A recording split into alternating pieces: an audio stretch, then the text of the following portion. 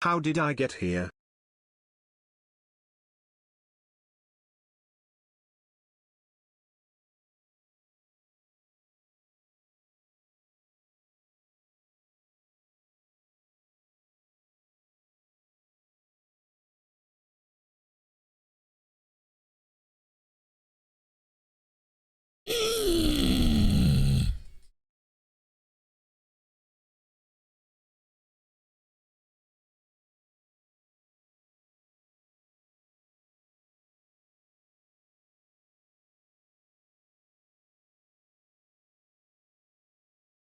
Hello Sneeg, how has your day been?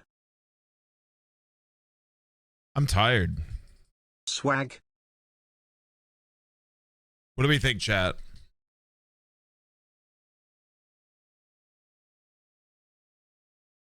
What are we thinking?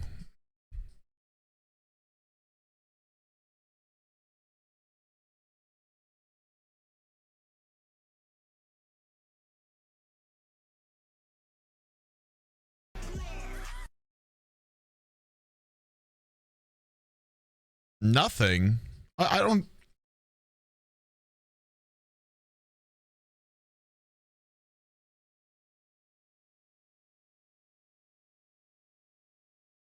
I didn't mean literally what you're thinking. I meant the lights.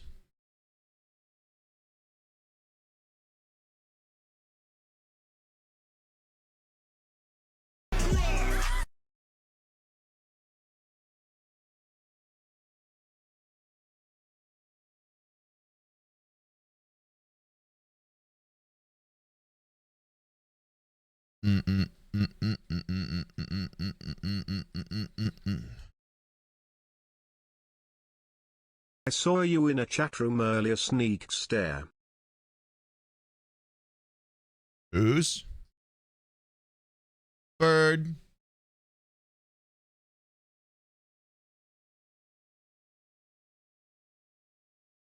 Hello, bird. Bird, bird, bird, bird, bird.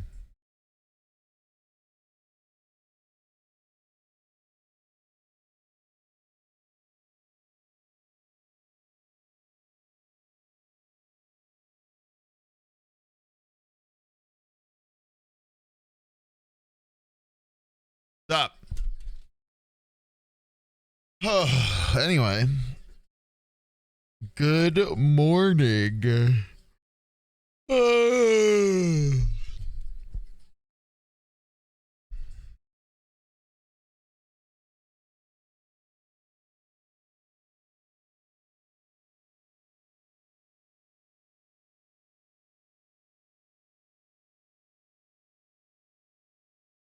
Um.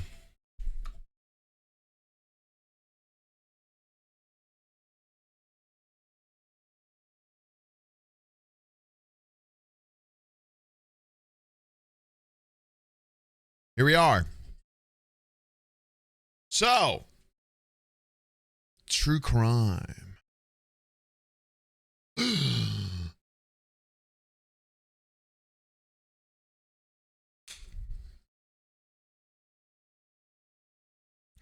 Obviously I try to do that on Tuesdays, but yesterday we had that charity event, so we didn't really end up doing that. So we're doing it today. 36 months Bog. Yeah. Sneeg, an update on my cat Freddy Pecuri. This lid can open the fridge, so we bought a baby-proof fridge lock. Yeah, well, he figured out how to open that too. My tuxedo cat is not allowed to be that smart because what the hell, dude, you run into windows all the time. Where did this smarts come from? Did I get sunburned? No. I did mow my lawn today and shower, so I'm tired. Why yellow chat, still working but I'll be listening. I'm probably Last dehydrated. dog of the day is trying to maul me for everything, so yay, ha ha ha. But I put I had sunscreen on, so ideally not. It's crime time. So, is this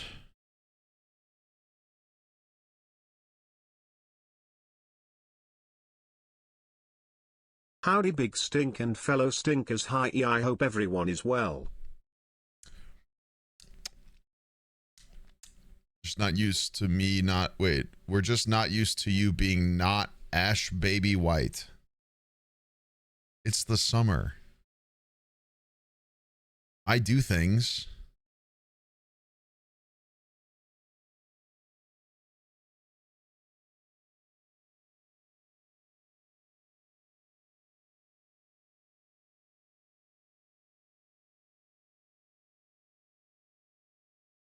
You do?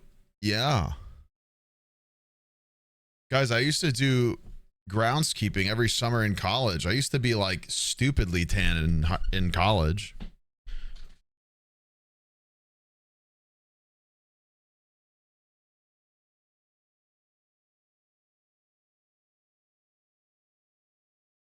Anyway,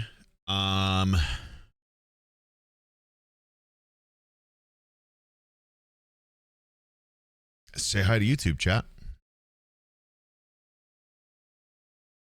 Welcome to another true crime reaction day.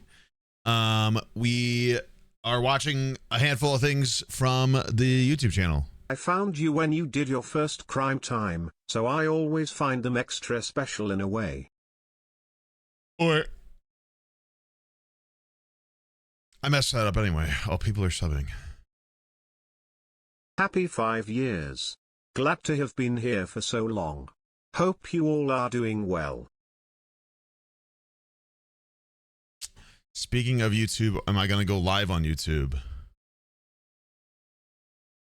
YouTube stream isn't up. It just says waiting on you. What do you mean? What? I'm staring at it, showing the stream right now.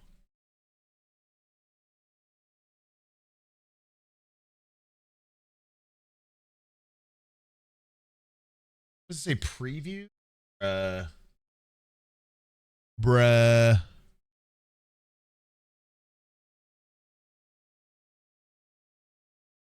Okay. Cool.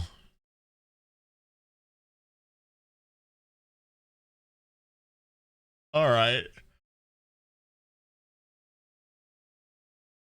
Apparently the giant button in the top right that says go live wasn't on my fucking window until I maximized it.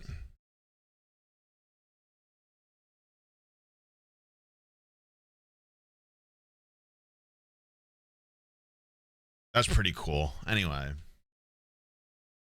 Hello to YouTube. Hello to YouTube chatters on the stream, and hello to YouTube viewers on the video. We're going to be watching some true crime today, as we tend to do. These are videos from my Discord. So if you haven't already joined the Discord, you can, and you can go to the react suggestions and shove some videos my way. It can be true crime or none. Farting really loud. That person's farting, and we like to watch fun stuff on stream. So if you're a YouTuber in any way, feel free to join the Discord. Feel free to come over to Twitch. We stream all of these reactions. That way, you know, chat has a fun time watching.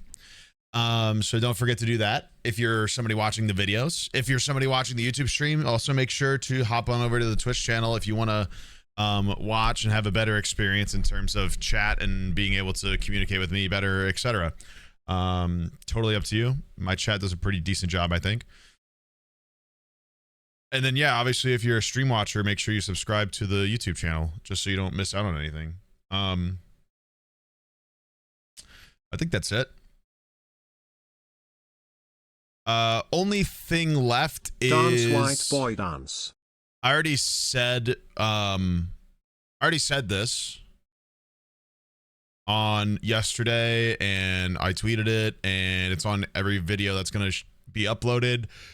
But I'm sure despite all that, people are still going to be like, oh. So there is currently going to be, as of today, 2 weeks of re-uploads because I'm about to get real dead serious with true crime content. Mine. So, I don't want to confuse subscribers with legitimate produced content and stream slop, because that's what this is, really. As much as I love my job, this is a piece of gray gruel compared to the type of feast that people can make on YouTube. So I decided to take all those videos that all the react videos that I uploaded on the Crime Time channel over to the main channel where I'm uploading react stuff, because it's like that's where the react stuff goes. That makes sense. Hope that's cool. And any very big true crime stuff that I develop and make, I will post over on the Crime Time channel. So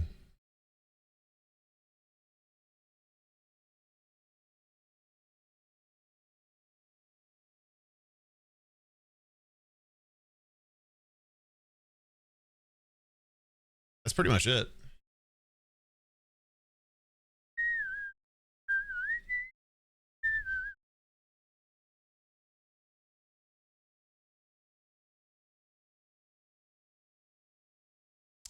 They're getting rid of monetization on AI voiced and React Andy content. What do you mean?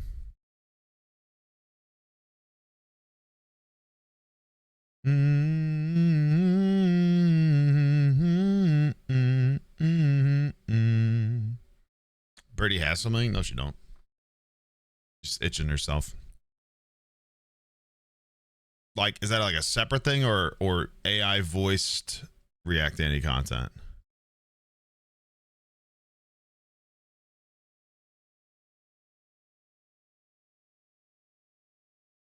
Hi, Sneeg. Been watching your true crime on YouTube for little years. Glad I could finally catch stream. Please keep doing Crime Time videos. Good source of productivity. Helps a lot of background noise. Hell yeah. Videos that upload with no original content and just react over it gain less or no monetization. MMH time for some yummy slop. Well, it's a good thing that I have a criminology degree and can actually add my own piece to the content. When is that? Hi. It's been so long, Mr. Snag and Freaks. It's nice when to is be that back starting? for Crime Time.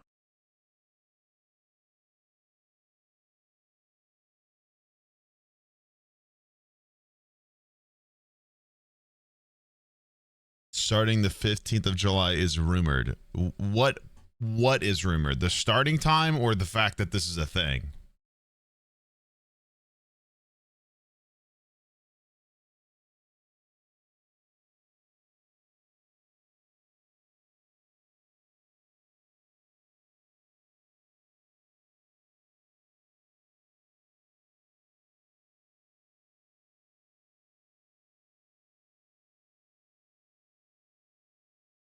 Rumored starting the 15th.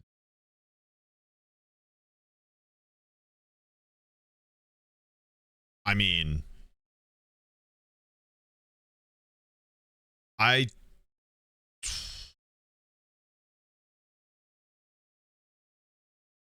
that's gonna go bad real quick. Yeah. What makes bad React content as opposed to good React content? How is that decided?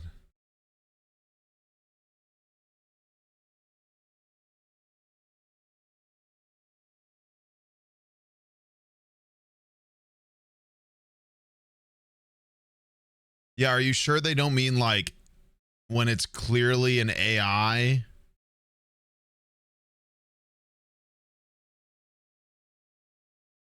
The secret council. I'm sure they mean more like fucking Quebblequap's fucking disgusting poison.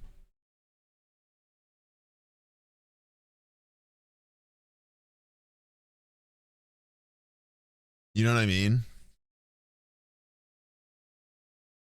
They probably mean that together, where it's like AI reacting to shit. That in videos like Sniper Wolf. Okay, but Been a long time Okay. since I've been in stream, but I've finally gotten my first what makes one-bedroom my apartment. content better Very than her excited for content prime react time. wise? What makes her react content bad react content? What makes mine good react content? Because that's where you lose me, because it's like, who the fuck makes that decision?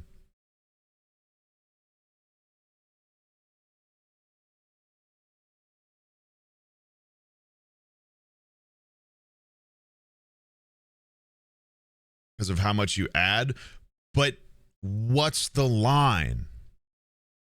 Do you see what I'm saying? This is an extremely vague thing. Where's the line at? Just downloaded Twitch from the YouTube stream. W. Somebody in chat immediately exploded your penis. Very cool.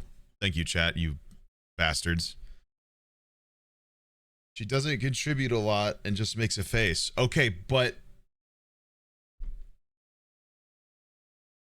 you're missing my point.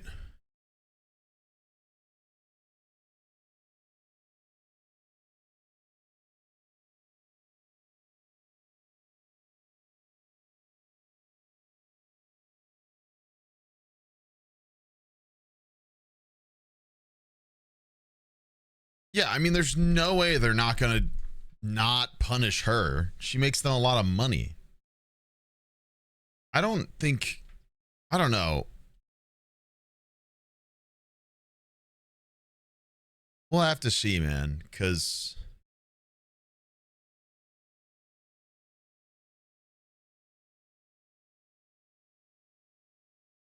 like, yeah, literally everybody's viewing it differently. Like I don't watch this sort of stuff, guys. Like, I'm more than happy to watch true crime with you guys, but I'm not the type of person that watches react stuff typically. So, like, technically that's not good content in my eyes. It's fine. Trust me, it's not like I think it's bad or anything. I clearly don't, because I do it. But like, what's the line? Like, am I just going to get executed on the spot, even though I add a lot to the stuff I watch because of my expertise in the subject that we typically pertain to?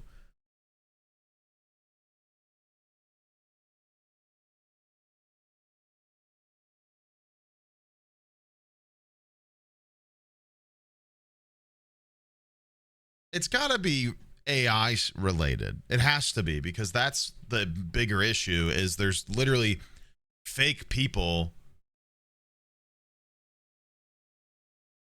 creating, which is like,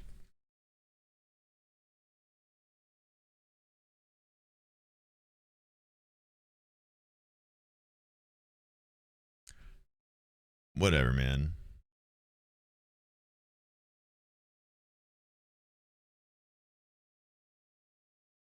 I guess we'll find out. Finally got a set date for my wedding. It'll be the first week of January, and then he'll be moving like 1,300 miles with him. I have 3 appointments to check out venues, and I'm so excited. Wow. Sneeg love. Wow. Sneeg, are you graying? Are you 50? Did you know the dinosaurs? Anyway, very happy to be here and watch stream. Smile. Am I graying? Huh?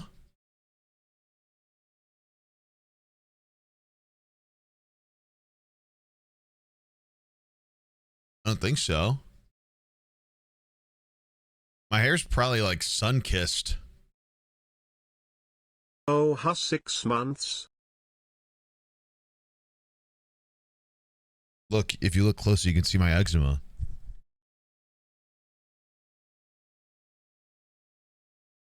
It's honestly probably my scalp irritated from the warm water.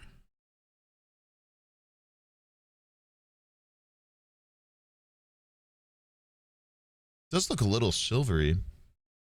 Oh well. I don't mind. Maybe so, man. Reposted, copied, low effort, or AI videos will be rejected for monetization. But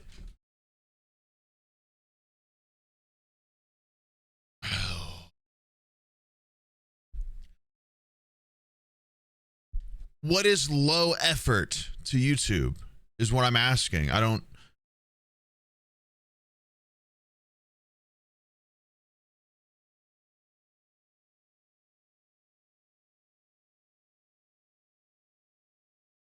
How would we know?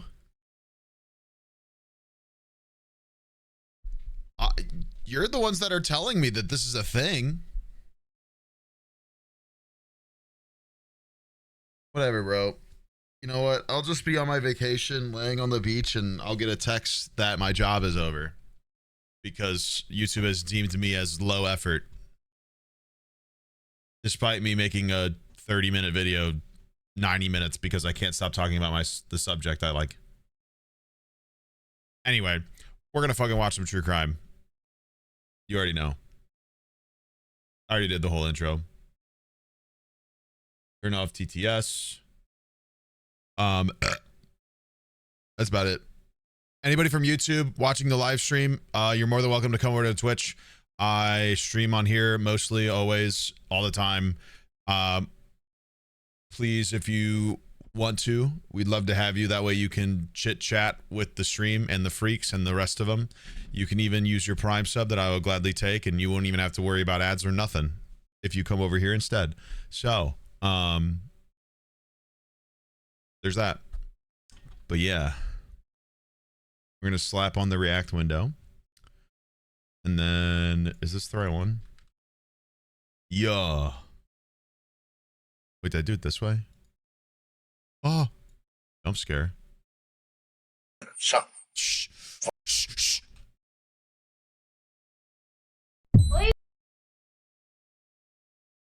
Okay, that's a terrible start. I think this doesn't seem right. Every single time I forget. Oh my God, Steam. Shaw.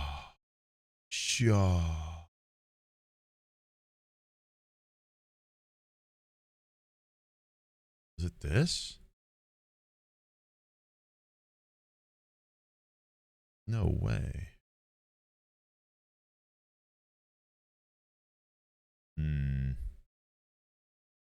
Why do I feel like there's my new slop video.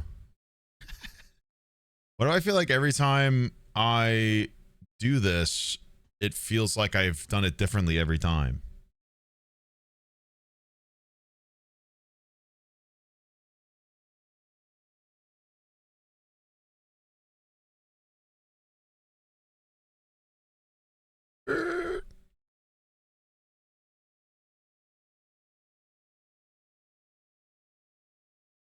Here streamer, get Darcy bananas or something. The true crime is my 12 hours work shift I just did. Anyways, sub to YouTube and on Twitch, free on Twitch with Amazon Prime. Yeah. God, that's so true.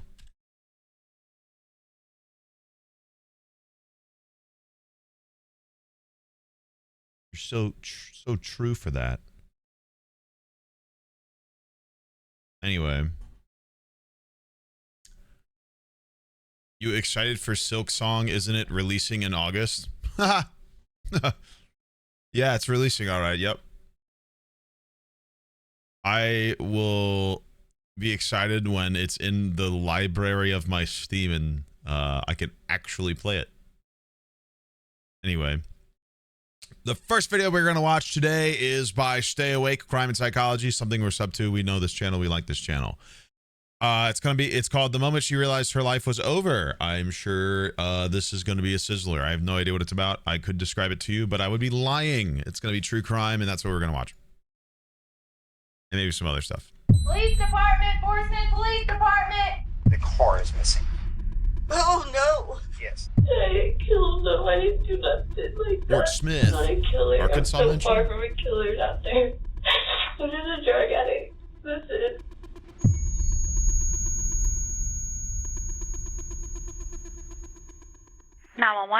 We had a young man across the street from us that lives in a duplex. And there is an elderly man that lives next door to him. He has not seen him in 2 days, and his car is not there. And the man that lives there, that he's concerned about, his name is Bill DuBois.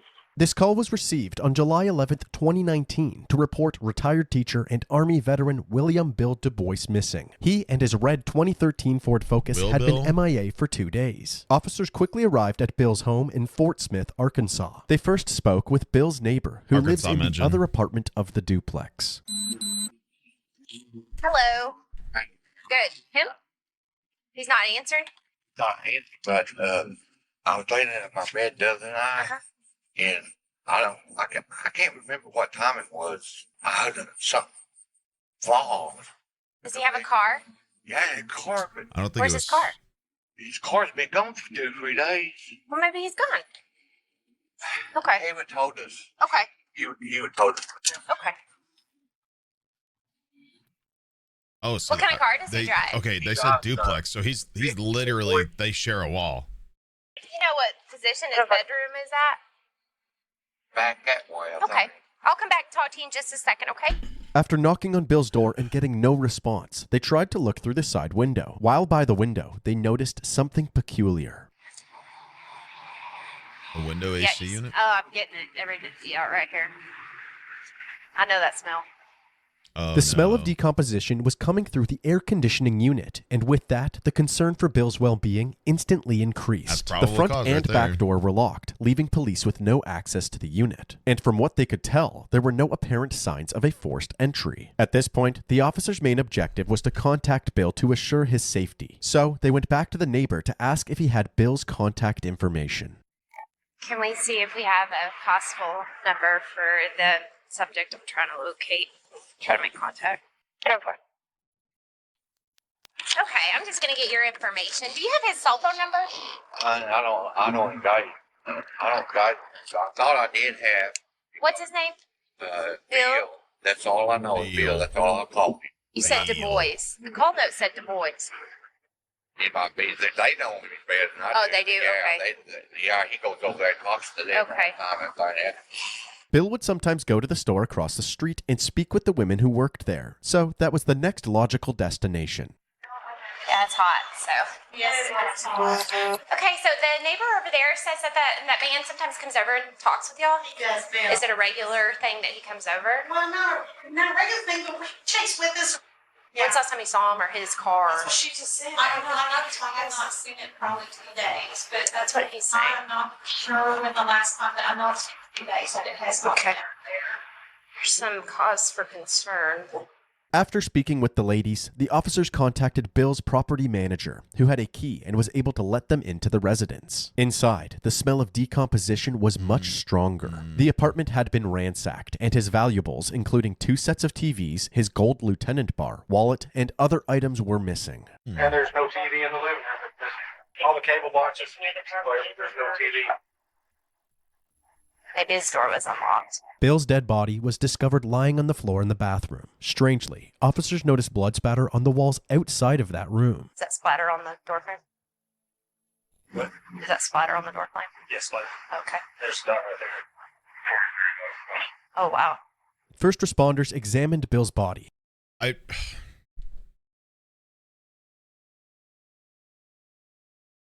don't like when channels do captions sometimes,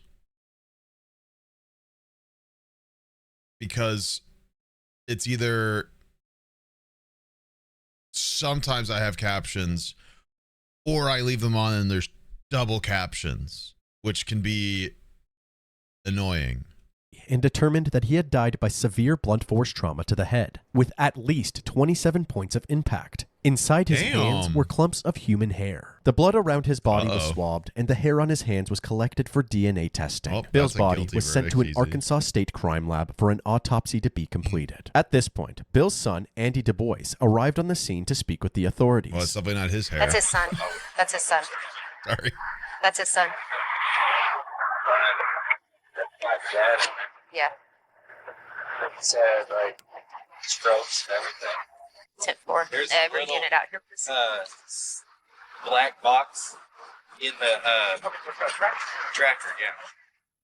provide important context, Andy's mother, Susan Du Bois, had been married to Bill for 44 years. The couple lived in separate homes, but continued to support each other. Part of this support included taking care of Bill after a recent stroke that limited his cognitive function. As a result of this, Bill began showing signs of confusion while driving. So, to prevent him from getting lost, Susan planted a tracking device in his car and was able to locate his vehicle remotely. This was pivotal to the investigation, and authorities wasted no time in asking Susan to help track Bill. Hi, Miss Susan. I'm Officer Hendricks. I'm sorry meeting you under these circumstances. I know you. know me? I've seen you in Northside days. I have been there. I can tell by the way you're acting that you've already been notified, okay? First of all, we're very sorry for your loss, okay? You want to sit down for a minute? No, I'm fine. Okay, all right. Okay. It might be better on your legs. Yeah. I just experiencing that. We don't want to leave any stone unturned. Does that make sense? Yeah, Okay. I'm a retired nurse, so Okay. he But- had a heart condition Right. and strokes. And he could have fell and hit his head, but there's some blood there that we're concerned about. Does that make sense? He probably fell. Okay. He And now, was acting our- so strange Saturday. He was acting strange Saturday? Okay. Here's our biggest issue we have right now. The car is missing.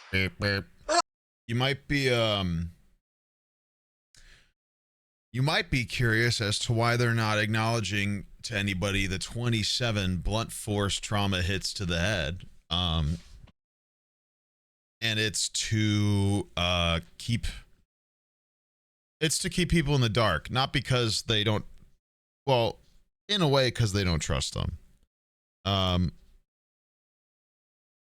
Because, as we've talked about before,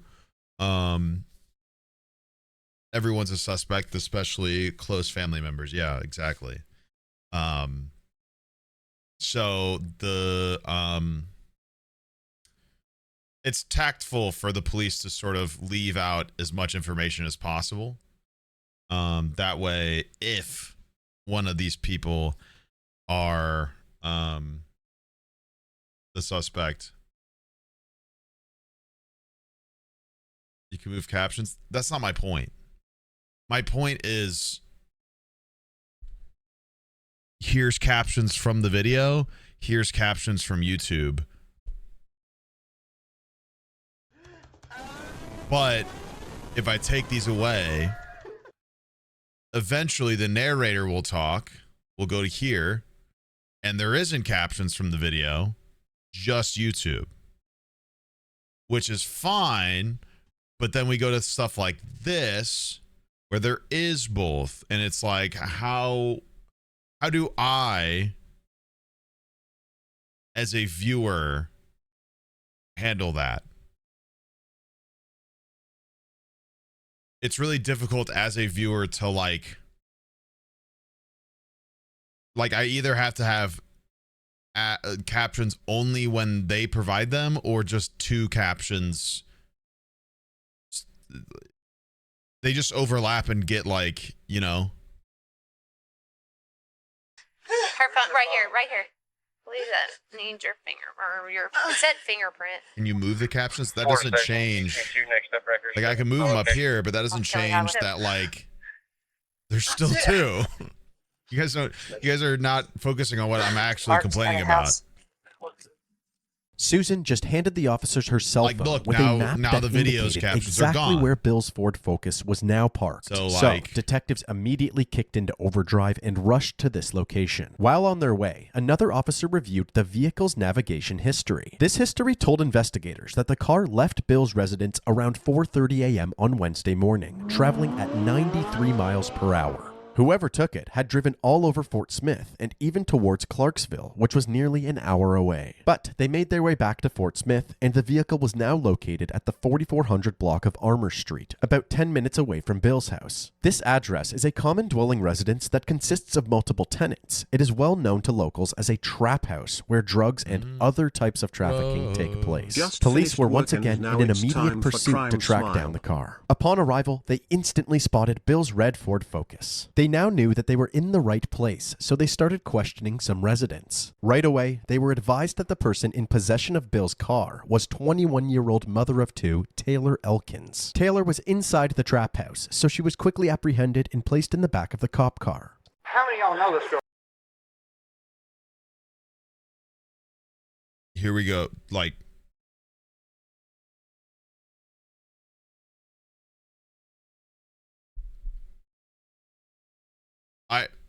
I can't dictate where he puts them.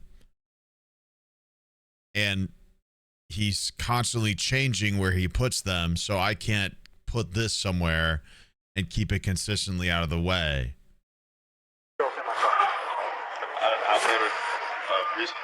Hey, what date of birth did you get for the Taylor Elkins? It's a female. I got the DL number for you. Law enforcement did a background check on Taylor, and it turns out she had a long list of petty misdemeanors, but no history of violence. Officers attempted to hold an informal interview on the scene, but Taylor was difficult to talk to. It was later confirmed that Taylor was high on multiple substances during this interview. Where'd you get the car? No, I already told him. You tell me. It's just like a friend. I said, a friend let me park. Who's the friend? His name's Sean. That was last name. White or black? Where'd you put the keys in the car? I told him. Well, you told him, not me. Oh my goodness! I just told you when I was going back to where I was trying to leave. Okay. So, I was trying to leave, but Apparently, the keys had fallen out of Taylor's pocket, so the police entered the house to look for them. Clear over there. Yep. Not in the couch, but bedroom to your left. Police department. Considering the violent nature of Bill's death, officers were extremely cautious, thoroughly clearing the house of any threats while searching for the keys. Right here. Got a door to our left. Ready. Police department, Forceman Police Department. When we find you, show us your hand. Anybody in here? Come out. Show me your hands. Horseman, please. Last opportunity. Eventually, the keys were found and Bill's vehicle was searched. It was then transported to the police department for evidence. Taylor was arrested and charged for theft by receiving. She was held at the Sebastian County Detention Center. On July 15th, 2019, Taylor was brought into the interrogation room for questioning, led by Detective Jeff Taylor, who we'll call Detective Jeff to avoid confusion. How can you tell she's high as a kite? Well, they said so. But also she was like half coherent that whole time and not sticking to the same thing. Also, that's such a non charge. What does theft by receiving mean? It means that they knew the item was stolen and took it, essentially, because obviously, like, you can't get charged for taking an item that you didn't know was theft. But I mean, it's somebody's fucking car. I mean, you know.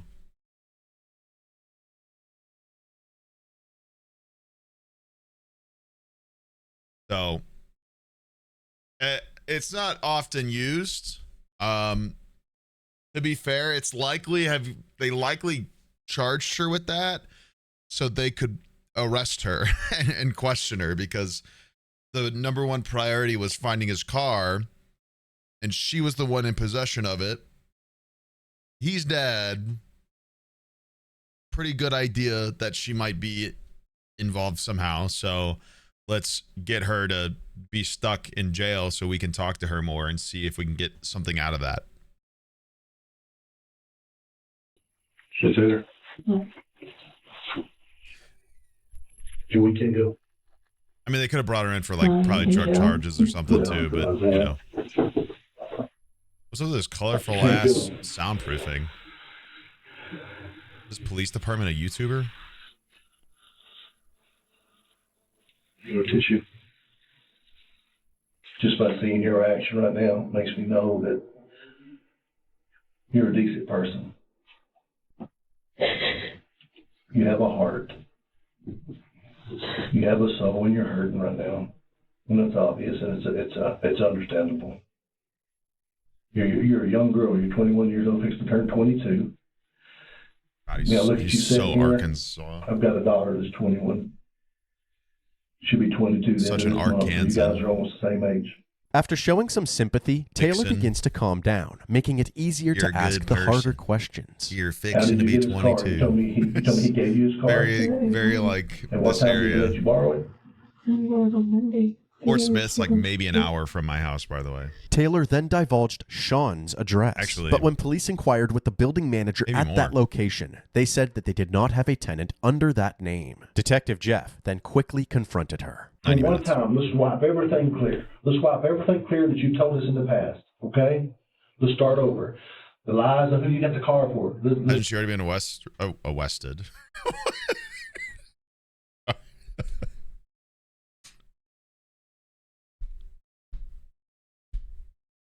Hasn't she been arrested already?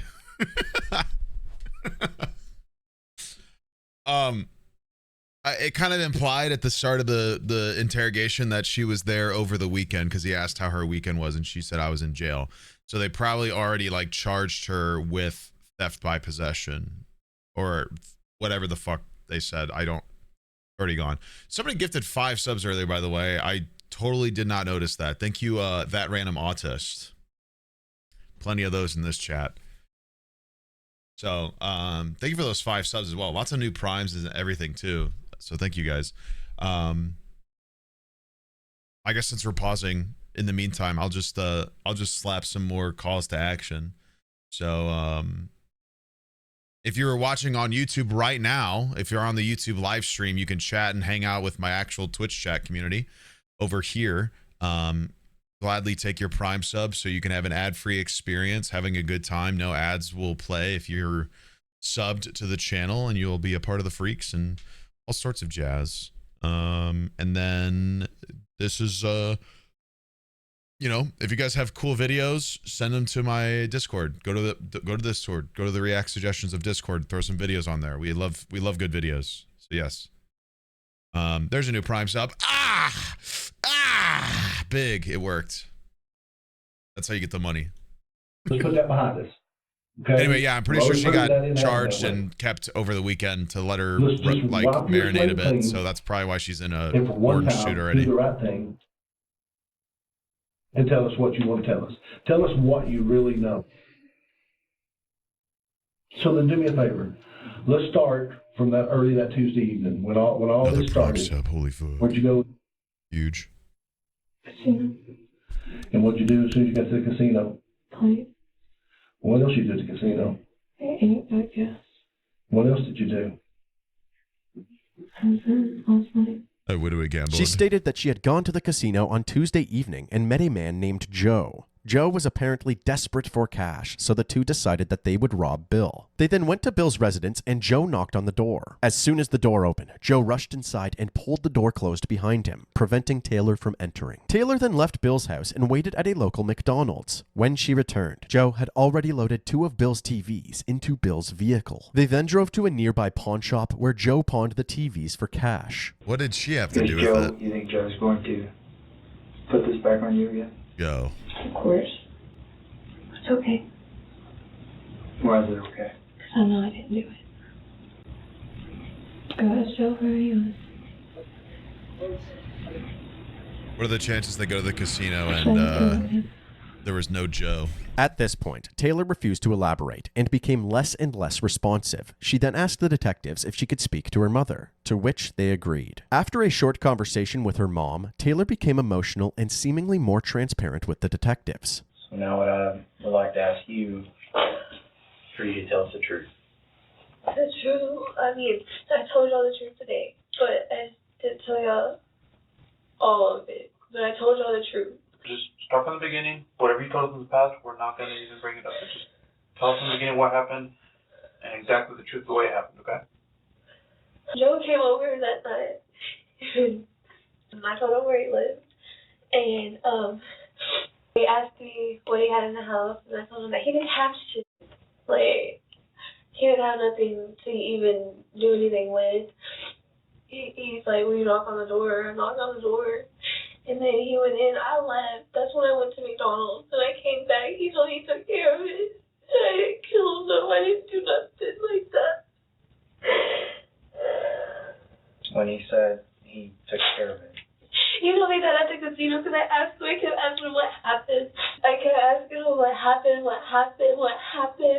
He kept telling me that he took care of it, that it's okay, that he just kept telling me that he'd like to get rid of those TVs, blah, blah, blah. Correct me if I'm wrong, but like killing somebody and just leaving the body there isn't necessarily taking care of it, really, is it? I feel like it's a misuse of the phrase. You didn't really take care of shit. You kind of just left it there. Am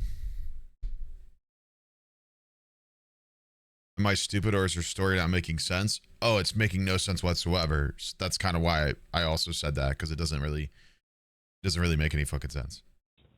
He said I'm not touching him, and that's what I had Pete on him. Like, I didn't know. If I knew all that, I would have took his car and believe me. If I knew he was dead like that, where's he? Like, I understand that you're scared.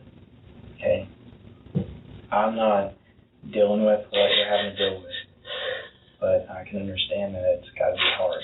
I did not kill that man. I'm not a killer. I'm so far from a killer out there. I'm just a drug addict. That's it. Did Joe have any blood or anything on him? I can't wait for them to just be like, please pull the casino footage, and there was no Joe. Anything. I mean, it was dark.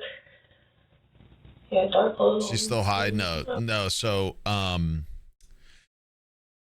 depending, I mean, this is nuanced, as most things are, but clearly when it comes to something like this, especially because this is technically like a murder they're trying to investigate, knowing that she was high when they grabbed her initially, they probably kept her in jail for a couple of days on purpose with the intention to sober her up, but also like make her sweat a little bit.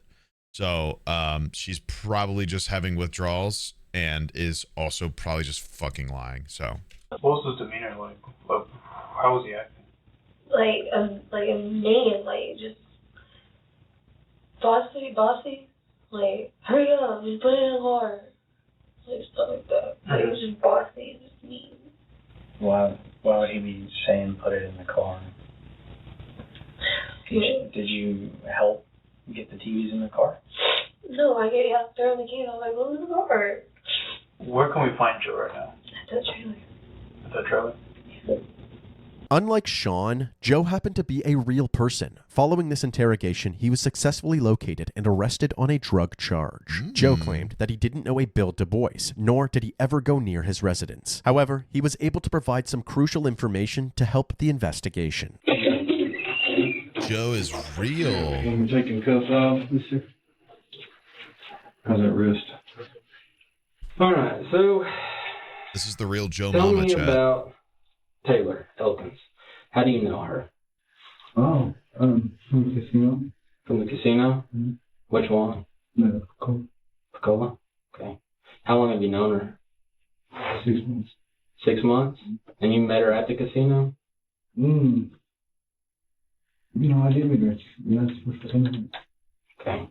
According to Joe, the last time he saw Taylor was Wednesday night at the casino. Where did y'all meet up at? Casino.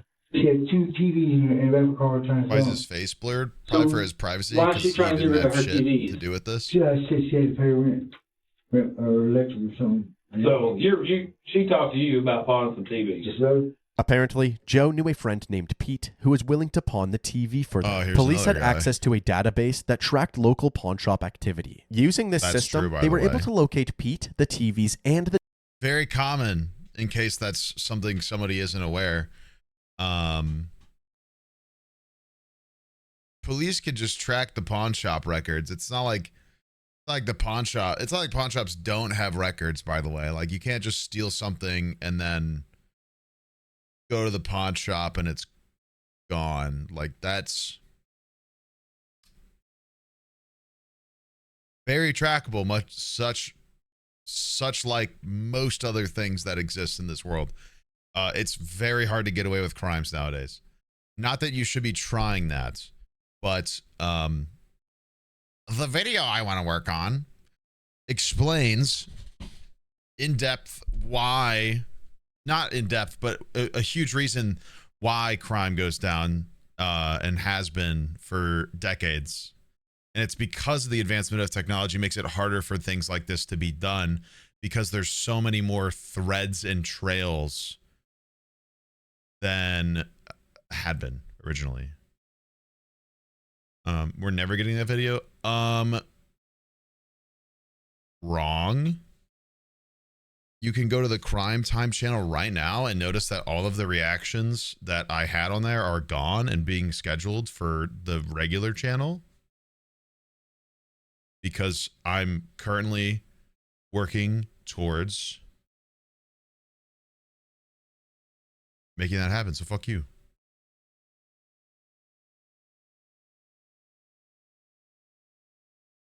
I used my Prime sub for a trans woman, but I'm high as fuck and the ads pissed me off, so enjoy your $6, you monster. 7 months. Didn't realize it has been that long. I swear it'll be worth your time, brother. I'm always live, so you'll have no ads a lot. So your $6 is very helpful. The name of the pawn shop. Officers visited this pawn shop and gained access to the surveillance footage. They were able to confirm that it was in fact Pete who pawned the 2 TVs. Pete was initially reluctant to speak with the authorities as he was afraid of being charged for pawning stolen items. But under the pressure of the interrogation room, he seemed more than ready to cooperate. Oh God, we're getting too many people. Yes, sir. You're Peter. I'm Detective Taylor. I'm gonna ask you some questions here in a second. We'll show you something right here. It's a pawn ticket for Midland Pawn this week. Yes, sir. Okay? Mm-hmm. Where you pawned a couple of TVs. Yes, sir. Pete told the detectives that he first met Taylor on Thursday morning when he pawned the TVs for her. Where'd you get those TVs at? I got those TVs from a girl named Taylor Elkins. Okay. How do you know Taylor? I just knew her as a mutual friend. And she told me she didn't have the ID or something, and that they weren't stolen. Is that Joe? No, this is like that. Pete. And she, there was a Joe. Told me to go pawn. So I did. Who did Both meet Joe her at the and casino. Pete claimed that they were unaware that the TVs were stolen. Joe merely wanted to help a friend, while Pete was hoping to make a quick buck. To prove that they weren't complicit in the robbery, detectives went through Joe and Pete's phones. According to their GPS data, neither of them were near Bill's apartment at the estimated time of the crime. Another example for my phone video.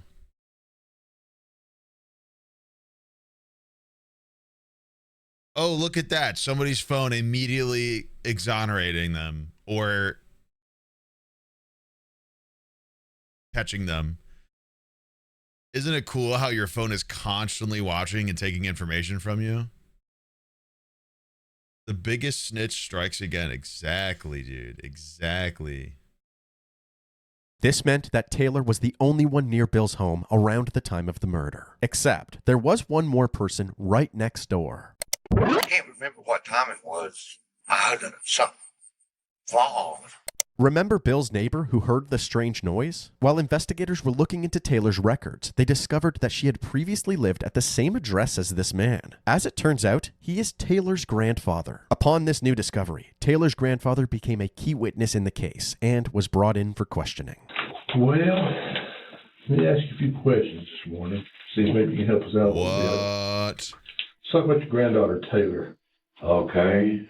What about it? What kind of relationship or involvement with Bill does she have? Bill? Your dead neighbor. Oh, no. Well, yeah, he is wearing the same shirt. That's awesome. I don't know. Okay, so let's go back to Tuesday because, you know, you heard the That's noise my shirt. Tuesday That's night. my favorite Was shirt. she at your house late Tuesday? Yeah.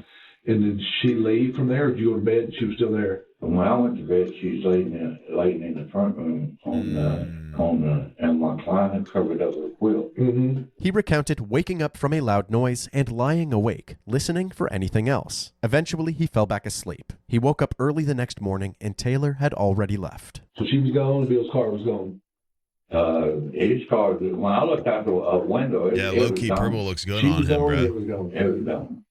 Authorities wanted to ensure that Taylor's grandfather wasn't lying to protect her, so they requested a polygraph test. He refused to take this test and instead told them that their theory was correct. He was just trying to protect Taylor. He confessed that not only did Taylor return to his apartment that night, she also immediately changed out of her clothes and hid them. He then agreed to a search of his apartment and to assist in locating the hidden clothes. The clothes were found in a pile of laundry and had blood stains on them. They were... Hello? Whoa. Hello? Where'd you go? Life alert, I fell.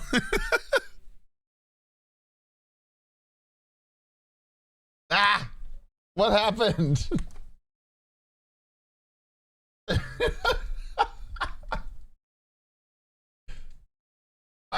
Stop. What happened? Ah!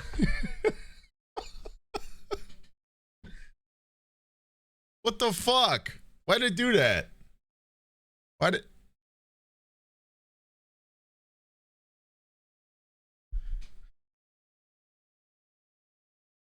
I smacked my forehead and the camera fell backwards. How did that happen?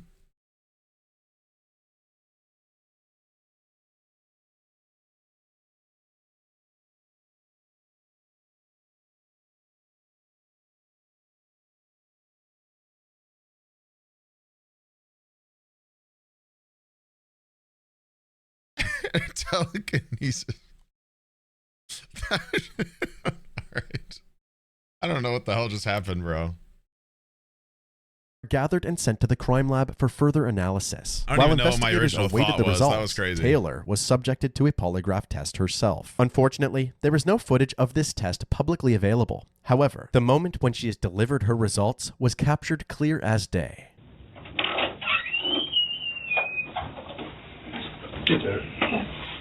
Just to reiterate, you can refuse to take a polygraph test. Also, you refusing that will not be an admission of guilt or anything admissible in the middle of court. Not even the results are admissible in court. So, kind of just an intimidation tactic. Fun fact. But I doubt she knows this. Sounds like she's going to collapse over it. Test results were not good. You were showing deception. Deception? Mm-hmm. Deception means that you're trying to deceive. You're not being truthful. I am. I am. Got him. I brought this in here to show you.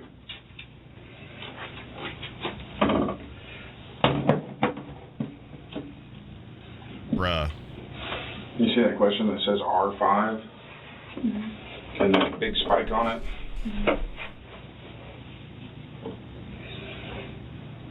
What does it mean? It means you were lying. About what? The R5 was when I asked you, were you present when he was attacked? You were lying to me when I asked you in the test, were you present when he was attacked? Not when he was killed. Was attacked, maybe, not killed. Then why would it show that you were showing deception on that one too? I don't know about that one. Because the reading, I'm going to show you in just a second. When I ask you, did you kill him? Our polygraph test Your not that reading is accurate. stronger Yeah, than literally that. not at all. I had to turn the sensitivity down to keep it on the chart. Here's your opportunity. You got to complete. This is going to send you to prison. Despite the horrendous polygraph test results, Taylor held her ground, changing her story multiple times along the way. You mean the completely inadmissible polygraph results because they're just literally useless and used as an intimidation tactic for the police because they can't prove anything. They're inconsistent and they've been proven inconsistent. That's why you'll be shocked to know only the police fucking use them because they're not useful. Detective Jeff confronted her about it, but became frustrated when she responded with attitude. Okay. Of course, all along you realize you told me you didn't do that. First you said your grandpa put the TV in the police car. lie about your results. I know, but I still got to cover all this. Do you not understand that? That's a tough one because, yeah, I mean, technically the police can lie in interrogations under the guise of trying to solve a crime. So I haven't really heard of them faking the results, though.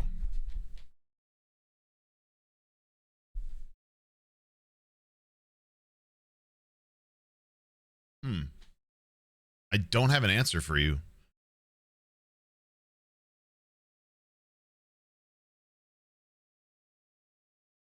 Oh yeah, it's absolutely, yeah, it's a great comment. That's propaganda. They literally make like films make polygraphs seem legitimate as a cop propaganda tactic. I don't know how it intentionally done. It's just more that they're like, whoa, so cool, wires, and they have to lie but not get caught lying. It's so cool. But it's also like kind of a way to make people be like, the lie detector. It's to trick people too. Okay, I still got to cover this. There's no reason to be argumentative with me. Oh, I'm trying to clarify right now. No, you're not. You're trying to accuse. No, I'm not. Well, there's nothing to accuse. You're already in jail. Oh, really? But who ain't? Okay. Okay, did you not tell me in our first interview you went back the next morning to try to take him to work? But I didn't. What do you mean, but who ain't? I'm not. not. I stayed gone all day. Okay, but you told me you did, so you didn't? Oh, my God. I'm just trying to clarify. Because you're just getting on my nerves right now. I'm not in the mood today. I've had... Well, I really don't give a shit if you're in the mood or not. Of course you don't. All right? You're a rude person. I'm not a rude person. Yes, you are. You're a rude, cold, heartless murderer. That's what you are. No, I'm not. Look at you. You have no defense for yourself. I'm not, though. You killed that old man, and you're proud of it, and I'm going to show this to the juror, and they're going to put you in prison for the rest of your life. If you don't get the death penalty. Like, you're screaming at me. Yeah, I am. But you know what? Because you're a murderer. No, I'm not. 100%. No, I'm not. 100%. No, I'm not. You think this is a game? Well, I'm getting annoyed too. I'm getting annoyed that this old man is dead and you're responsible for it. That's what annoys me. You're 100%. You set it up. You're the one that said let's go rob him. You just told us that. Set up the fucking You just told us that. He died because of your plan. Guess what that puts on you? You want to take a guess that you're so damn smart? Huh? It puts murder on you. Okay, well, I didn't kill nobody, so You did. anyways, I'm You done. did. Following this blow-up, Taylor stuck to her story, continuing to maintain her innocence. She was ultimately escorted back to her cell, where she remained until her court proceedings. Unfortunately, In the the following good move days, by Taylor's her. fellow inmate contacted the Fort Smith Police Department with some intriguing information. So let's start from the beginning. my I mean, God. tell me what she's told you about how this started. Okay. Oh, she said, well, it started out as a robbery gone wrong. She had dealt with him before, but it was never for pills. He didn't even have pills. It was for money. She was high. She said that she went over there with just intentions of robbing him. He was in his underwear because he was getting ready to go to bed, and she was asking him for money, and he didn't have any. He was going to bed, and he had do next day, and she got mad, and she hit him with the hammer 36 times. This statement seemed to be the nail in the coffin for Taylor. However, because it came from another inmate, detectives were uncertain about its credibility. At this point, the crime lab had finally wrapped up their forensic analysis. They confirmed that the blood on Taylor's clothes belonged to Bill, and the hair taken from Bill's hand matched Taylor's DNA. Despite the absence of a murder weapon, the blood found on Taylor's clothes provided sufficient physical evidence to conclude that Taylor was responsible for Bill's death. On October 9th, 2019, Taylor Elkins was charged with the first-degree murder of William Bill Du Bois. Now police say Taylor Elkins is the person responsible for William Du Bois's murder. Elkins previously faced charges of hindering apprehension and theft by receiving when police say they found her with Du Bois's car. While Susan says she's glad this day has finally come, the months she spent waiting for answers made this process even more difficult. Rather than pursuing the death penalty, State Prosecutor Dan Shu asked Bill's wife, Susan Du Bois, if she was open to the idea of offering Taylor a plea deal. Surprisingly, Susan wholeheartedly supported this option. Taylor later agreed to the deal in order to avoid going to trial. she confessed to the police that it was her plan to rob Bill, but it was not her plan to kill Bill. She went to his apartment unaccompanied on the night of Tuesday, July 9th, and after she discovered that Bill was not carrying any cash, she, quote, knocked him on the head with a hammer. As a result of her plea deal, Taylor was spared the death penalty, and on January 15th, 2020, she was sentenced to 40 years in prison. She will be eligible for parole after 28 years. William Du Bois Jr.'s wife says in court, Taylor Elkins never apologized and she never said why she killed the 72-year-old. But despite all that, his wife says she's okay with the plea deal. 21-year-old Taylor Elkins will have to serve at least 70% of her 40-year sentence, which equals 28 years until she'll be eligible for parole. 72-year-old William Du Bois Jr. worked as a teacher in Fort Smith for more than 40 years. In July, he was found dead inside his Fort Smith duplex. Family members say he was hit in the head with a hammer. Elkins was staying with her grandfather right next to Du Bois Jr. when the murder happened. She had his car when police found her. Today, she pleaded guilty to first-degree murder. Since Bill was an Army veteran, he was honored with a town-wide funeral and was laid to rest in the National Cemetery in Fort Smith. Taylor Elkins is currently serving her sentence at the McPherson Women's Unit in Newport, Arkansas. Leak. Yup. Yeah. Yep. That'll about do it.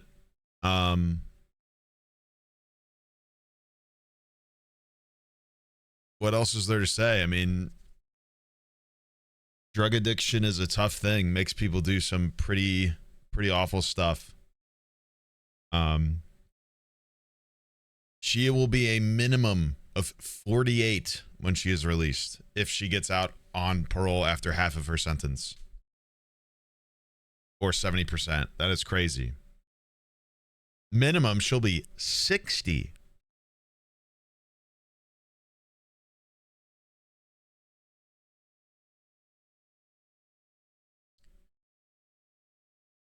Totally different person.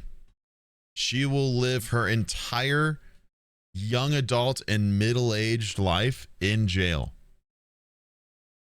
Isn't that crazy? That's why it's called life in prison, even though it's technically not.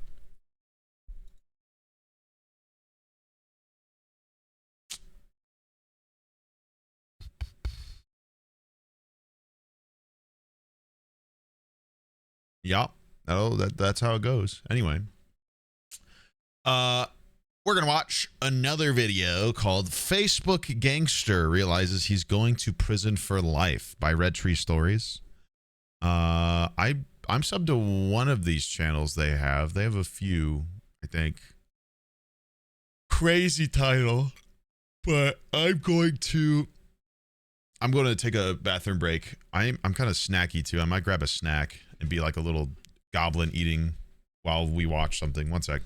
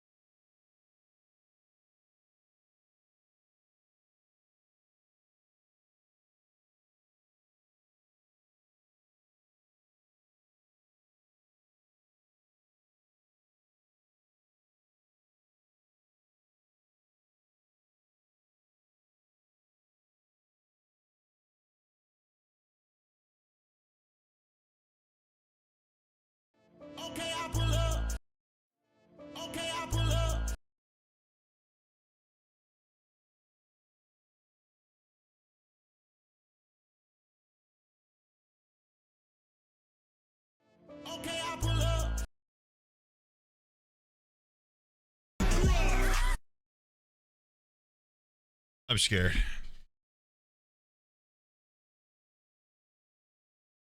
You? Sorry. I made myself a cup of coffee. I've got my taco balls. Not a joke, by the way. Crispy taco veggie puffs.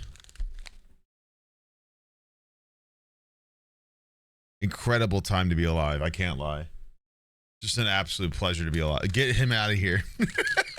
All right. Anyway, I already said what the video is, and we're gonna watch it while I eat balls. This is 19-year-old Anthony Galea. Anthony is about to be interrogated by the police regarding the shooting death of 26-year-old Brittany Southwell. What led police to Anthony was this Facebook Live video he recorded right before the shooting took place. You know what's funny?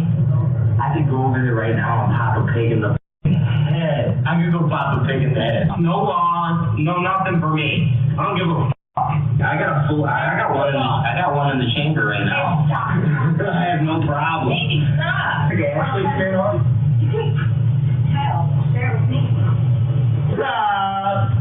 What's up, Ryan? Does someone talk to me? Alright, who wants some beef? Who wants some beef? Alright, if there's just one of you, then I'll fight you. But if there's more than one, I'll shoot. What's up? What's up? I'm f***ing crazy. Guaranteed. Guaranteed crazy. As the rest of the video plays out, which we can't show here on YouTube, we can hear Anthony knocking on someone's door. When they fail to answer, he kicks in the door and begins firing his handgun into the home. One of the bullets would take Brittany's life as she was sitting on the couch holding her newborn baby. After he was finished, Anthony drove away claiming he was crazy and he was doing this for the Aryan Brotherhood. It didn't take long for the police to name Anthony as their prime suspect, because not only did he record what happened, but 6 people saw what he did. Alright, I'm Detective Stanton. Nice to meet you. Nice to meet you too. Having a rough night, I see. Fucking horrible thing, man. Horrible? Alright, I gotta read your rights because you're here in our custody, okay? Mm-hmm.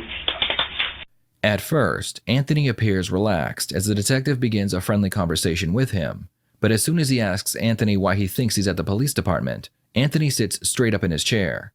Anthony knows he did something wrong, but he believes the worst thing he did was kick in a door and shoot a bullet into the floor.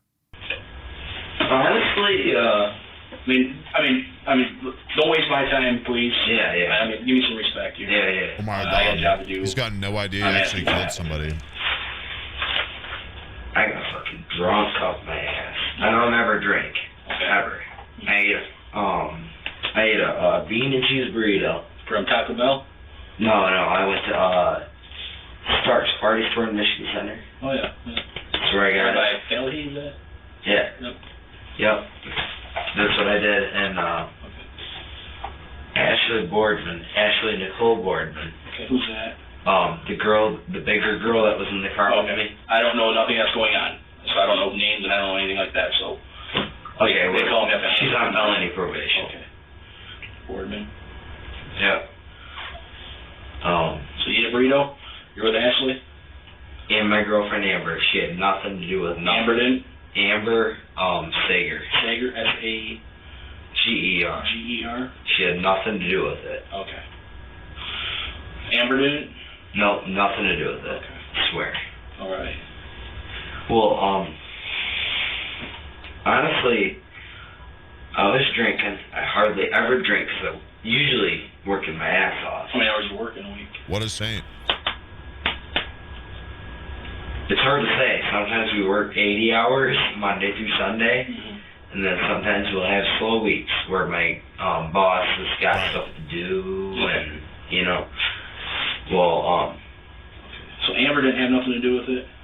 No, Amber had nothing to do with it. She honestly said no the whole way there. Okay. But, honestly, I don't really remember shit, like. Well, I'm just gonna make sure your story's the same as Amber's and the same as Ashley's. Right. They're gonna come here and tell me what's up. Right. Well, Ashley is a compulsive liar. Mm-hmm.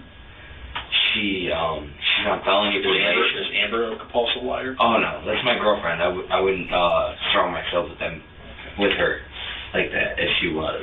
Anyway. I mean, I don't know. Listen, I'm gonna tell you what. Been doing this a minute. Yeah. Okay. What do you think he's in trouble for? I can tell when somebody's trying to be evasive and all that stuff. Kicking down a door and shooting a gun. Jazz. Yeah. Just be honest. It's gonna look better for you being honest than to try to beat around the bush. Because I'm gonna get a hold of every single person involved. I'm gonna talk to them. They're gonna lay the story out regardless. Yeah, I'm not gonna lie to you. Amber. Why did you guys go there to do that?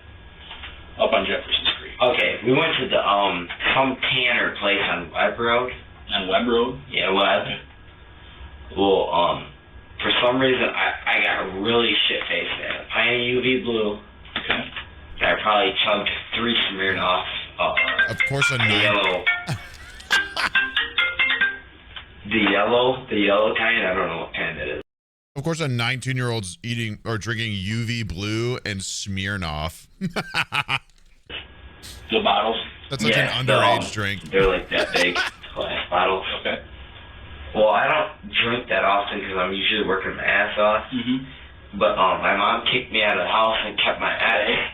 No. It's been a while. Okay. She kicked me out of the house and let my ex live there after I paid her $100. Mm-hmm. Just recently, she kicked me out and let my ex live there. Who's your ex? Amber Uphold.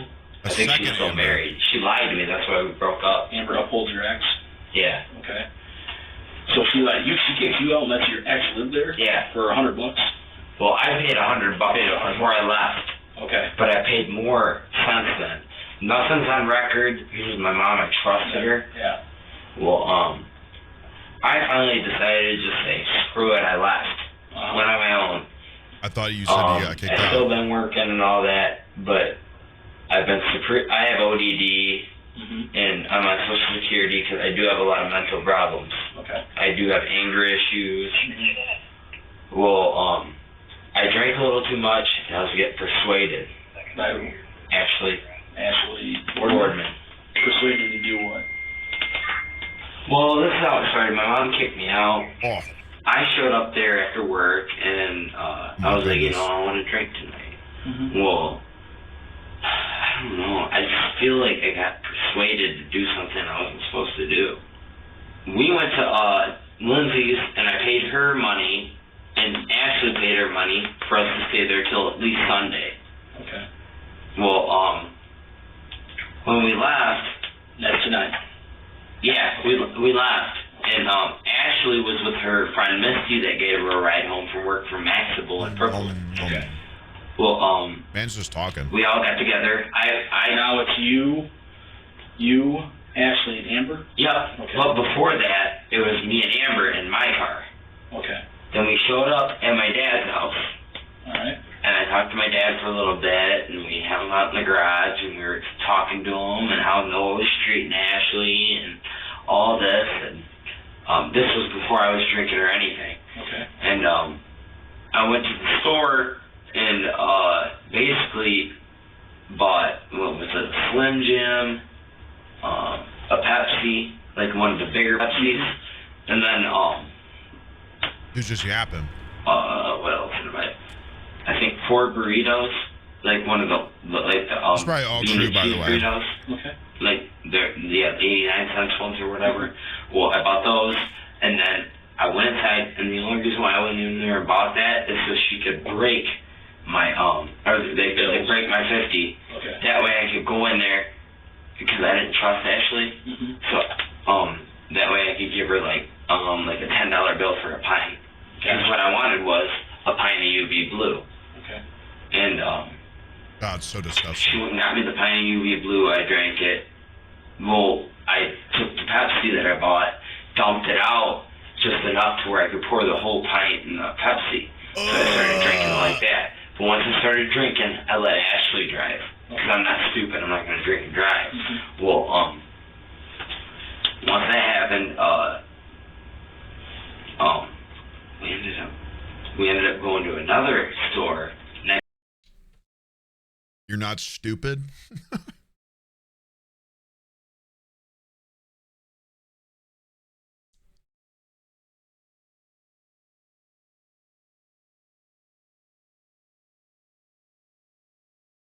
UV Blue is already an atrocious drink.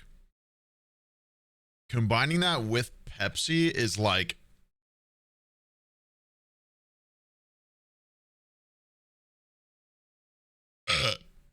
it's literally shitty blue raspberry vodka for anybody who doesn't know.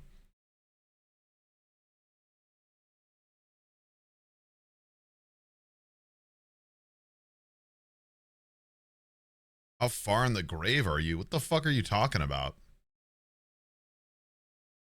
Huh? The graying? You're like the second person who's brought this up. What the fuck are you talking about? Your lighting makes your hair look a little gray.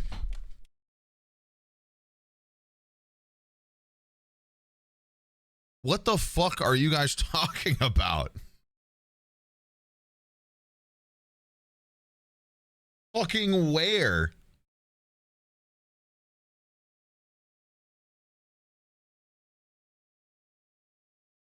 Huh?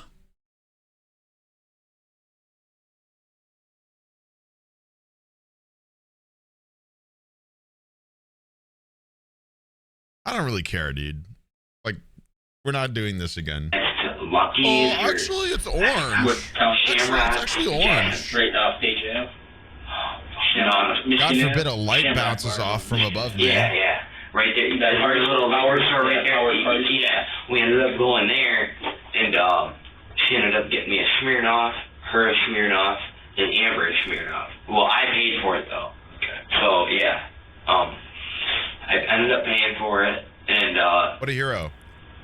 Anyways, Amber went into, or not Amber, Ashley went into the Tanners. It's called, what was it? Tan. On Webb Road? Or off of Webb Road. On Webb Street? Yeah. Okay. Yeah. Right, Webb and West Ave? Yeah, right. Okay. Something like that. I don't know. But, I think it was called Extreme Tanners. Okay. Well, she went in there. I was drinking. I continued to drink. Okay. And, she was getting tan? I think so. I don't drink it yet. Yeah. Well, once I went in there, or once she went in there, I was sitting in the car with Amber drinking. Go on, do not disturb, for the love of God. She got out and took off and went to this house, and she said, I think Noah's staying here. Okay. Who got out? Huh? You said you're drinking, she's in there, then what happens? We pull up this house, and I'm so intoxicated. I was drinking, and basically what happened was I got out of the car, kicked the door open. God, this is such a 19-year-old. I was drinking. I drank so much. I was drinking so much. I drank specifically this thing and this, and I was drinking a lot of it. And I drank like a lot of these things, and I was drunk. I was drunk last night. Do you know I was drinking last night? I was drinking.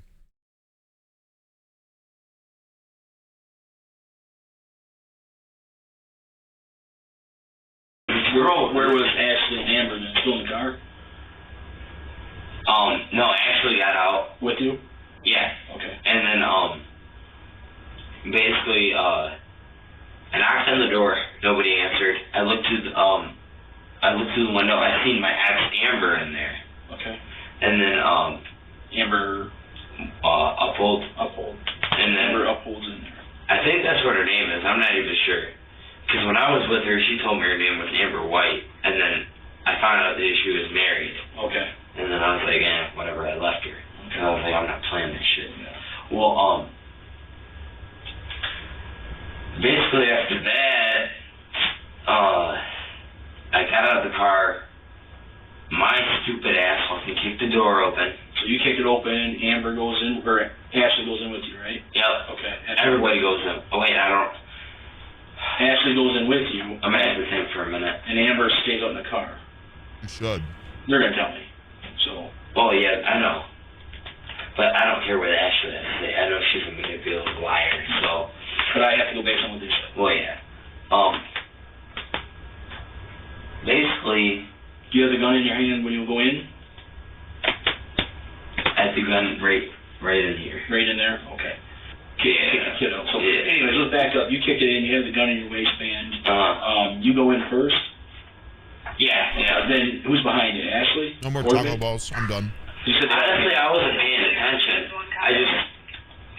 I don't know. Bro, this guy's got his all I phone, know like, is his that ringer on let's everything. go in there and see what's going on. That's exactly what she said. Let's go in there and see what's going on. Okay. Okay, so you didn't do that. Basically, when I went in there, I kicked the door open. It took me 3 tries. Because I was drunk and, you know. Okay. Well. Oh, we know. It makes me sick. Because my little bro was in there. So your little brother Nick's in there? No. Noah's in there. Noah Gunther. Oh, was the video loud? My bad. So he's in there. Who's he with? Might be easier. I didn't. I know it's hard. Let's man to man. I know. So who the fuck was in there? Guy, I can already tell. Man to man is hard. Was it his ex or his brother or what? Dude, we've all made bad decisions. Where'd the fucking brother come from? Listen.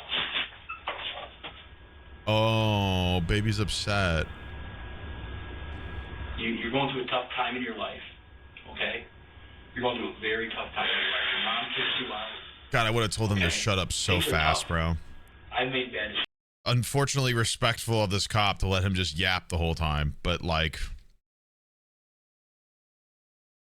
damn, he said a whole fucking storyline before he got to the part where he accidentally or intentionally shot and killed somebody, and now he's like, oh fuck. Decisions too, okay? Especially when your mom betrays you. Choo choo, here comes reality. All right.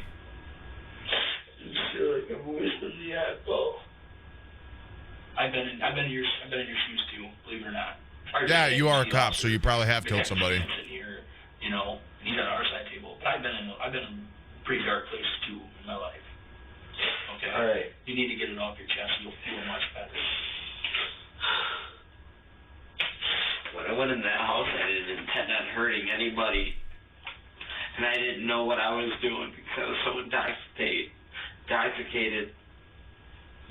I didn't mean to say I could just kill somebody with my gun and then go and do it on a live stream. I went on live on Facebook. I don't know, man. I fucked up. I'm a dumb idiot. So I should be acting older than I am. Oh, you're working your ass off. You're mature though. I am mature, but I do dumb My Oh God. shit, I guess. How old are you, 19? 19. 19 was dumb shit. That's the most keep him talking thing ever. You're such an adult. You're so mature. You stupid fucking bitch. Keep talking, Smile. You're so mature. Yeah, but dude, not every 19-year-old does some stupid shit like this. Yeah, plenty of 19-year-olds do drink UV Blue. Don't worry, man. UV Blue and Smirnoff. Don't worry. You're with the rest of them. Don't fret. I ain't just some Jackson piece of trash. Oh, you're not. I can relate. I'm a country guy too, like fishing. A good old boy likes hunting. Dude, me and my friends, all we do is fish. You know, you made a bad choice today. I made a really bad choice today. That's probably gonna change my life for the rest of my life. I don't know about that. Do you know if my brother's are? I don't know yet. I don't know what's going on. I'm trying to figure out what happened up until that point. Anthony is correct. His decision to get drunk, he knows what's kick in a happening. door, and fire his handgun into the home will change his life, but not in the way he thinks. At this point, Anthony doesn't know that he shot someone during his drunken rampage. Oh my He's about to God. explain what he believes happened. I get briefed. I get a little. How do you guys not know my brother's all right? Because I get called in from home. Okay. I get called in from home. They give me bits and pieces. Once I talk to you and I find out what's going on, then I'm gonna go find out there. Can I tell you if your brother's okay or not? Once I find out, yes, I can. Okay. So that's. He looks both 19 and already in the grave, decaying at the same time. Yeah, that's what drinking and doing drugs copiously during your development stages of your life will do. Kind of where I'm at, okay? Dude, my brother's my life, man. The little baby bro. Okay. Where was he at in there? I don't know. I didn't see him. Okay. Dude, I don't know what I did. Okay, so you go in there, you have the gun. Okay, you know what you did because you're telling me I made a bad choice. I do know what I did. I kicked in the door, and that's all I remember. Okay, and he had a gun. Yeah, and I do remember popping a shot at the floor. That's all I remember. Okay. Where was that in the house where he popped? Is there going to be a bullet hole? I got to go look at make sure it matches up. All right, I had, you know how a 9mm only does 12 shots, right? Yes. Well, I put 12 shots in the chamber, cocked it, put another one in, so Not- 13. Not how a gun chamber works, but whatever. Yeah. Okay. Do you think when you shot, you could have hit somebody else? Honestly, yes. Okay. Who was that? I wasn't aiming at anybody. Who did you see in there? A big dude with tattoos. A big dude with tattoos. Is that your brother? No. My brother's smaller than me. Okay. I didn't see my brother at all. Okay. I seen. How did he know he was in there then? I went downstairs. No, he doesn't know he shot I don't somebody. even remember what the place looked like. I went downstairs. The dude, all I seen the dude do is shut the door, and then when he shut the door, I took a shot at the door, but I did it to the left. Okay. When I shut the door, I shot it to the left. Because when he shut the door, He seen you with the gun. He shut the door. Well, now he's lying. Well, first he- now he's calling a lie because he said he shot at the floor, but now he's saying he shot to the left of the door. he tried to come at me, but when he seen the gun, he took off. Okay. And then I shot the left side of the door, the very left side of the door, I think, or so. I wouldn't be able to know unless I've seen it. But I shot the very left side of the door. There's a lot of remembering for somebody who said he kicked down the door and doesn't remember anything else, by the way. But I wasn't aiming at anybody because I could have killed everybody in the house if I wanted to. Mm-hmm. Because there was a girl, and then when I kicked open the door, the girl. I think her name was Anastasia. Anastasia? Yeah. Okay. So there's an Anastasia there. What's her last name? How do you know her? Oh, I don't know her. You don't know her? No, it's Ashley. Ashley? Ashley knows who. Ashley is majorly obsessed with my little brother. Okay. Ashley Borden. Boardman. Well, when I got drunk, Ashley was just constantly talking. Let's go over there. Let's go over there. Let's go over there. Okay. So let me get this right. Just listen to what you're saying. I remember everything about that night except the part where I killed somebody, guys.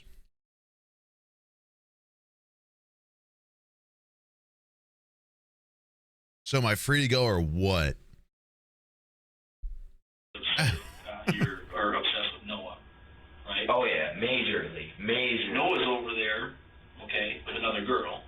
And I'm guessing that's why Ashley wants to go over there, correct? Is that a fair statement? Yeah, but I didn't even know where the place was located. No, but she does. Oh, I didn't even know how she knew. Okay. It was just crazy. She's like, she just said, let's see if they're there. Okay. Well, obviously somebody knows where they are. Yeah. You just don't pick a house on the city of Jackson. Well, yeah, but I don't know how she knew. It was crazy. Okay. So you go in there, you kick the door in. Obviously, to kick the door in, to go in, there's Well, I knocked first.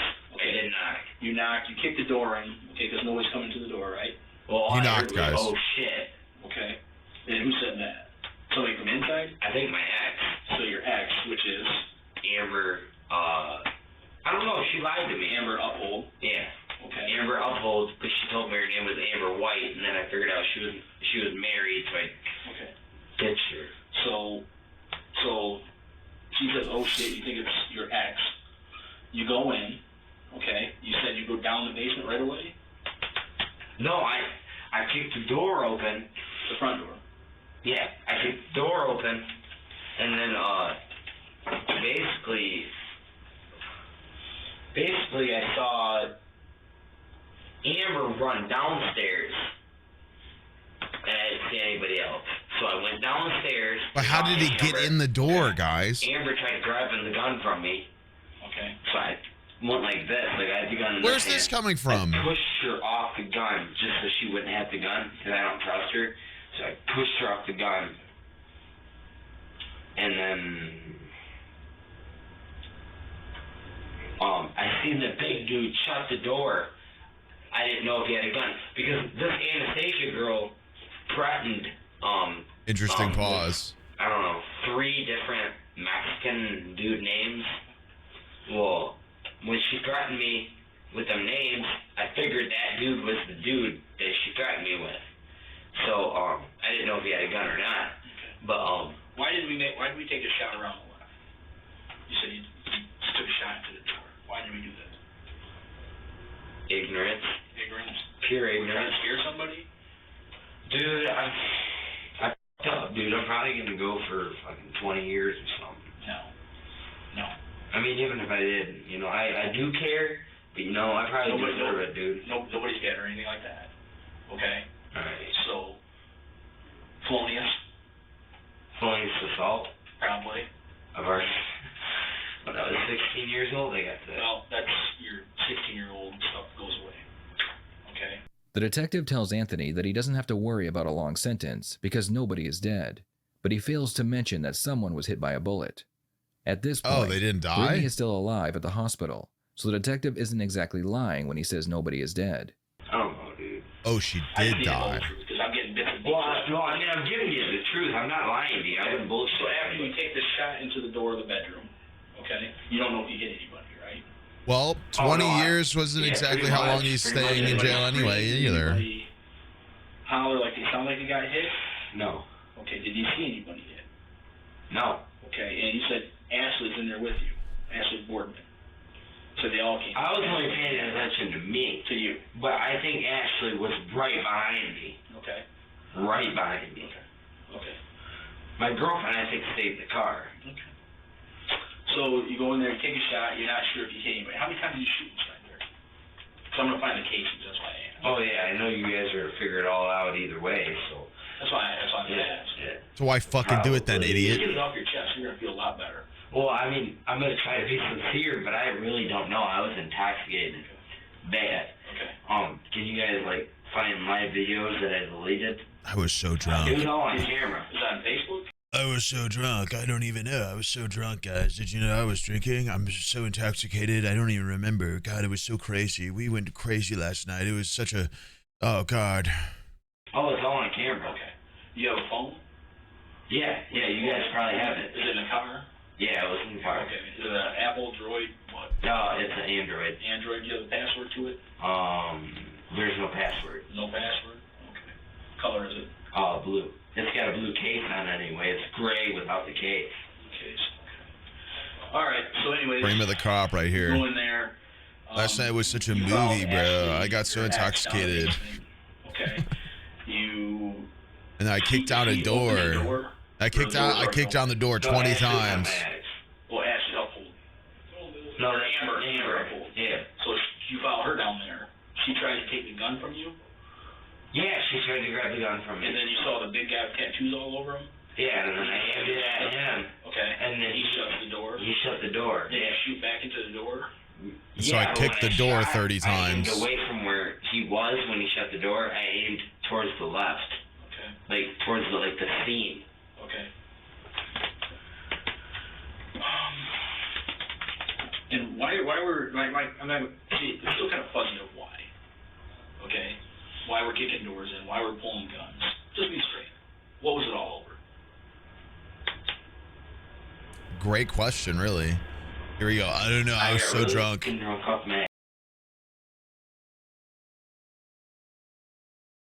already know that. And Ashley egging me. Boardman? Yeah, egging me. She wanted you to go over there because she is obsessed with Noah. Obsessed, bad. And did she tell you to take the gun with you? No, she didn't say none of that. Okay. So she's obsessed with Noah. She wants you to go over there for what reason? I don't know. We went and got alcohol, and then she just showed up there. So who's Brittany? Anthony is about to find out that a woman by the name of Brittany Southwell, who was an innocent bystander, was hit by his bullet. Brittany? Yes. Brittany? I don't know any. Southwell? Southwell. That lives in there? I have no clue who that is, honestly. Okay. And so, you go in there, you shoot, because that's the girl that got hit. She got shot? In the shoulder. I don't know her. You don't know her? No. So, she didn't hear her say, ow, ooh, anything like that? No. Did anybody say anything after you shot? No. Okay, then you turn around and you go out the house. She got shot in the shoulder and died in the hospital?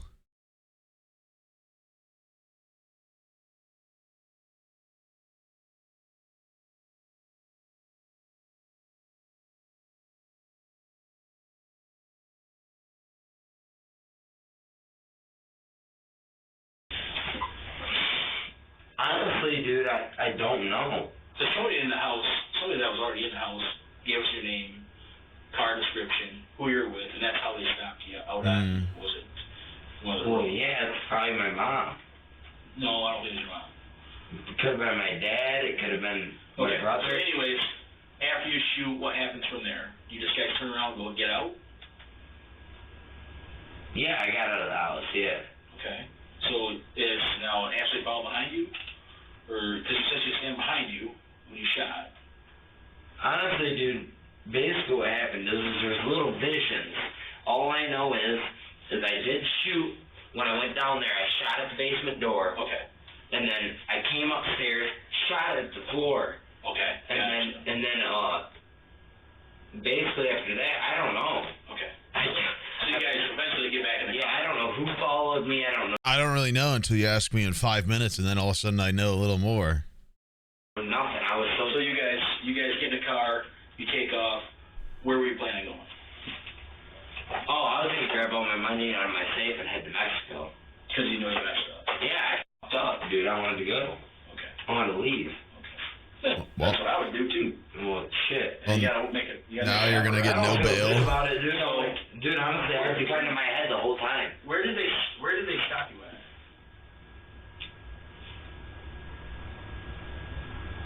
Was it Web?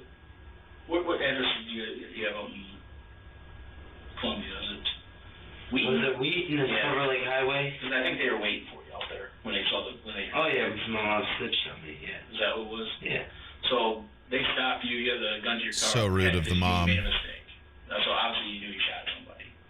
No, I didn't know I shot anybody. Okay, gotcha. So you have the gun to your head. I wasn't intending to shoot anybody either. And when the lights came on, it probably scared the shit out of you, didn't it? I wasn't intending to shoot anybody. All I did was aim and shoot at people. I had the gun in my head. I wanted to die. I know, but when the patrol car lights, I'm just saying when those things come on. No, I've been arrested 7 times for no reason. Oh, no shit? No, dude, honestly, I don't care about my life. Because I've been stopped before, I'm like, oh, shit. Well, yeah, but it sucks, but dude, I'd rather die than be in prison. Yeah. Seriously. It ain't that bad. Well, you know, if I'm going Gonna have to make that choice soon, buddy. Yeah, well, that helps you stay afloat in there. Well, shit, dude, you know, I'm gonna stay with my race. I'm not gonna be talking to black people. You know what happens? Oh, shut up. Yeah. So, you know? Yeah, I mean, I'm gonna stop. I mean, I'd rather be working tree climbing and enjoying my life. You know, I'm just a dumb I guess. You can look at me as a dumb What was that girl saying when you said that? Were they shitting? Baby, I love you. Please don't pull the trigger. I had the gun right up to my chin. I mean, I don't remember that much because I was intoxicated, but I do remember walking down the stairs. But I do remember everything. He shut the door. He tried to come at me first, and that's why I popped the shot. He tried to come at me first. And then this guy's once so he tried to come at cringe. me, he seen that I had the gun, went back in the basement door, shut it. When he shut it, I popped a shot. Like, which side? Where did you shoot it though? I popped a shot Like which way like though? In the seam, almost like the door frame. Like the seam, just like where you couldn't hit nobody. Okay. Right in the seam. Gotcha. Okay. All right. Ah, yes. Bullets' weaknesses. Seams. You do any drugs? Nope. That's cool. You know what? Ropers and tree climbers, or not tree climbers, but people that cut trees and shit, 90% of them tell me they do drugs. Well, no, I didn't mean like that. I don't do drugs now. Okay. But I did. There's a guy named Brandon Harbaugh. Laced my shit. I used to do meth. When was the last time you did that? The last time I had a minor, God, none of this minor matters. heart attack. Shit. Yeah. 19? You had a heart attack at 19 from doing drugs. Oh, my Lord. Well, my shit got laced with meth and heroin. Okay. So I did basically like a speedball. Alright. But you're not on any drugs right now? No, I've been clean ever since I had heart problems. I still have heart palpitations. Okay. You're pretty sober right now. You're talking pretty good. I can give you a PBT. Another detective enters the room after talking with Anthony's girlfriend, Amber. According to her statement, the reason why it all happened was because Anthony's brother, Noah, believed that Anthony had stolen his girlfriend from him. Noah left messages on Facebook threatening Anthony, so Anthony responded with his very own threatening messages. I wasn't for sure he wasn't going to do it, only because of the fact that he thinks that me and his ex, Ashley Boardman, were sleeping together. Okay. But it ain't true because I was with my girlfriend Amber, and there ain't no way in hell I'm gonna mess with that bitch. So he threatened you, and that's why you guys had over it. Well, he didn't threaten me specifically. He threatened me on my phone, on my Facebook, and I was in the shower, and so was my girlfriend Amber. So it was me and Amber in the shower. Ashley Boardman picked up supposedly, and said that he threatened to kill all of us. Okay. Like he said, we're all done. Bye. And then he said, bye bye. And I'm gonna die too, basically is what he said. Like, bye bye for me. Okay. I don't know. They got the messages if they showed you or not. I don't know, but I don't really care. That's them. But so I stayed up all night, even though I had to work in the morning. I stayed up all night, and I had my pistol by me. Because you think you might. Yeah, if anybody walks in the door, I'm gonna shoot him in the legs. If it's my little brother, I'm not shooting his head, I'm shooting his legs. Basically. As one does. I'm going to protect myself. Did you tell one of those girls that you shot somebody in the head? Did I? No. That's what they're telling Detective Styles. They said on the way over from the house. I already know how you guys play your games. No, One said that. Which one said that? It was that? probably Ashley Boardman. Because she's a lying. Okay. And she's a manipulative liar, and that's why she's on felony probation, because she tried shooting him. She tried shooting when she was drunk, and my friend went out. We were building a fort, and we didn't know where he went. She shot in a random direction. That's why she's on. You guys are building a fort, and she shot in a random direction? Yeah, my buddy was gone, and we didn't know where he was. He was getting some brush because we were building lean-to because it was windy. It was under a bridge, and we had a fire. We were trying to keep the fire going, so we built a lean-to. Building a He was fort. going to get some brush. And, you want a fucking lollipop while you're at it, kid? I had no clue where my friend was. He was gathering brush. Well, that's why she's on what she's on right now, is because she was shooting random shots. Well, she shot one random shot off. All right. So you go over there because your brother's actually. Yeah, please change the subject. Go back to the actual thing we're here for. I didn't go over there because of shit. Ashley brought me over there, and I had no clue. Okay. Like, I didn't even know whose house it was. She said, that's where I think your brother is. Go in there. So I went in there, and, What you guys do? Why you guys fighting? I wasn't fighting with my brother. There was this Anastasia bitch threatening me with 3 other dudes. Okay. And the one dude that was in there was the one dude that she was threatening me with. Did we not go over his brother Something like that. threatening him? What? I don't even know who was in there. I was just But, so I did pop intoxicated. a couple shots off because she said that Okay, so more than whoever one it shot was now. was going to kill me. So I was just, I don't know. I'm drunk. I don't know what I did. It was ignorant. I regret what I did. You know what? I'm going to have to do the time. I'm going to do whatever I have to do.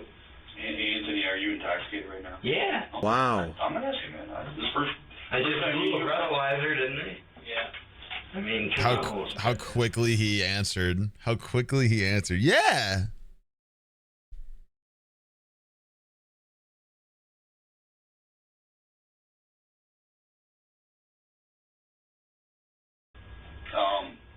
Are there any other drugs in your system, weed or anything like that? No, I don't do. I mean, maybe possibly weed. I smoked earlier today. Earlier today. Okay. Yeah. All right. I don't do drugs. I just do weed and alcohol, I mean, I guys. regret what I did.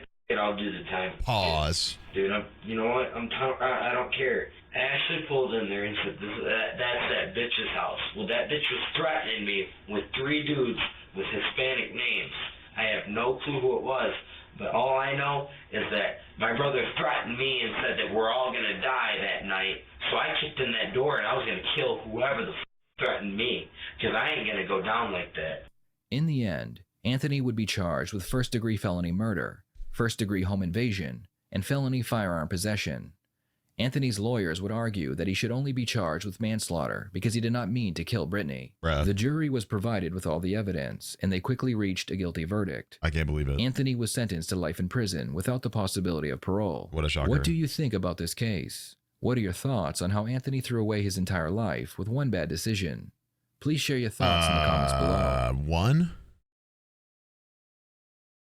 My thoughts are it's not one bad decision, it's a series. I mean, he doesn't even have like a full-blown... He doesn't even know where he is. He doesn't even know like what the motivation was. That's the scary part, is he doesn't even know why he did it. Oh, God. Fuck this racist idiot. Loser.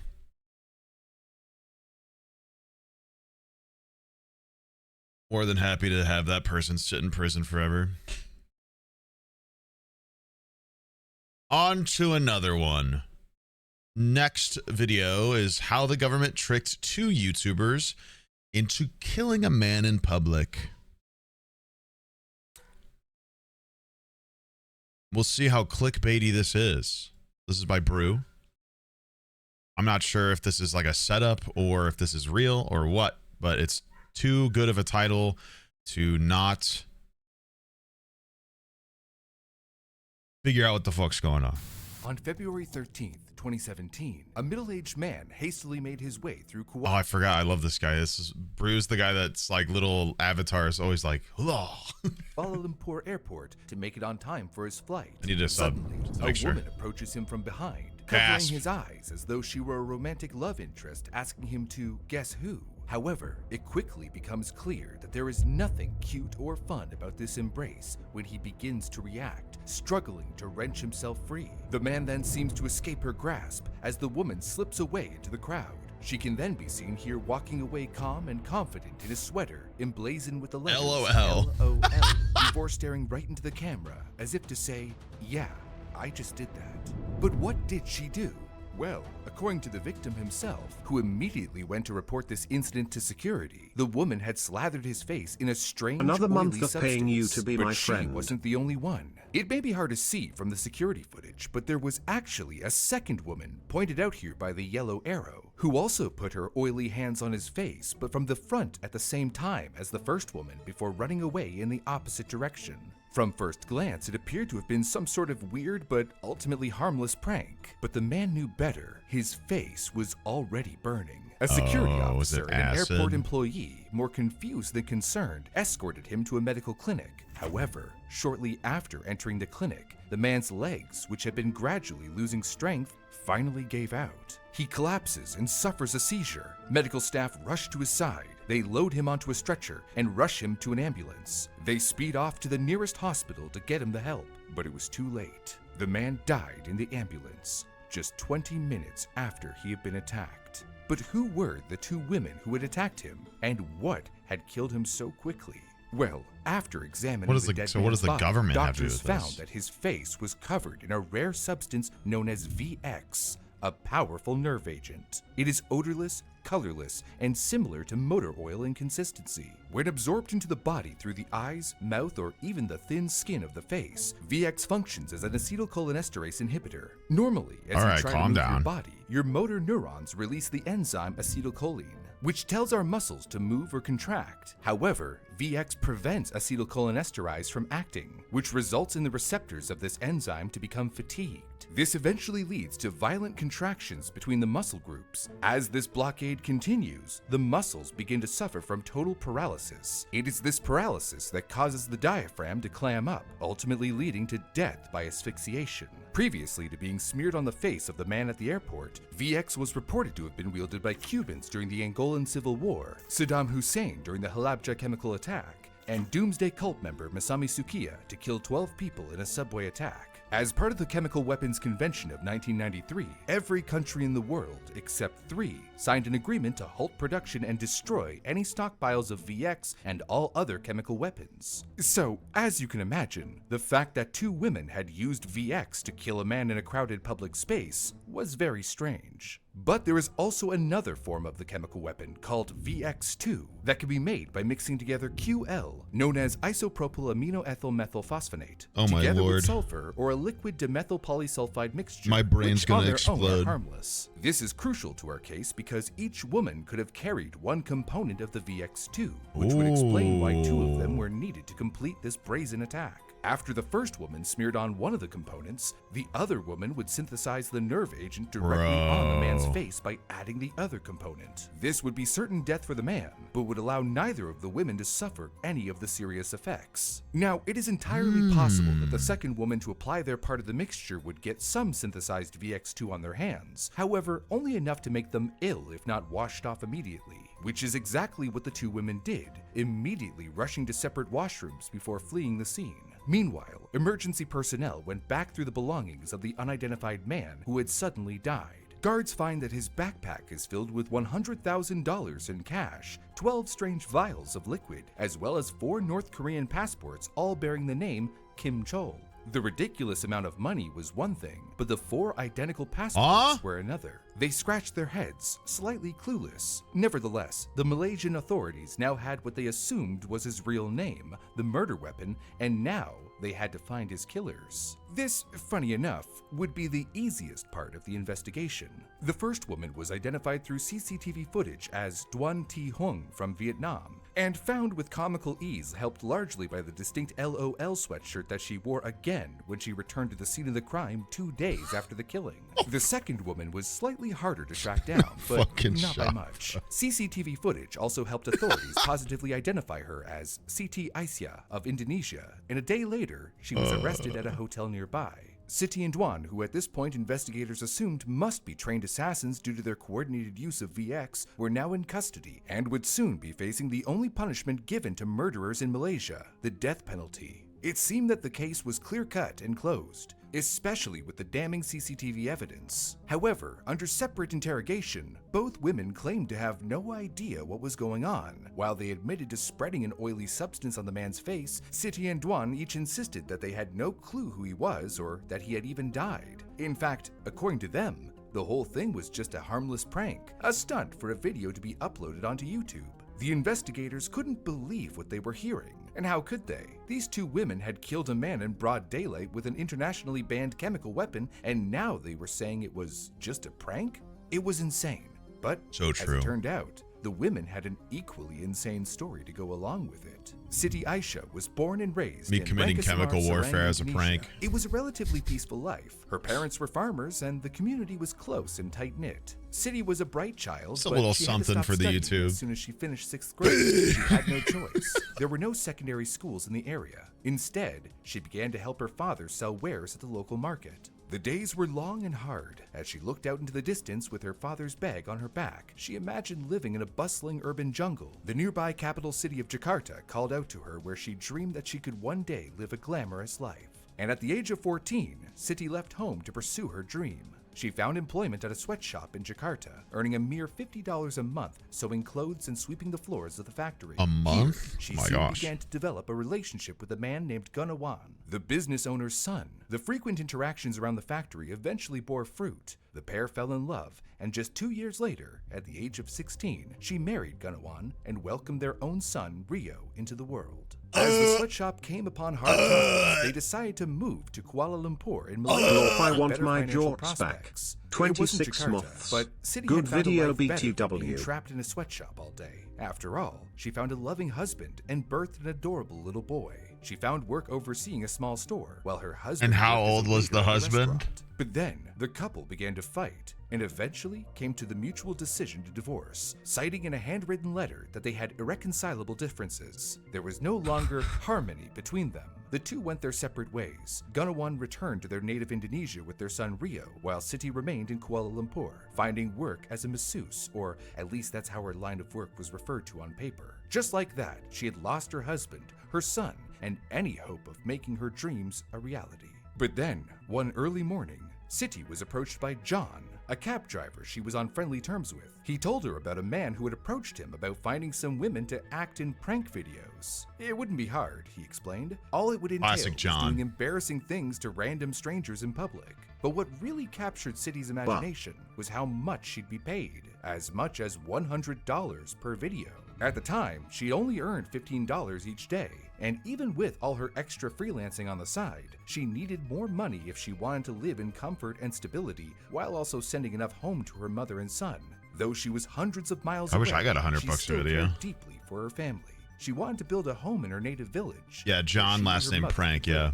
City True. agreed to John meet Prank. John's contact. He brought her to the fashionable Pavilion Mall, where luxury brands like Dior and Hermes were sold. Here, she met a man named James, who introduced himself as a Japanese national. Perhaps My God, who's cautious and next? wary of the Jingleheimer circumstances Smith. of her meeting, City introduced herself as Nydia, an alias she often used with Jacob clients wasn't to keep even herself said. safe. Unfortunately, Jake doesn't even make sense. There's no Jacob, so.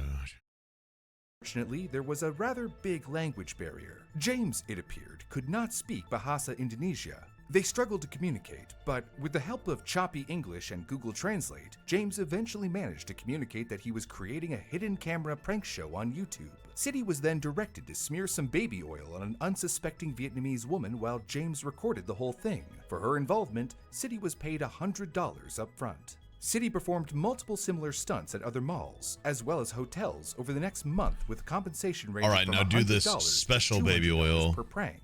One day, James invited City to perform a prank video at the Kuala Lumpur airport. City was happy to accept. She had earned more money in this short amount of time than she had ever seen in her entire life. Besides, she always wanted to be an actress, and it seemed like this might be the break that she needed to finally make her dreams come true. Similar to City, before being arrested for assassinating a man in an airport, Duan Thi Huang had a simple life, growing up in a small one-story brick house just outside a rice paddy in the rural village of Nha Binh, Vietnam. Her father was a war veteran who used that past experience in his work as a security guard, but her mother died when she was young, and her father eventually remarried. Later on, Duan's father remarked that his daughter was rather distant, and that she had been much closer to her late mother. Perhaps it was this emotional distance that It's a prompted roller Duan to leave coaster, her bro. home at just 18 years old. Duan traveled to Hanoi, the bustling capital of Vietnam. Here, she began attending a pharmaceutical college. To earn some money on the side to help pay her way through college, she began working in certain entertainment districts, though she never went into the details when describing her work to her father. She worked at popular nightclubs and bars, I which love this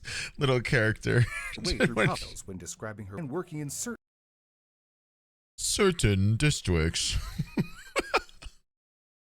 entertainment districts, though she never went into the details when describing her work to her I father. think she worked may at have been an popular escort. nightclubs and bars, which attracted people from all over the city and, indeed, sometimes the world. She was popular with customers, and her former boss boasted that she was an exemplary employee. The long nights of entertaining clients amidst blinding strobe lights and alcohol-fueled events was what her life became. But Duan longed for the spotlight. She wanted to be famous, to match the new life she was building for herself in Hanoi. First, the opportunity presented itself in the form of Vietnam Idol. She snagged a spot in an audition and sang her heart out for a panel of judges. Although her audition was not a success and her appearance on the talent show lasted for a whole 20 seconds, apparently her low neckline and good looks were deemed noteworthy enough by the public to make her famous on Vietnamese social media for a short period of time. Still, to her, this was a bold step toward her dreams, and Duan was eager to keep trying to make it big. Eventually, the owner of a bar she worked at introduced Duan to a Korean man known only as Mr. Y.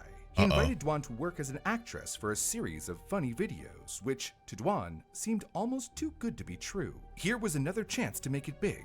It wouldn't exactly earn her a star on the Hollywood Walk of Fame, but it was definitely a start. The aspiring actress within her was enthralled. Dwan agreed to meet Mr. Y, where she boldly asked for a salary of $1,000 a month. She then participated in a series of prank videos for Mr. Y, the first of which had her kiss a stranger outside the Hanoi Opera House. In another instance, Dwan was instructed to touch the eyes of a man from behind. In yet another, she was told to smear cream on another person's face. These were rather strange requests, but fairly harmless. Dwan likely thought that this was nothing more than the eccentricities necessary to make it more viral. More importantly, she was bringing in more money than she'd ever known. There's so much happening. One afternoon, Mr. Y told Dwan that she would be taking the act international and star in a prank video with another woman, a collaboration of sorts, at an airport in Kuala Lumpur. Thinking nothing of it, Dwan went to pack her bags. On February 13th, Dwan and City stalked their unsuspecting victim in the busy entrance of Kuala Lumpur International Airport. Their target was a pudgy, middle-aged man.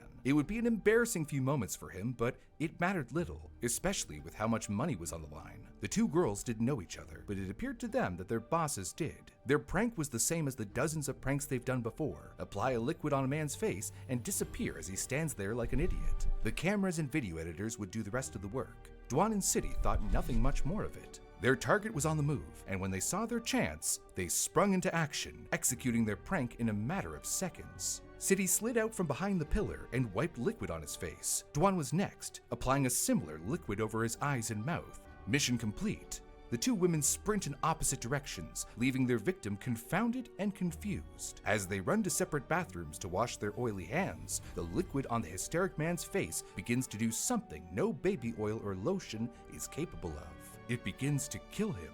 Unbeknownst to them, all of their previous pranks had been played on actors, and their bosses, Mr. Y and James, had never intended on making them YouTube stars.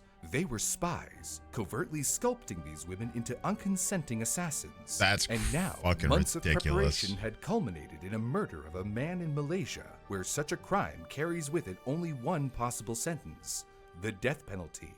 If these two women couldn't prove in court that they were telling the truth, they would face the gallows. Meanwhile, their crime was making headlines, and not just in Malaysia, but around the world. You see, it wasn't just that they had killed a man, it was who they killed. Malaysian authorities had positively identified the man who died in the airport, and his name wasn't Kim Chol, like what was printed on his 5 passports. He was Kim Jong-nam, the brother of North Korean dictator Kim Jong-un. City and Dwan had now found themselves embroiled within what was possibly the biggest political incident of the 2010s. They were going to need a great legal team, like my friends over at Morgan & Morgan, this video's sponsor. If you ever seriously hurt, your injury could be worth millions. The Morgan & Morgan ad. This guy and his freaking Morgan & Morgan sponsors. Hell yeah. Just learned that the true identity of the man they had unknowingly killed was the son of North Korea's former supreme leader. That's but why crazy, Kim Jong-nam? bro. Who wanted him dead? Well, it all has to do with who his mother was. Kim Jong-nam was born on May 10th, 1971, in the North Korean capital of Pyongyang. His mother, Song Hee-rim, was one of the 4 mistresses of the then dictator Kim Jong-il. His father wanted to keep him hidden away, as his grandfather, Kim Il-sung, disapproved of his mother. Thus, it was decided that Jong-nam would be sent to live with his mother's sister, Song Hee-rang, who would homeschool him far away from the prying eyes of the public. Thus, he grew up isolated from the outside world, but only allowed Kim to travel with his Jong-un's in the father public permitted for some reason? It felt like they were trapped, Hee-rang recalled. Once, when Jong-nam was 4, he fell terribly ill, which required him to be admitted to the hospital. However, it just so happened that Jong-il's stepmother and half-brother were touring the very hospital Jong-nam was staying at. When Hee-rang's mother realized this, she picked up the young and sick Jong-nam, bundled him up, and crawled out the window to remain unseen. Meanwhile, Jong-il's family passed by, none the wiser. These secretive living conditions were all Jong-nam knew growing up. Eventually, his father recognized that Jong-nam was suffering something quite close to cabin fever, as the only places he was ever allowed to be were their safe houses in Pyongyang and Cheongseong-dong, so he began to relax the restrictions somewhat and allowed Jong-nam to visit their other homes in Geneva and Moscow. Jong-nam was thus able to see the world beyond the clouded lens of his father's regime. Jong-nam inherited the same interests as his father, such as movies and filmmaking. It appeared that Jong-il approved of this, as he had a miniature film studio built for his son to use. There was some form of loving father and son bond. As Jong-nam grew up, his father began to look upon him more favorably. Jong-il appointed his son to the Ministry of Public Security, and later on as the head of the North Korean Computer Committee. These increased responsibilities made it appear as though Jong-il was grooming him to be his next successor, and many of the late dictator's inner circle thought so too. But then, a trip to Disneyland changed everything. In May 2001, Jong-nam arrived at Narita International Airport in Japan with 2 women and a young boy who was reportedly his son. They were there on vacation. Jong-nam loved Japan, evidenced by the several secret trips he had taken there in just the past year. In this instance, he was on a trip to Tokyo Disneyland, as future dictators tend to do. However, he was there on a false passport, traveling under the alias Pang Sheng, using a fake Dominican Republic passport. He was promptly arrested by security, and the entire incident became a major embarrassment for Kim Jong-il. He was furious. Not only was his son arrested for fake credentials, he was arrested on his way to the House of Mouse. Jong-nam's reputation plummeted, but not solely because of this incident. He had long been a rather reserved critic of his father's regime, occasionally speaking out and decrying his autocratic tendencies. Because of his earlier trips and education in Switzerland, Jong-nam's eyes were opened. The Tokyo incident likely only accelerated Jong-nam's fall from grace. The most damning evidence of his estrangement was during Kim Jong-il's funeral in 2011. Jong-nam was notably absent during the proceedings. As the eldest son, he was widely expected to make an appearance, regardless of how distant he had grown from the regime. It thus came as no surprise when Jong-nam's half-brother, Kim Jong-un, ascended to power instead. Almost immediately upon replacing his deceased father, Kim Jong-un ordered his half-brother assassinated. He and the other higher echelons of the North Korean regime saw his existence as one that should be removed sooner or later, the same way Jong-un eliminated other dissidents. Jong-nam was apparently aware of the target on his back, and made every effort to try and dissuade his brother from having him assassinated. In one letter, Jong-nam wrote, "Please withdraw the order to punish me and my family. We have nowhere to hide." But Jong-un would not be dissuaded, and Jong-nam's fears would eventually be realized on that fateful day at the Kuala Lumpur airport. Planning the assassination itself was clearly made from the top. Jong-nam was aware that he was being targeted, so he would have been much more wary of strangers, especially North Koreans. Kim Dong-sik, a defector and former North Korean spy, pointed out that the choice of 2 women from different countries was deliberate. Jong-nam would be far more disarmed if he were approached by non-Koreans, and even more so if they appeared to be harmless. But what was Jong-nam doing in Kuala Lumpur? He was coming back from a visit to Langkawi, a popular duty-free tourist destination. His next flight was to Macau, where he was known to have lived. Another reason for intrigue is the amount of money he had in his bag at the time of his murder. Earlier, Malaysian authorities discovered his 4 fake passports and about $100,000 in cash. What was he doing with that much to begin with? One can look at his possible ties to the USA's CIA. Though many of the details are obscure and unclear, there was indeed a link between them and Jong-nam. He was most likely an informant, though the exact level of involvement is uncertain. His trip to Malaysia was possibly to meet with one of his handlers. The money was thus possibly payment for the information that he provided them. But perhaps the most puzzling discovery from Jong-nam's bag wasn't his 4 passports or the life-changing amount of money he was carrying. It was an antidote for the VX nerve agent. It's another piece of evidence that he knew he was being targeted, but why hadn't he used it? One first has to remember that Jong-nam died in a matter of minutes, as the deadly poison was applied through his cheek. Tests have shown that this is the most lethal place for it to be. One would need 25 times more of the same amount for it to work on the hands, for instance. Jong-nam carried 12 doses of atropine, typically used to slow patient heart rates, treat pesticide poisoning, and, in this instance, as a counter to the effects of nerve agents. When taken in its pill or liquid form, as Jong-nam possessed, it would take up to 20 minutes for it to take effect. But by then, the VX nerve agent would already have done its damage. It is meant to buy time for the victim by staving off the effects of the nerve agent, and immediate medical attention is still required. Kim Jong-nam's life was a whirlwind, and his death sent shockwaves throughout the world, and there would be blood to pay. Malaysia was an outlier. At that time in 2017, it was one of 30 countries that maintained an embassy in Pyongyang. Their relationship was so close, in fact, that North Korea allowed Malaysians to enter their country without a visa. They were the only country to enjoy this distinction. The two thus enjoyed strong trade relations, and many North Koreans traveled to Malaysia to study and work. The economic advantages that North Korea reaped were so great that they even began operating an illegal firearms ring right in the country itself. Thus, the fallout was immense. Not only was the murder conducted on Malaysian soil, but North Korea claimed that Kim Jong-nam had actually died of a heart attack. rejecting the notion that they were involved in any way. What followed was a back-and-forth tit-for-tat between the two countries. On March 6th, Malaysia canceled all visa-free entries for all North Koreans. They also forced Kang Chol, the North Korean ambassador to Malaysia, to leave the country. North Korea then enacted a similar policy for the Malaysian ambassadors residing within their country and took it a step further by banning Malaysians from leaving their country, and then Malaysia banned the North Koreans residing in theirs from doing the same. The biggest consequence of this whole incident, however, had yet to come. Siti and Duan were about to face justice, whatever form that may be. On October 2nd, did they get killed anyway? 8 months after Jung Nam lost his life at Kuala Lumpur International Airport, Siti and Duan faced the trial of their lives. A host of escort guards tightly gripped their slender arms as they escorted them inside the High Court in Shah Alam Selangor.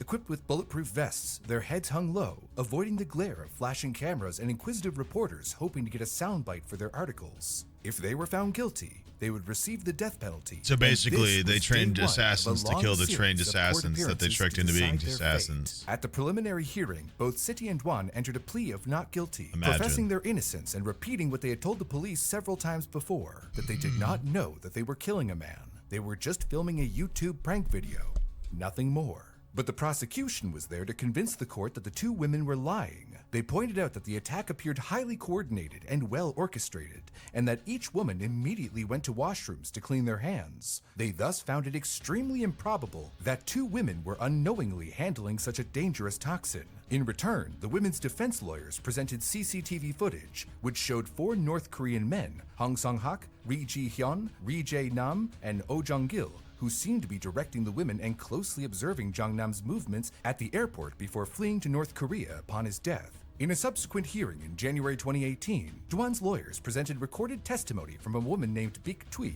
a close friend of Duan's. She testified and corroborated Duan's story of how she was recruited by Mr. Y, later identified as Ri Ji-hyun. Ji-hyun was initially aiming to recruit Tui, but at the time, she had a business and family to care for. She instead recommended Duan, knowing that she was an aspiring actress. The lawyer also pointed out that, in the CCTV footage provided, Duan could be seen touching her hair shortly after she poisoned Jung Nam. This is hardly the behavior of someone who knew that a deadly toxin was on their hands. Siti's defense attorney built up a similar defense for his client. The footage also showed Siti walking into a bathroom to wash her hands, a full 13 minutes after she had assaulted Jung Nam. If she were truly aware that there were toxins on her hand, she wouldn't have waited that long to rid herself of the toxic chemical. He likewise attacked prosecutors for using compromised CCTV footage that seemed to intentionally paint Siti in a worse light. The footage they provided, for example, did not include snippets of Siti adjusting her glasses with her hands still contaminated with poison. Furthermore, he also pointed out that Siti was not wearing gloves, despite how toxic the VX nerve agent was. If there were any guilt at all in her mind, he explains, she would have disposed of her clothes and hopped on the first flight back to Indonesia, rather than staying nearby and even returning to the scene of the crime days later, looking for Mr. Y. Duan's lawyer would later go on to say, in our combined 90 years of legal practice, we have not come across a murder case when an accused commits murder in broad daylight in full view of the CCTV cameras, goes back to the scene of crime 2 days later in similar circumstances. The strength of this piece of subsequent conduct evidence buries the prosecution's case, he concluded. In March 2019, something strange happened. The door to Siti's cell that she had been confined to for the past 2 years opened. Authorities brought her out of their custody and into freedom. As she exited her detention, she waved to the cameras that she was once shied away from, with a smile across her face. However, it was not because of the judge's decision. The Indonesian government sent a letter to the Malaysian government requesting that Siti be released. To the outrage of Vietnam, this leniency was not shown toward Duan, who would continue to face trial as regular. When Duan learned that Siti was free, she was devastated that a similar mercy was not shown to her. Her condition deteriorated to the point that authorities had to postpone the trial to a later date. Duan had not slept in 3 days since she found out that Siti was released. Duan's lawyers strongly protested what they saw was preferential treatment and discrimination against their client. There was opposition from across the board against the government's refusal to acquit Duan when Siti was allowed to walk free. Ramkarpal Singh, a member of parliament, called this decision mind-boggling. Duan was tried once more. That is By pretty this point, ridiculous. the stress of the trial had taken its toll. Perhaps to avoid the trial from becoming even lengthier, she pleaded guilty to a lesser charge and was sentenced to 3 years in prison. She had escaped the death penalty, and now it was her turn for an exit, albeit slightly less triumphant than Siti's. Armed guards escorted Duan out of the courthouse. A journalist asked Dwan how she was feeling, to which she replied, "I am happy." But thankfully, no more than a month later, Dwan was released early and was on a flight back home to Vietnam. Evans Revere, the former U.S. Assistant Secretary of State for East Asian and Pacific Affairs, would later remark that the planners, organizers, and overseers of the assassination of Kim Jong-nam have indeed gotten away with it. No one will be held responsible for this horrific attack in which a weapon of mass destruction was used to kill a human being in an international airport. The 4 North Korean suspects, the likely ringleaders behind this whole operation, were safely back in Pyongyang. City and Dwan have returned to their respective home I bet they're countries fucking with this dead. whole ordeal behind them. They Oh have their my whole gosh. lives ahead of them, and they still have a chance to fulfill their dreams. But most importantly, they were finally free. If you enjoyed this video, then consider hitting the like button and subscribing to our channel. It's the best thing you can do to help us make more videos, like this one about the search for the 26 kids who vanished without a trace. That was, wow. That's crazy, man. Holy shit.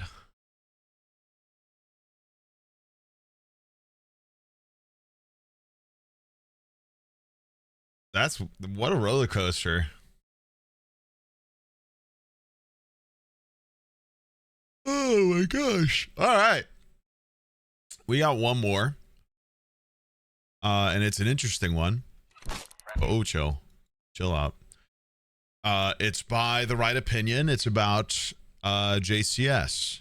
As we know, there was a weird moment with JCS where they posted seemingly some sort of AI slop. I don't really know the full details, but this video does.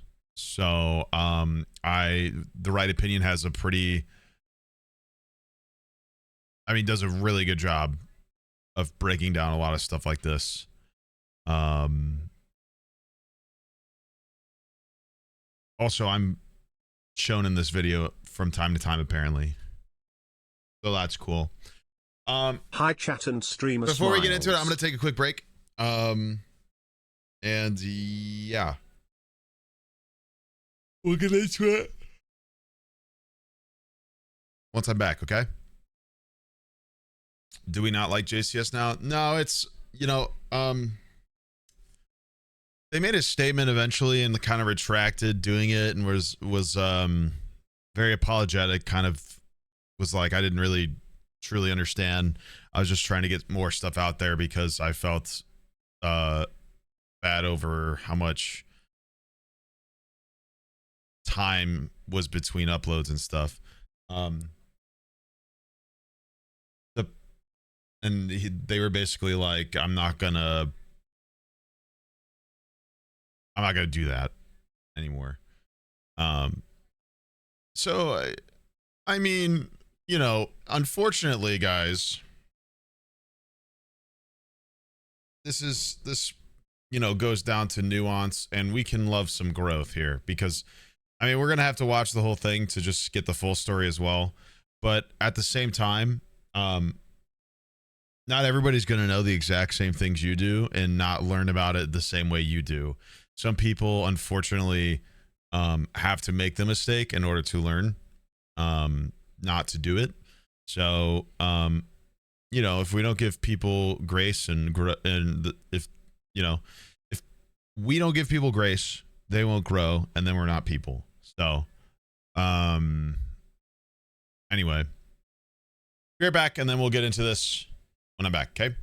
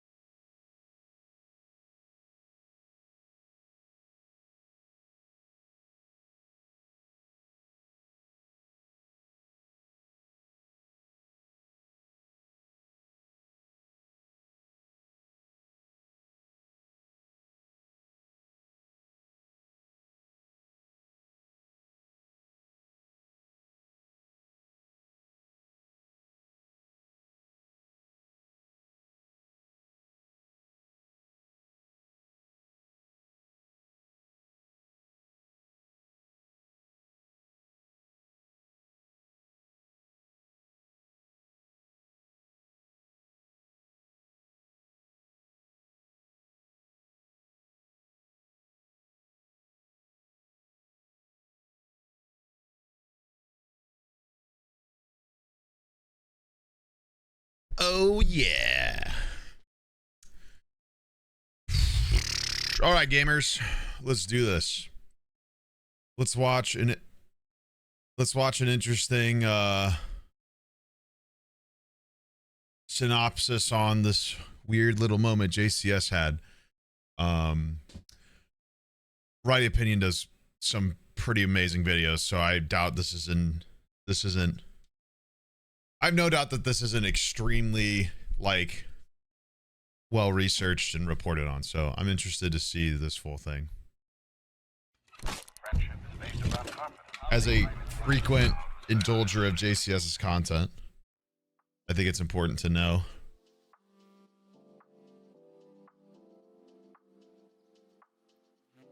The fuck? Hello ladies and gentlemen, welcome to The Right Opinion, the home of a twat with too much free time. And in my existence on YouTube, I spent my fair share of hours and days analyzing people while providing my thoughts and explanations on their behaviors. In fact, a lot of people have. That kind of content has become its own genre at this point. Leave Britney Spears alone right now! There was a time when people would just do shit on YouTube, no matter how viral or eccentric, and viewers would take it in, provide their reaction, and move on to whatever the next upload was. That initial reaction was enough stimulation. But times have changed. Now there is a mark of those more allured by a deeper understanding in how humans operate, and understanding what goes on beneath the surface. An interest in the psychological, I suppose. The best targets of these sorts of analyses are always those that appear to defy more logic than others, whether that be through just the extremity of their rationality, or just through the heinousness of the actions. People are curious as to what the answers behind such behavior are. Whether that's because they have a penchant for understanding people, they like to make sense of things, or they just enjoy a good story. Whatever the reason, it's clear that nowadays the how and the why are just as important as the what. It's not like there's a scarcity of potential video subjects on YouTube, but the interest isn't just restricted to this singular space. In fact, if you go looking, you'll find plenty of content analyzing celebrities, historical figures, and the subjects at the center of today's video. True crime. I mean, where else are you going to find a hotbed of so many curious characters to take a closer look at than those fresh out, or in, the slammer? Believe me, if I started murdering people, there'd be none of you left. True crime has retained its reputation as one of the most influential genres on the platform. With the increasing saturation of content, it's sometimes hard to draw the line between those who actually pursue this content out of actual desire to raise awareness and educate the viewers, and those who are just looking to cash in on tragedy. Though in some cases, the signs are a little more obvious. Hi everyone, welcome to my... on his guys, that was Charles Manson. Yes. What? That's like a very, yeah. Channel, and today we're going to take a look at another horrible case with you. Unfortunately, audience expectations are so low that honestly nothing about this sort of content is remotely shocking anymore. And it's not like there's much that can be done about them other than hope that eventually people will realize that what they're watching is progressively decreasing their quality of life. It's a shame because true crime is probably a genre deserving of some of the most sensitive hands. You're dealing with cases that have video sped up. Nope. Consequences, not just for victims, but also the accused. Being analytical is a necessity. Looking at evidence, supporting and against, thinking critically about it, trying to rationalize exactly what might have happened, and putting it all together in an effective story that entertains explanations without leaning too heavily into speculation. Although there were plenty of channels that definitely covered these elements, there was only really one slap bang in the middle of this intersection of true crime and analytical content. This was a channel by the name of JCS, also known as Jim Can't Swim. You don't know that lady? No, I don't. You've never seen her? No, I haven't. Franklin appears very calm and collected, but it's important to recognize that the setup is very unusual for a murder interrogation. There is too much space between the suspect and the detectives. Franklin is in a defensive corner with a table separating him and the cops, which may appear insignificant, but gives him some degree of psychological invulnerability. This makes it much harder to mentally break down a suspect and minimizes the chances of a confession. Founded in 2018, JCS set out to focus on the more procedural aspects of true crime, most often using interview footage of subsequently convicted criminals to craft a narrative, breaking down their interactions with law enforcement, and also looking at the implications of such behavior, with their quote, criminal psychology angle. The channel started as a dual project on YouTube and Patreon before moving exclusively to YouTube in 2020, likely after their videos started to perform pretty well. And when I say pretty well, I mean very, very, very, very, very well. Their channel may not be the most followed in the true crime sphere, but as of 2025, they have multiple videos in surplus of 20 million views, with their most viewed video concerning Nicholas Cruz sitting on a staggering 66 million. Almost inconceivable for this type of content. With this in mind, it would be safe to say that JCS have experienced their fair share of success. Now, I want you to kick me. Come on, kick me. Okay, do it again. Do it again. Okay, you block it every time. However, this isn't to say they hadn't experienced struggles either. They come to blows with YouTube a few times, most notably in 2022, when a series of YouTube's decisions caused them to announce an exit strategy from the platform altogether. In this moment, creators and audience members There I am, Gary!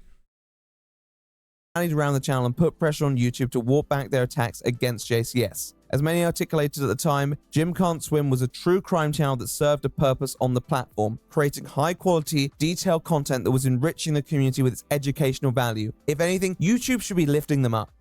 The people spoke and YouTube supposedly listened, stepping back and giving JCS the space to produce content how they wanted to. But what did that look like? Breaking news in New York, the CEO of United Healthcare was shot and killed by a masked man near a Midtown Manhattan hotel early this morning. The shooting appears to be targeted, but police do not know why. On the morning of December the 4th, 2024, United Healthcare CEO Brian Thompson was shot and killed by an individual federal prosecutors claim is Luigi Mangione. The social media response to this was otherworldly, and you wouldn't be blamed if, taken in by the fray, you'd missed the new upload from your favorite YouTuber, JCS. No harm done, you could always watch it later, couldn't you? Well, it turns out that this video was removed so quickly that a lot of people don't even know of its existence. An existence that represents one of the most bizarre, dumbfounding, and insulting creative decisions by an otherwise reputable channel. One that made them indistinguishable from all the slop they had long been seen as the antidote to. So imagine my surprise when earlier this month, after a 1.5 year long hiatus, JCS comes back with a video that immediately feels off. A creative decision that confused all those who had been rooting for them barely a few years back and made them wonder about the identity and the intentions of the so-called team behind the channel. And ask the question, who are they to judge? With no clear answers from those involved and only one person connected to this circle actually providing some explanations. People saying things that are incorrect about JCS myself. JCS got my permission to use AI regarding my voice. I'm also being compensated word for word like I normally would. They're simply not screwing me over, and their future uploads should have my actual narration on them. JCS appeared to have much less to say this time around. How could a channel so fixated on a high detail of analysis lose all self-awareness in the space of less than an hour? Had Jim just found himself out of his depth, or was there more bubbling beneath the surface of this hot water he found himself in? My friends, let's try to analyze this true crime channel mystery. Why wouldn't he just do a voiceover? All right, so this is where the... It could be, this is an ad, I'm pretty sure. I bet it's going to be something like he wasn't available at the time.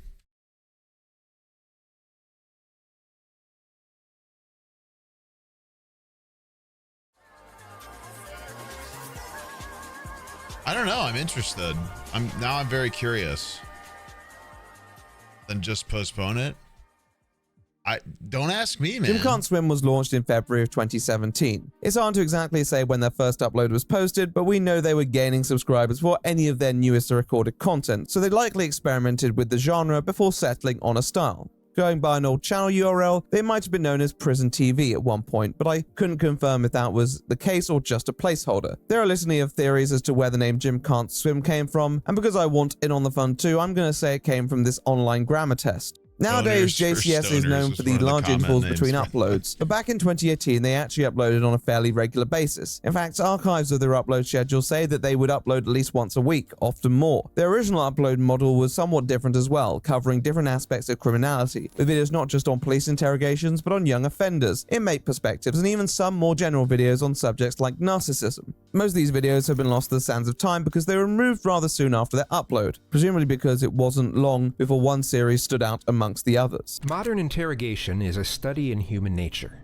It requires a great amount of confidence and a complete understanding of social influence. Interrogators are essentially human lie detectors, highly trained in psychological tactics and mental manipulation, which begin before even a single word is spoken. The most compelling police interrogations was a video uploaded in September 2018, Although it had tried other content up to this point, it quickly became one of their most successful uploads. The video in question featured a compilation of police interviews interwoven by a narrative from a commentator known as Kazoom, a creator who had been a YouTube stalwart since the late 2000s. Isn't that what happened? I'm not allowed to speak it without legal evidence. The clip was shown by the prosecution in the trial. She received life without parole. The video provided a fairly cursory summary of these interviews without too much narrative to break up the source material in question. In spite of the fairly bare-bones production, these videos likely provided Jim and his team with the first taste of real prosperity on YouTube, and they sought to immediately capitalize on it with multiple follow-up videos in 8 parts. These videos continued to outperform all of their other content, most of which they would go on to remove, and by January 2019, they had cleansed most of their content to focus on these interrogations, for it had given them a bright idea on how to take their channel in a new direction. One of their earlier videos had been the interrogation of Jodi Arias, which would be removed and then the topic reused a few years later, but it seemed to perform well and probably made them realize there was a more effective way to utilize this source material.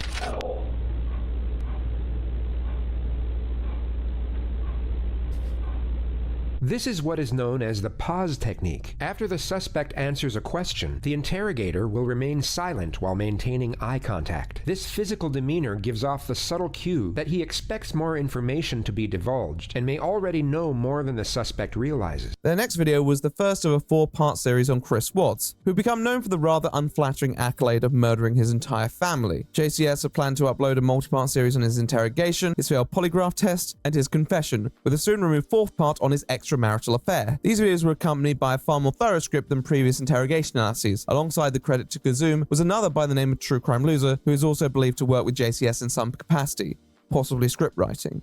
They were clearly pretty savvy on SEO, as they like to experiment with different thumbnails, including this one where he was topless, which I suppose attracts a certain type of audience.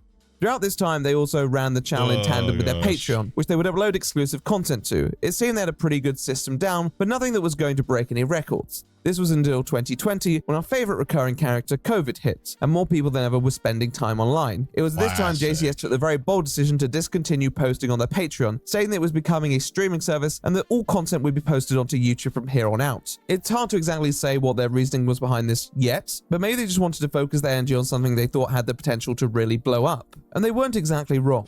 After the initial statement you just heard, Casey was asked if she could take police to all places of interest. She happily obliged, and then proceeded to lead them to a multitude of fake addresses which she had nothing to do with. She then took them to her supposed office at Universal Studios and literally led 3 senior investigators to the very end of the building, taking over 25 minutes to walk to, before she finally turned around, put her hands in her back pockets, laughed, and admitted that she didn't work there. In August 2020, the channel had its first real bump when they released fucking awesome.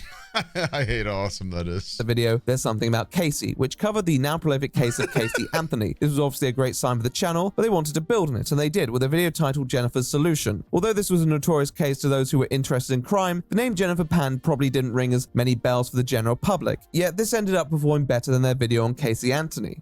Why? Well, I mentioned earlier that JCS had been experimenting with thumbnails and titles. It seems that they settled on something around this time as well. The simple yet effective presentation of a shot of the interrogation room and a small quote that reveals just a modicum of information about the person at the center of the case. Around August, they had gone back over their old content and retroactively changed most of the thumbnails to be in keeping with their style, and clearly liked the results they were seeing. Jennifer's Solution, however, dropped with this thumbnail, capitalizing on catching the attention of fresh viewers and quickly accruing over 10 million views. The deceptively casual title and thumbnail masquerading the morbid would become their signature style and would be utilized in practically every future video. Pairing with increasingly detailed analysis of notorious criminals, the channel moved from strength to strength and provided exponential growth to the JCS team, alongside views that very few content creators as a whole, let alone in the genre, would ever see. In spite of all the traffic they were receiving, JCS maintained a relatively low profile outside of their content. Every now and then they give thanks to a creator for promoting their channel, and maybe post a meme here and there, but otherwise it was safe to say we didn't really know too much about Jim. We assumed there was a Jim because he signed off some of his messages with his name and a kiss, and sometimes he'd become a bit sassy, but it was always acknowledged there was a team behind this content as well. If anything, the social media post told us 2 things. 1, that the channel wasn't really most invested in social media outside of the YouTube channel, and 2, they didn't seem to have the most patience for them either.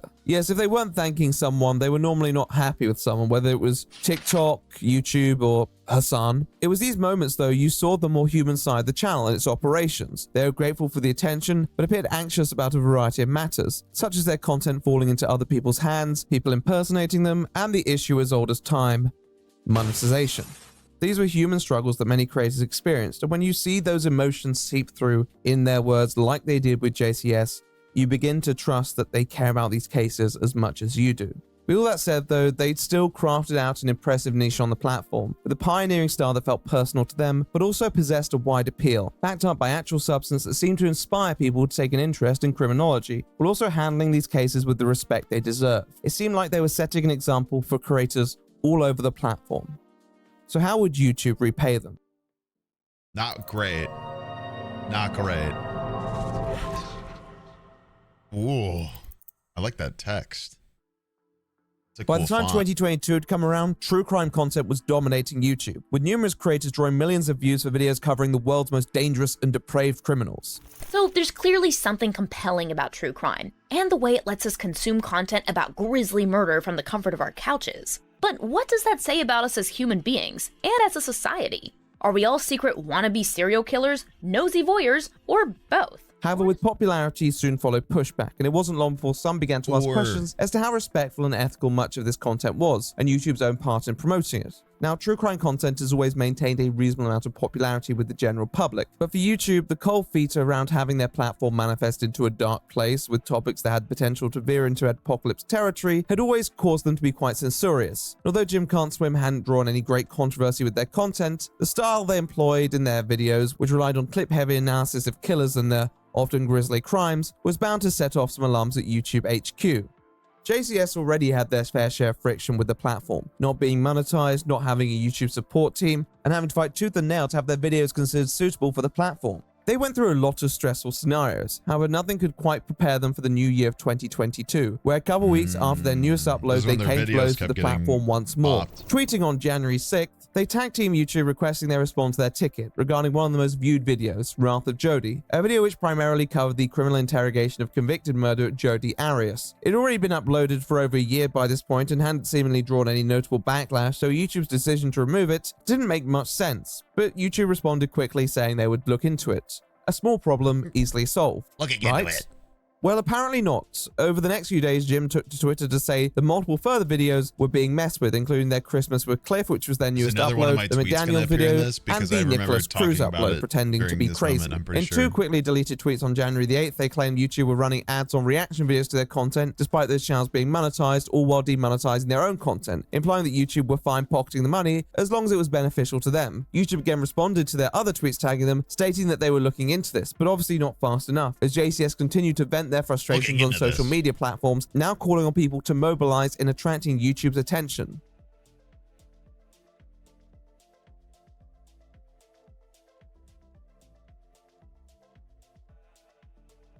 The call was heard, with other creators reprimanding Team YouTube for their poor judgment and communication. There I am again. While demanding that JCS's videos be reinstated. With pressure mounting, many hoped that common sense would prevail. But a couple days later, on January 13th, JCS announced that YouTube had refused to offer the return of the videos and that they would now have to enact an exit strategy from the platform. According to JCS, YouTube had argued that their content had violated the violence and sensitive events policy. Obviously, JCS did cover these matters in a way that might blur the lines of monetization, but everyone broadly agreed that complete censorship was a massive overstep. There was more than enough context to understand why these videos serve some form of purpose on the platform, educating or at least informing. It seemed that JCS were all packed and ready to go, posting an announcement on their channel too. It was a very final statement with them thanking their audience for all the support, but accepting there was very little that they could do alone. But they weren't alone. And a lot of people think that if the JCS videos are considered like sensitive topics or violating sensitive topics and violence guidelines, then true crime on YouTube is just dead. Hearing that YouTube were driving one of their most prolific true crime creators off the platform provoked YouTubers and fans alike. Outside the fact that all these situations feel like they can happen to anyone, it just wasn't fair. Out of all the crap that people have served on the website, YouTube decided to take umbrage with a channel that seemed to possess a beating heart and an actual purpose. People raised their voice even more, and the threat of losing a channel as significant spoken as JCS also clearly rattled YouTube, who responded a few hours later, pledging to return with more answers. A few days on, the first positive update came that JCS were working with YouTube to establish a solution that would return the videos to their channel, and 3 days later they returned with positive news. One of the videos had returned, and they were working with YouTube to restore the others. As comes with the territory of working with YouTube, it wasn't all plain sailing, and they would return a couple weeks to complain that the support team had aired them once more, even requesting their followers send them some video therapy to help them through these tribulations. In May, they took to Twitter to complain that Jennifer's solution had been, quote, shut down just after hitting a spike in views. The video was still up at this point, but at the start of June, JCS put out a tweet again stating this may be the end, and that the channel was, quote, being attacked, with YouTube responding once more stating their partner manager would be in touch. Needless to say, it was a roller coaster, with JCS admitting they were going through something personal as well. They shared a couple of videos about controlled breathing, which seemed to imply that this, among other situations, had really taken its toll. Over time, though, the videos did return to the channel, with the channel turning their attention towards posting some memes here and there. This shift of focus, occasional complaints aside, seemed to say that Jim Can't Swim was staying on YouTube for the foreseeable future. But the uncertainty of that future still hung in the balance. It was clear that for whatever reason, YouTube or YouTube's robots had a bee in their bonnet about the True Crimes channel's existence. Yet with all the power of the people behind them, the best they could do is keep on moving forward and deal with the problems as they came. Although people had reservations about true crime on YouTube, this drama made it clear that many felt that JCS was a different kind of crime channel, one that didn't necessarily sensationalize their topics and maintained a factual, educational tone. Nearly every creator from the true crime sphere has some criticism directed their way. For YouTube to take aim at the one which seemingly had nobody annoyed was one of the most unbelievable decisions. But it also went deeper than that, to a channel's passion, ability to create, and livelihood. This drama had shown another side to JCS that many hadn't really been privy to before. One very human, one which was stressed, one that turned to the community to help bring attention to an injustice. Fortunately for them, the community responded emphatically, bringing attention to a cause and providing their support in ways that JCS promised to repay. But how are they going to do that? Well, although the rest of 2022 wasn't without its issues for the JCS, is this AI video going to be shown? I'm so curious about it seemed that the core conflict with YouTube was over. They uploaded a couple videos on their second channel with True Crime Loser while working on resolving the main channel problem, but by the end of the year, they returned with a video to glorious fanfare from all and an accompanying post explaining that after a back and forth with the platform, they had finally given them some tools that should help them navigate the intricacies of existing on YouTube. The video was uploaded later that day, titled Yardley's Ex-Boyfriend, covering the murder of the titular individual and the interrogation that followed. It was presented slightly differently to previous uploads, without the usual interrogation room thumbnail, but at least it was monetized. The video performed decently, though not quite up to standards of prior uploads. Yet this did not deter them, and in the new year, they uploaded more content, covering the cases of Grant Amato and Sarah Boone shortly after. These cases performed better, with the coverage of Sarah Boone's case exceeding 20 million views. Finally, Jim Can't Swim were back in the swing of things. People that don't know. Although, to a few loyal followers, something just felt a little off. This is 42-year-old Sarah Boone, who you just heard on the 911 call a few seconds ago. Though it was a question hanging over each of the new uploads, the Sarah Boone upload in particular attracted some attention from people slightly concerned as to what was going on behind the scenes. Although Kizum was credited as per usual for the voiceover, he sounded markedly different to earlier uploads. Not in a way that most people who put this content on the background would notice, but definitely one that sparked a conversation here and there. The ex-husband leaves, and the officers wait for investigators to arrive. The accent's there, and the bass is there.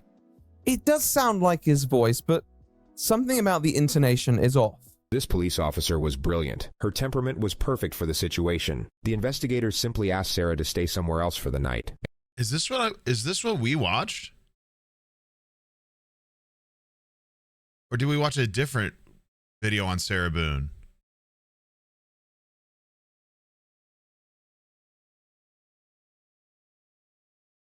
Oh. And to come to the police station the following day with any questions she might have. Sarah stayed with her ex-husband, then showed up at the sheriff's office the next day at 3:51 p.m. with an entire handwritten page of questions. The first League of Legends jump scare.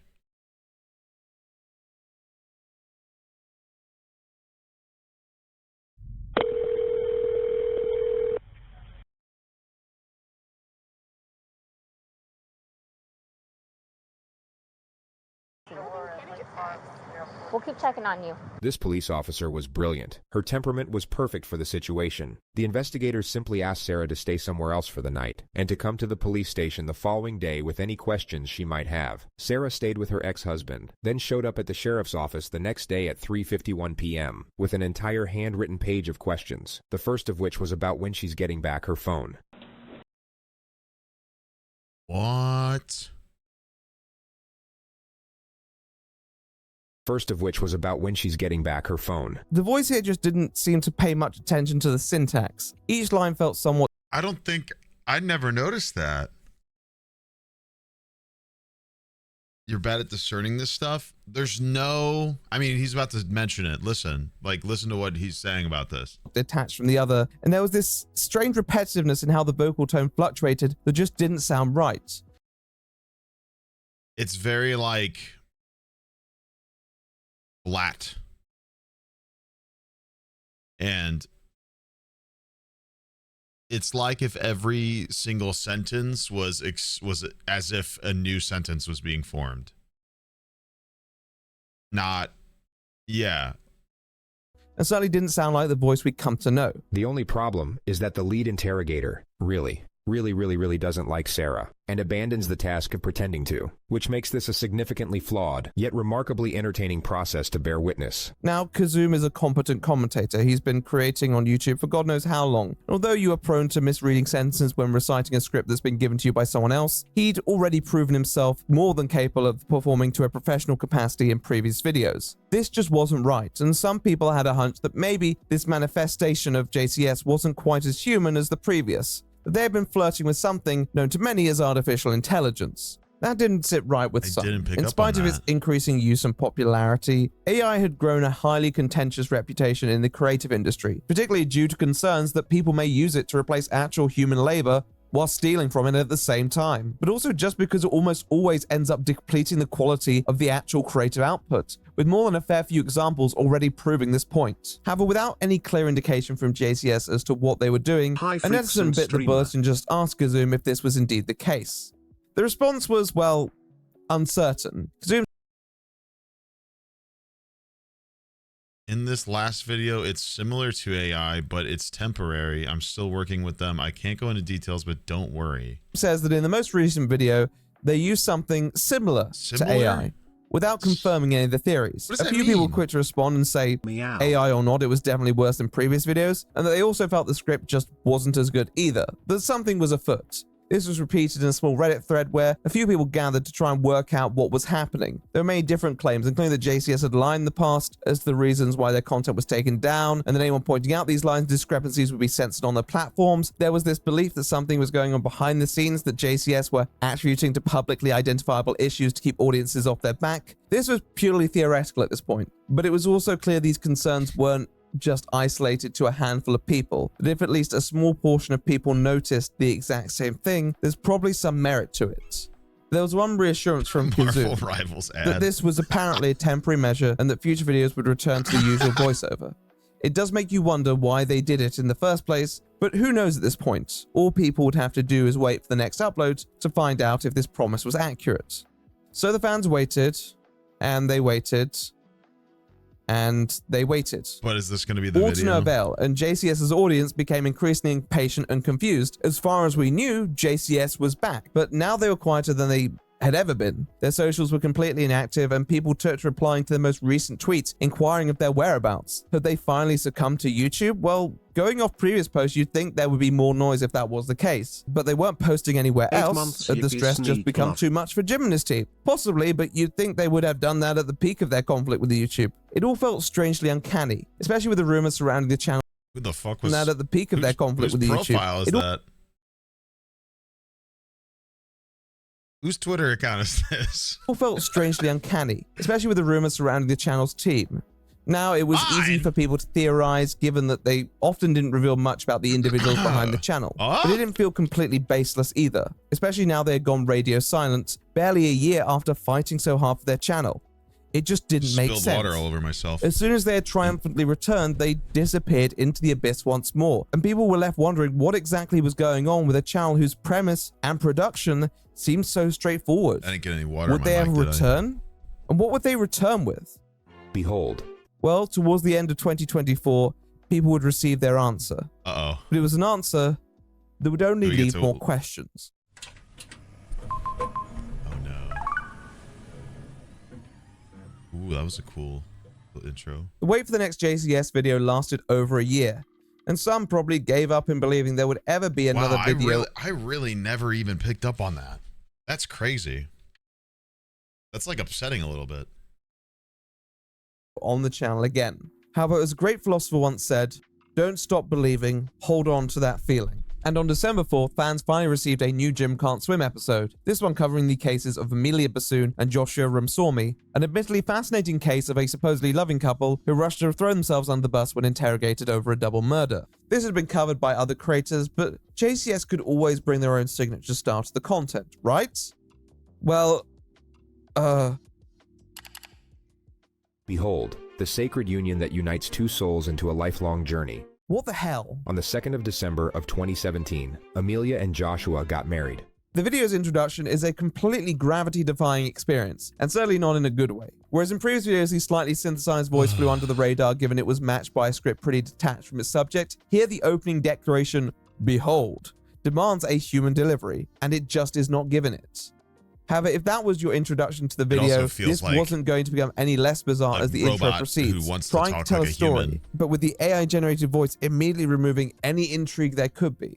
They danced through the night to their favorite love songs, which consisted primarily of Ed Sheeran, then continued the celebration in their luxury hotel room that was overlooking the river. The visuals are equally confusing, with this weird dancing visual and comedian/musician Tim Minchin being shown when they talk about Ed Sheeran. I think it's meant to be a joke, but there's no setup or delivery, so I assume most people were just left wondering who the bloke with the guitar was. The delivery doesn't become any less stilted as they begin to describe the family house, with bizarre animations that don't seem to reflect the usual pacing of a JCS video at all. They moved to Florida, bought a house, and absolutely loved it. Except the only issue was that it didn't have a nice enough kitchen. Ah yes, the family house with 3 microwaves. So they decided to commit first-degree fraud. You can see how an artist would have delivered this intro fairly well, with the rosy romantic exposition being contrasted sharply by a tonal shift into their criminal behavior. But the AI voice doesn't register those nuances and the suspense it's meant to build, so it's read with no investment, as if their fraud was just as consequential as a grocery run. The next part of the video isn't as noticeably jarring. It's edited a bit strangely, but if you're a passive listener, you might be able to tune it out. And once the police interview starts, it begins to feel like a JCS video once more. But then the interrogation keeps going and going and going.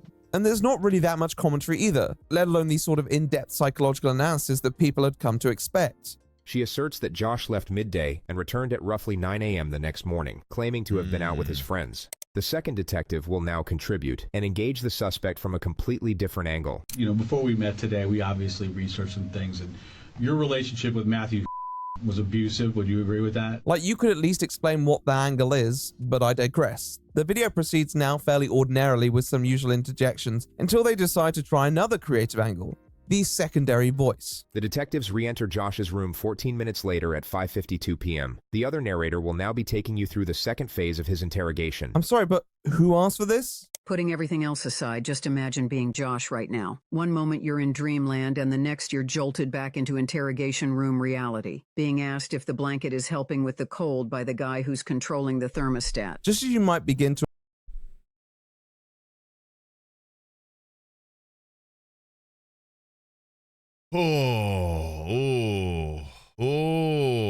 acclimatize to the rather jarring vocal delivery of an AI-generated voice, you're thrown an even more synthetic voice that has no real reason to be there. I wanted to entertain the idea that it might represent the dual perspectives of the case of a husband and wife. But why didn't they introduce the female voice when they first changed perspective to the male subject? Why, for the last 10 minutes of the video, did their free trial run out? It just doesn't make any sense. Wait, it's not even the first time. It's just randomly at the end of the video that they start using it? Oh my God. And whereas I can say that at least the AI male voice is based on Kazum, the female one has no identifiable root, and so watching her try to make emotionally invested comments is painful. Let's talk about the conversation you had with him about what he was going to do. It's kind of like he's auditioning for the next Star Wars movie, and he's about to rehearse the most breathtaking fucking paragraph in the history of the franchise. Fortunately, the narrative here is so minimal, it's easy to just tune most of the comments out until the video ends rather abruptly at the 53-minute mark. And I mean, the interrogation was interesting at least, but what the hell was going on for the rest of that video? All that's happened here is the detective was applying an effective variation of pressure, and the suspect crumbled like a deck chair, well and truly folded like an overcooked noodle. It's just a series of creative decisions that are so out of touch with popular taste that you begin to wonder how they ever made good content in the first place. There are moments of commentary, but sometimes the video goes on for minutes uninterrupted. The opening has no place in the video whatsoever, and that's not even to talk about the AI-generated voices. We know that JCS had been experimenting with AI in prior uploads, but people who were aware of this were under the impression that this wasn't going to last, and yet it had somehow worsened.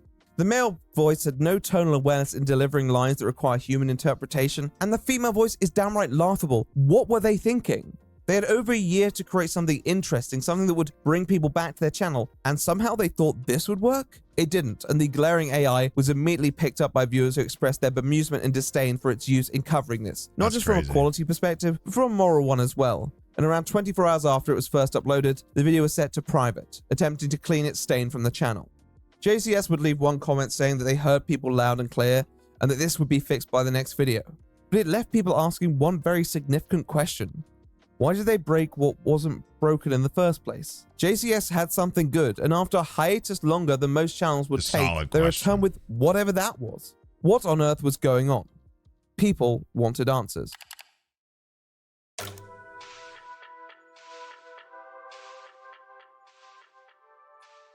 Something that I love about the Right Opinions channel is how he lets the editors do their styles. You know what I mean? I think it's really cool.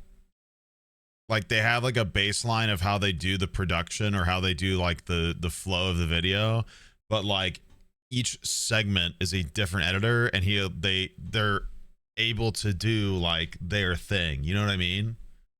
It's so cool. Like it's what makes these videos so fun to watch too, because they're so long, but they're so different in each segment for partially due to this. I think it's such a good way to keep people like on the screen. You know what I mean? Unfortunately, JCS's comment just wasn't enough to placate the masses. You know what I mean? But given that JCS had next to no social media presence anymore, these people's only recourse was to ask those who did. And really, that seemed to only be one person, Kazoom. Hey there. Well, these NA meetings have shown me that I spend far too much time online. Kazoom is a very outspoken individual, and outside of his content spends a fair amount of time on social media, interacting and sometimes arguing with others. He had also answered people's questions about the channel before, so he seemed like the first port of call for those who were uncertain as to what was happening. It was a bit strange as he was still credited in the description as voicing the video, even though obviously wasn't him. It's not exactly something you'd want your name to be attached to, right? However, when people did approach him, he didn't seem particularly sure of what was going on either. Responding to someone asking whether they would be using him again, he said he had no clue. And when approached for elaboration, he stated that his job was to strictly read the scripts he's given, with no other information available. When someone asked why he doesn't just take work with another channel, he states that he has hope that JCS will give him work again, though he's unsure of whether they will, as he doesn't really know why they switched to AI in the first place. He provides more responses a few hours later, which seem more optimistic, seeming more positive now that this was a temporary decision, and reassuring people that he is happy being credited in the description, and that he's being compensated in whatever ways the nearly 6 million subscriber channel can compensate him with. I guess they've fallen upon hard times that can only be solved with AI. That's a few crazy. days later, he posts again That's on X and YouTube, this time attempting to dispel any misinformation about his relationship with the channel, expressing that he gave them permission to do this and repeated that he is being compensated for it. Responding to people speculating over whether the channel was sold, he states that they have not, and he doesn't think they will unless they completely give up on the project. On YouTube, he also provides additional information stating that they've been away for 2 years due to personal struggles and wanted to rush out videos quickly, but now they understand their mistake and will actually take time in creating them. It's clear that obviously he's had some communication with the team behind JCS now, and this is the message that both of them wish to convey. But although there were some who reacted sympathetically, others were harder to sway. There were multiple glaring questions that this yields. I mean, I guess in one way, I think it's fine that he still gets paid how he would have. But at the same time, I feel like asking this guy to put his own humanity within the commentary of a video isn't exactly asking much. And I think it's probably the easiest portion of the video is just asking him to be the delivery man. You know what I'm saying? I feel like that's the quicker thing of the whole process, but I don't know, man. Why would they need to rush a video when they've been away for nearly 2 years? How much faster is AI than just asking someone to record a video, especially when the audio isn't even that long? If this was a cost-saving measure, how much were they really saving if they started to compensate someone? How are they this unprofitable when they have a fully functional Patreon open that's been inactive for nearly half a decade? A Patreon that had over 40,000 patrons at its peak. How does a large, well-oiled content creation machine that outsources a lot of its production experience struggles that sets them back this far? All these questions were not really answered, and although that doesn't mean JCS doesn't actually have a viable explanation that addresses all of it, given how vocal they've been in the past to mobilize their community, it was strange that they weren't willing to just explain what was going on themselves. If you've not uploaded in almost 2 years, there's no rush to get something out. You should come back with a bang. A well-crafted video.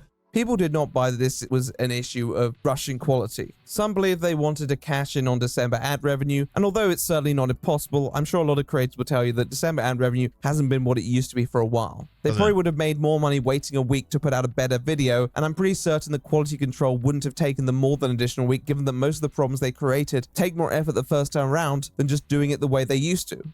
Although Kazum had disparaged these selling rumors, many were still suspicious that something had occurred behind the scenes that wasn't completely unrelated to YouTube. JCS were known for removing content, but a lot of their tweets where they spoke to YouTube and even interacted with their audience have been deleted as well. They removed their community tab entirely, and now they were communicating through their voiceover artist. It felt like a very intentional about-face by Hey, what's up?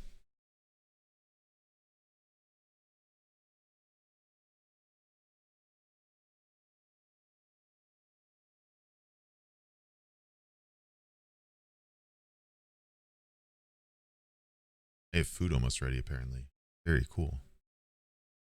Channel that had previously worked to retain a human connection with their audience. And I'll never hate on a channel for wanting to spend less time online. It's a good thing, actually. But if you give people breadcrumbs, they're going to want the whole loaf.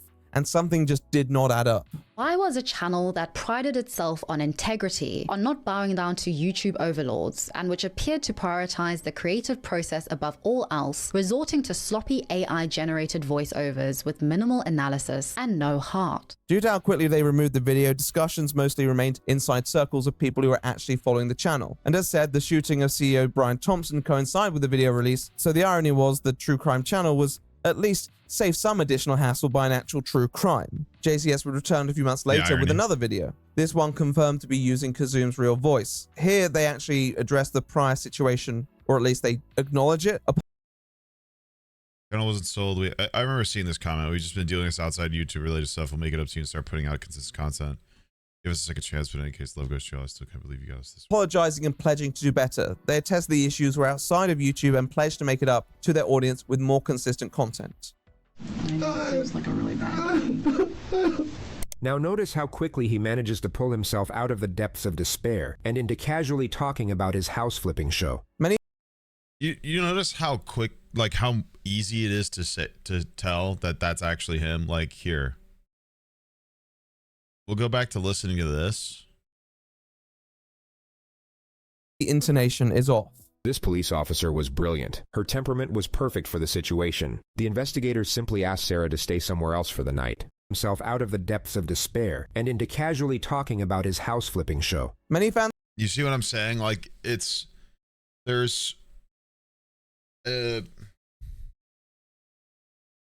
delivery, man. It's the delivery. It's hard to explain. Yeah, the lightness in his voice. Like there's so much weight to everything an AI voice says. It's so grating. It's like, this is a case about somebody who did something really bad, and then this person denied that he did the same thing bad. This case took many days, and it was a very grueling task for the police force. Like it's so like, you know what I mean? I don't know if that makes sense. It's just like, it's like the same consistent, like nails on the chalkboard.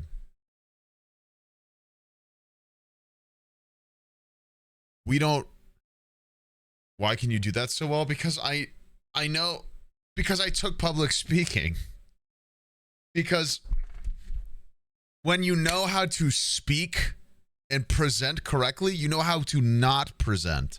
That's part of the skill, is you learn what isn't good, and that's what isn't good.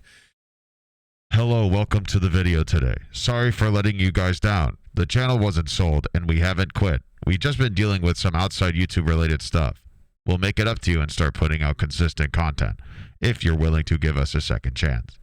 But in any case, love goes to you all. I still cannot believe you got us this far. You know what I mean? Like, it's the consistent flat rate of the sentence, and it's like each sentence doesn't connect to the other, right?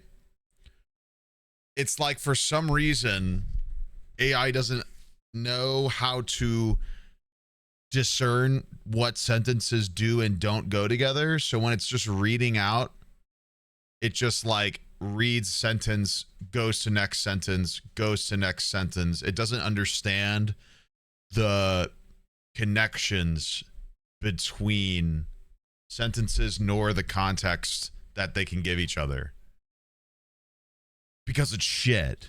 Fans were accepting of this, I think grateful that there would be more content in the first place. But others were less happy that it still didn't really address anything that had happened, especially their aversion to even mentioning what people were annoyed at them about. A few stated this was just another video that had come from their Patreon, which didn't seem to reflect the commitment for high-effort content, while others reiterated claims they had engineered their drama with YouTube and censored anyone challenging them on it. We'll discuss that soon, don't worry, but it was clear that amongst some they just didn't trust JCS anymore, with former fans recommending alternative channels that seemed more reliable and quality-oriented. The view count also reflected this apathy. 4 million is great for a lot of channels, but it was a fraction of their most popular content, and given how often other creators had taken longer hiatuses and still returned to strong views, it seemed like this was a JCS issue.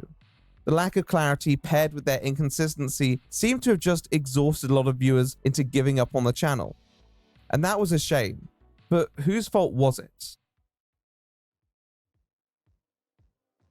What?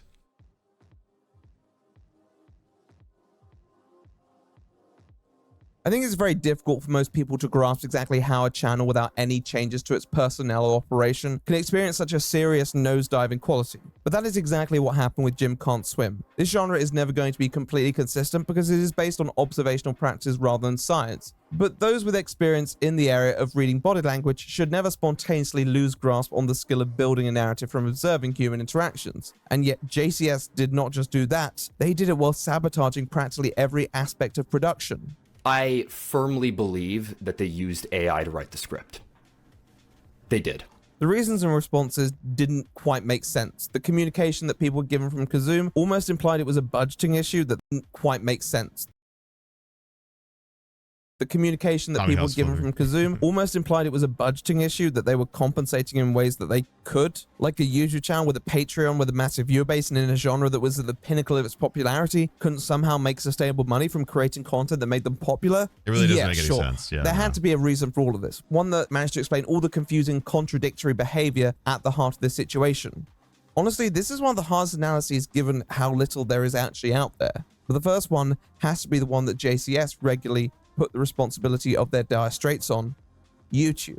You know, I've been in this cage for about 3 years, 5 months, and 17 days, but who's counting? Most people love to point the finger at YouTube. I love to point the finger at YouTube because it always feels a lot more righteous to have some fury at the big bad faceless corporation who actually do screw up on a regular basis. Many creators will tell you that it is an often infuriating process to reach a human at YouTube who can actually help, and their policy enforcement is wildly inconsistent and very difficult to actually follow, particularly if you're a creator who covers more controversial and sensitive topics. Topics like true crime. For this video, I've gathered all my YouTube knowledge into a full, in-depth, 1 hour plus course that'll teach you how to start your own monetizable faceless channel with AI.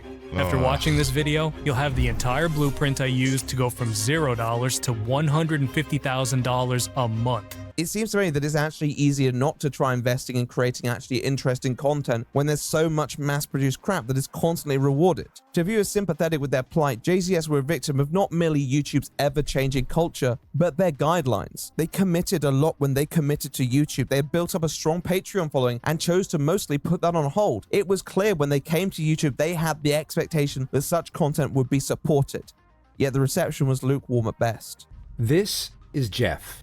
From the start, JCS had a very strained relationship with YouTube. YouTube did not want to monetize their content, perhaps based on their old compilation videos, we don't know exactly, but they did complain on Twitter about it then. And although they seemingly cleared this up at some point, if you went on the channel, you'd be hard-pressed to find out on many of their early videos. They were not a channel that ran sponsors or merchandise or anything like that. They placed all their eggs into this basket. And although the views said a lot, they appeared to be shafted by the platform that they were posting on, when all they wanted to do was make interrogation room analyses.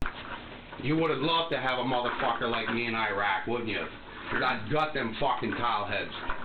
It's worth noting that Cliff never served a single day in the military. He also had no training whatsoever in combat sports or martial arts, unless you count the made-up variation of Kung Fu he demonstrates throughout this interrogation. Then by the end of the night, he'll have acquired approximately 3.5 minutes of experience. However, we all know what this escalated with at the start of 2022, the ultimate transgression against a channel. The unjustified takedowns of JCS's content.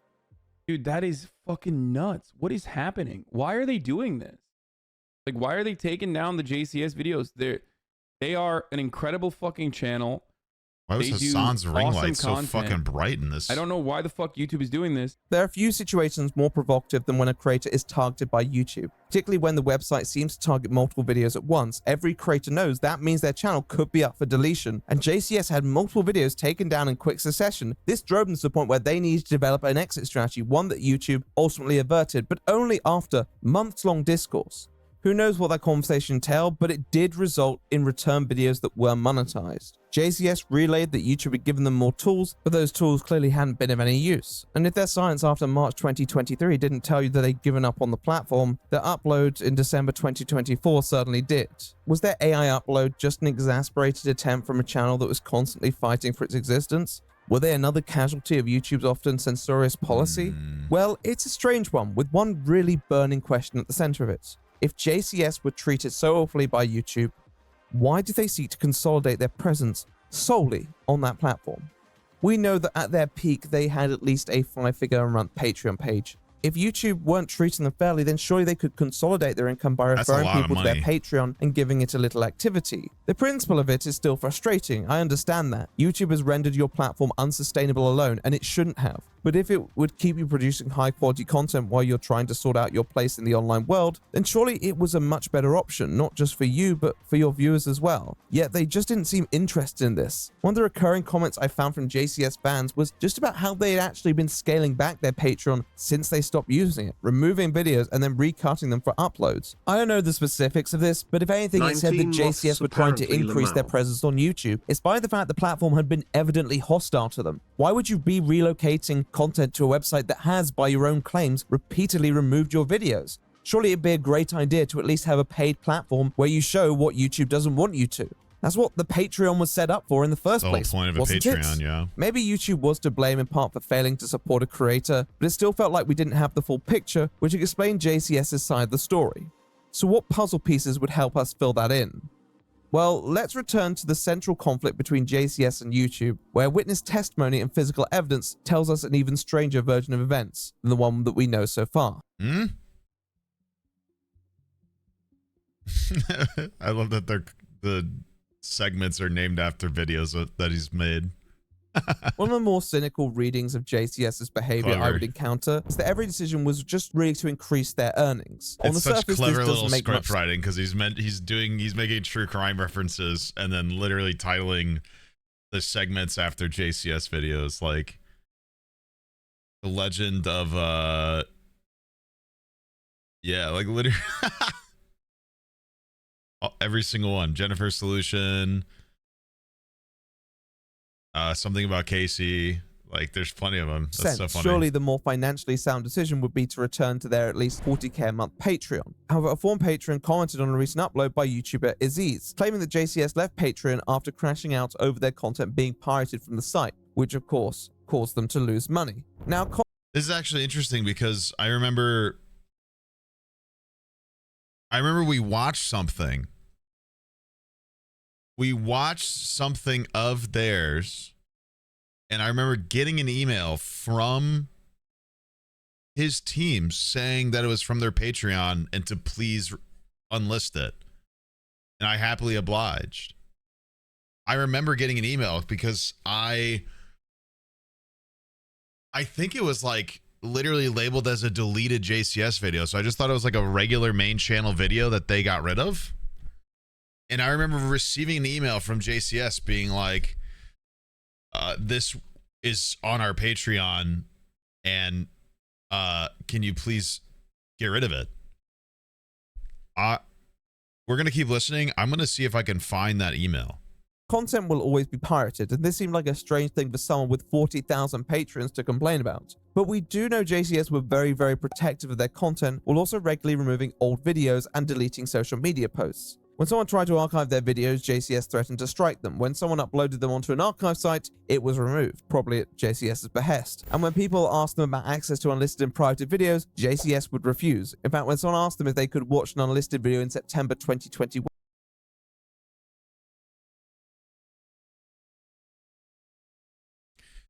Hey man, hope you're doing okay out there. I work for the JCS channel. Please feel free to verify this email on the about page. There's obviously no issue with you using any of our videos publicly available on YouTube. Just open something else.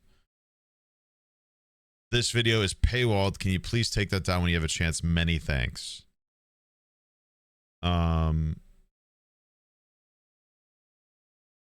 So I said, not a problem. I reacted to all the JCS footage a long time ago. I had no idea you moved it off of YouTube as of now. YouTube's been unjustly brutal to you as of late. The last thing I want to do is contribute more hurt. And then they sent me another email, which I didn't even notice because it wasn't in the same one. But they said thanks. But they said, I realized you watched that when it was actually on the second channel. So that must have been where we saw it. It has since become paywalled, but this is a one-time thing. It won't happen to any of the other videos that you watch, I promise. Interesting. JCS said no, with exception to the Prince Andrew one, which was a curious response. I mean, if you don't want someone to watch an unlisted video, just set it to private. For a channel that absolutely rocked the algorithm, JCS's understandings of the inner workings of YouTube seemed shaky at best. When researching this video, I would constantly come across these sporadic claims that JCS was censoring people in their Reddit who alleged that they fabricated or at least exaggerated any rift with YouTube. You can't really do too much with such a claim because what happened between JCS and YouTube can only be as verifiable as the public interactions between the two parties. But there was no explanation that would point to an absolutely crystal clear motive behind falsely claiming that YouTube was taking down your videos. And surely they were putting their own integrity at risk if YouTube were to call them out on it. Nevertheless, the question as to why they would censor people who showed evidence to suggest that they weren't being honest is too curious a corroborated matter to completely ignore. So reasoning aside, what does the evidence say?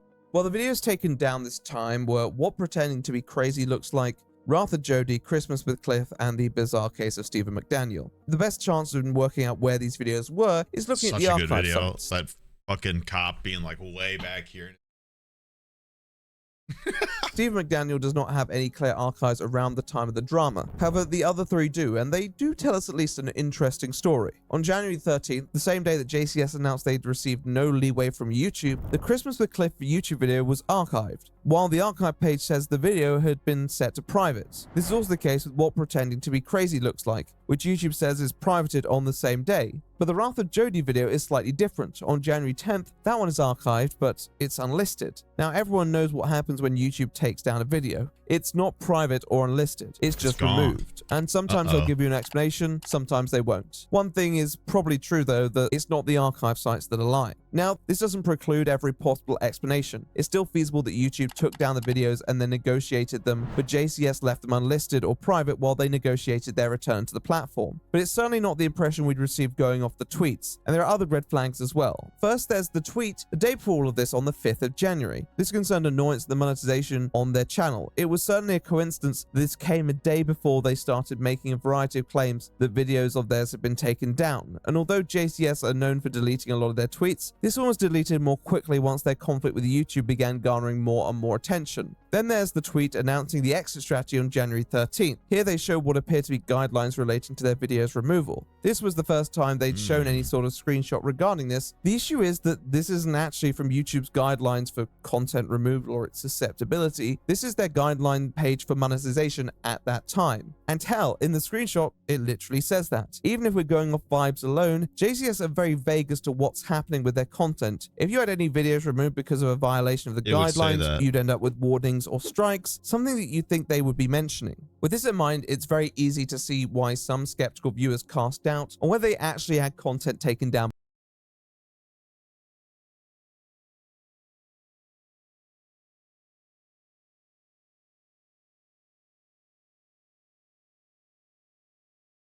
by YouTube. It would have been a massive gamble on our crime channel's end to bet on not being called out by the platform, but YouTube has such awful internal communications, they probably didn't know what was happening, and they are very hesitant to call out any creators, as we've shown before, let alone the larger ones. So the fact that YouTube didn't call this out isn't evidence it didn't happen. But still, what would the motive be for JCS? Well, with the context of other comments by viewers, it seems that money is at the heart of this.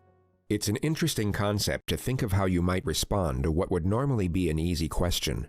After this kerfuffle, although not all their content was monetized, with Christmas with Cliff being removed from the platform entirely, their Wrath of Jody and Bizarre Case of Stephen McDaniel did run ads, and all their future uploads seem to have ads on them as well, with them stating YouTube had given them more tools to navigate this. If what people are saying was true, they realized complaining about videos not being monetized would not evoke the same visceral reaction that complaining about videos being removed would. And to those skeptical, they had successfully duped the community into launching an anti-censorship campaign against YouTube, when in reality, they wanted to boost their ad revenue, all while allegedly censoring dissenting voices in their own community. To others who had known them from their Patreon days, this completely fit in with the JCS they knew, a possessive and short-tempered channel that wanted their content to be strictly viewed on their terms. There is one more example that might tell us what's going on. The Jennifer Pan video, which disappeared and reappeared a few months after, while JCS claimed their channel was under attack when tagging then YouTube CEO Susan Wojcicki. We know that from archives there was a brief period where a disclaimer appeared at the start of the video for self-harm, which would have impacted the view significantly. Archives tell us that by August this disclaimer was gone, and the video is currently monetized. What changed in that time? Well, we know that the current upload of Jennifer's solution is around 3.5 minutes shorter than the original. The current uploads on Jodi Arias and Stephen McDaniel are also shorter than their originals. In fact, this is the case for many of their videos, indeed. Had YouTube told them what to cut so they could be monetized? Maybe? Now, if this is the case, I'm not going to hate them for wanting to have their uploads monetized. If these are videos they put a lot of effort and heart into, then I think they should. But I also think there are people who wouldn't be too thrilled to find out their good faith support of a channel have been taken advantage of, and people who'd still be confused as to their beef with Patreon and how much money would be considered enough for them. Is there any explanation that fits in with not just everything we went over, but also explains the sharp decline in quality from the channel and the turn to artificial intelligence?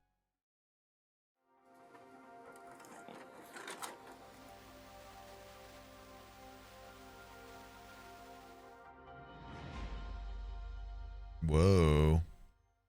Live action.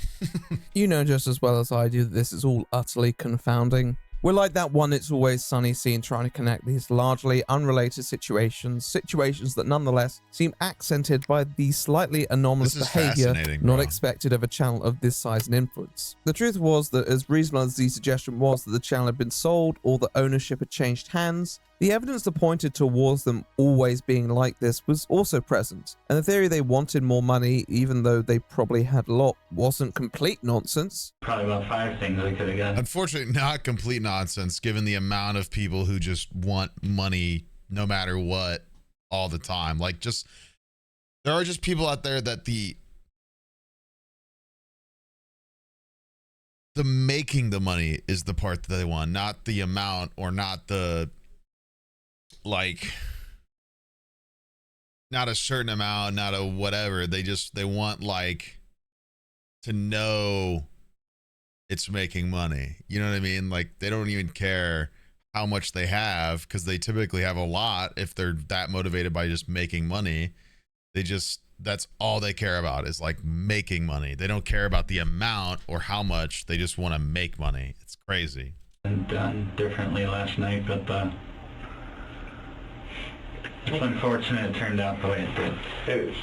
He was found guilty on all charges at trial and sentenced to life without parole. We know that they started off as a more clip-heavy channel and they struggled to monetize on YouTube. It's very possible that YouTube told them that their content wasn't original enough to monetize. So they decided to invest in scripting and recording more original content, which led to the change in style. In turn, this improved the quality of their content and drew more viewers to it. They blew up after optimizing SEO and creating effective and unique clickbaits, but the number of views likely drew YouTube's bots to it, who demonetized a lot of their videos for discussing sensitive topics. Despite the potential to make a lot of money from their success, eventually this began to weigh them down and make their content less profitable than their Patreon days, which in turn led to them leveling the claims that their content was being removed by YouTube, even though this was not the case. After this was resolved, their videos were monetized, but still required a lot of effort and diligence, including at least voiceover work, but possibly more from secondary sources who they had to pay as well. So they began to focus on centralizing the process, turning to AI to minimize their outgoings and increase the video productivity, which would allow them to compete with mass-produced slop whose prominence had been growing on YouTube at that time. With YouTube,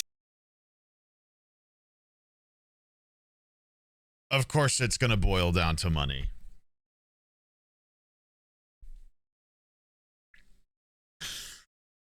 I'll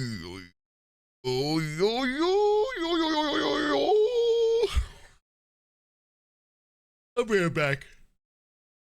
I have food downstairs apparently, so I'm gonna go grab some. And that way we can, and then we'll bang out the rest, the 20 minutes left of this. Disappointing, man. It's disappointing. I mean, the last video they put out there seemed genuine and seemed effortful. Let's go. But yeah, you know, I can't blame somebody for wanting to take a shortcut if they think that it's fine. I can also respect somebody that will take one and realize the mistake and go back to where they started and try to like go the right way. Because once again, if we don't learn, we don't grow. And if we don't grow, we're not human. But yeah. Manipulative at best, which is not great. 1 second, I'll be right back.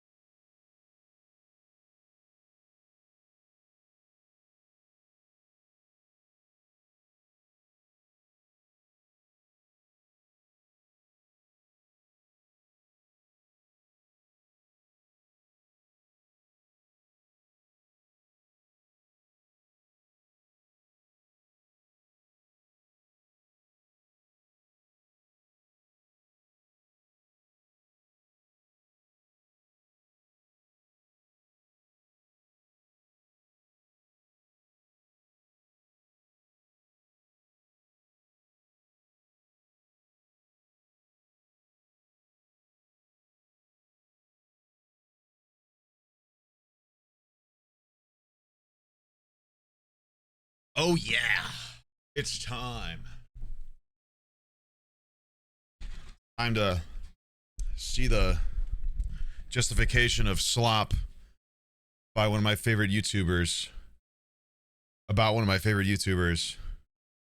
While I create some of my own slop in two different ways, by making Twitch stream react content and also eating food that will slowly turn into poop out my ass. All right. YouTube becoming more lax towards unoriginal content. JCS hoped people wouldn't notice while they passed it off as original human-made content. Content which was neither human-made nor original, as many would claim they were just cutting up old videos they previously posted elsewhere. Unfortunately, unlike others swill on YouTube, whether intentionally or unintentionally, they'd actually built up a reputation for creating good content. So their December upload was such a betrayal that people just couldn't switch off their brains and enjoy footage of a criminal squirming. JCS couldn't just cast aside their previous content this time. That's what made them JCS to many viewers. It's a compelling story, and would explain a lot of the erratic behavior that people claim to have witnessed over the years. It would also explain how a channel could suddenly just self-destruct in the quality department, as they were only really creating quality content to appease YouTube guidelines in the first place, up until they thought they'd found a more profitable alternative. At the same time, this doesn't answer every question, such as those relating to the nearly 2-year hiatus they took, which definitely seems to point towards some sort of organizational change. However, we know they've been messing around with AI before the hiatus, so there must have been some follow-through between those people working on the 2023 uploads and the ill-fated December 2024 return. No theory really explains the removals of so many of their videos either. When they were evolving, it made sense to not want to be associated with some of the old content, but they've removed a fair few new uploads as well that were completely in keeping with the channel's aesthetic. If those videos were ever re-uploaded again, maybe that'd explain it, but the JCS graveyard of content is surprisingly large for a channel that would want to maximize its income. And they have worked hard in the past to keep those videos offline. We also don't know if they just pissed anyone powerful off. I just told you, I just read one of the emails they sent me about taking down a video that was exclusive to their Patreon. I guess this was before they said that they were sticking to just YouTube, but yeah, There were some who speculated that the reason they still wanted people to watch the Prince Andrew video, despite it being unlisted, was because they'd been subjected to some form of censorship for keeping it up. The desire for money also fails to explain their aversion to any other revenue streams. If they were really unscrupulous enough to use AI to cut costs, what was stopping them from using it to say, "The suspect was upset when he found out he was being implicated in his sister-in-law's murder. It's in these moments he could have used better help." It wouldn't have been any less taboo than the AI itself. Maybe they thought people wouldn't notice something like AI as it wasn't really picked. Honestly, better help is one thing, but an ad read is much more. An ad read is less detestable. To be fair, at least it's picked up widely the first time around. It felt like they knew it was a little naughty, but it still felt like the content represented an incompatible system of beliefs. We know there was some kind of mismanagement in handling the content creation side, but we have no clue who or their involvement with the channel. It's important to remember that this channel has often claimed to be a collective of more than one person, but we don't really know what that team does. How many people should it take for this process to complete, especially one that was going to be so reliant on artificial intelligence? How many JCS team members does it take to change a light bulb? The truth is that no matter what we know about a channel and its public conduct, there's always going to be some context that we're not aware of. There could be power struggles going on behind the scenes, diverging visions, spending habits that drag the channel down. Perhaps the taste of success went to their head and they blew it all in Vegas. Not to mention the outside YouTube matters that could happen to anyone. Yeah, maybe it's one person black. using the front of multiple people to present a guise of professionalism. Maybe there are a load of investors in the channel who Not just the first outsource person the to do entire that. project. There are hypotheticals that exist outside of all the conditions that we're aware of. Now, that's one thing that definitely rang true from all the theories, was the notion that regardless of their identity, JCS weren't who they said they were. Sarah may have been hoping that that was the end of it. Really can't say that I blame her for that. True Crime's quintessential channel crafted a public persona that seemed oriented to their audience's taste. They worked hard to use social media to build at least a somewhat personal relationship with their viewers, appealing to the threat of a large corporation on a creator's livelihood when it felt like they were under attack, and appealing to that humanity when they fell short of the quality that was expected of them. They were rushed, they've been struggling with personal matters, alongside other vague explanations that don't really answer the many questions that this situation yielded. It all hit very generic beats of creator struggles to the point where they don't even address what people were annoyed about in their returning video. That's a really good point. It's a very I didn't really think about that. They hit a lot of non-answer answers. It's a great point. It felt like a lot of the good faith that people had afforded Very JCS politician. had just been taken one step beyond what felt reasonable, complaining about YouTube's bots and how detrimental it is to all the humans who are trying to make a living before turning to AI themselves the moment they deemed it beneficial to the channel. If you were a supporter, you wouldn't be blamed for feeling a little duped, but you wouldn't be alone. Unfortunately, way too many people.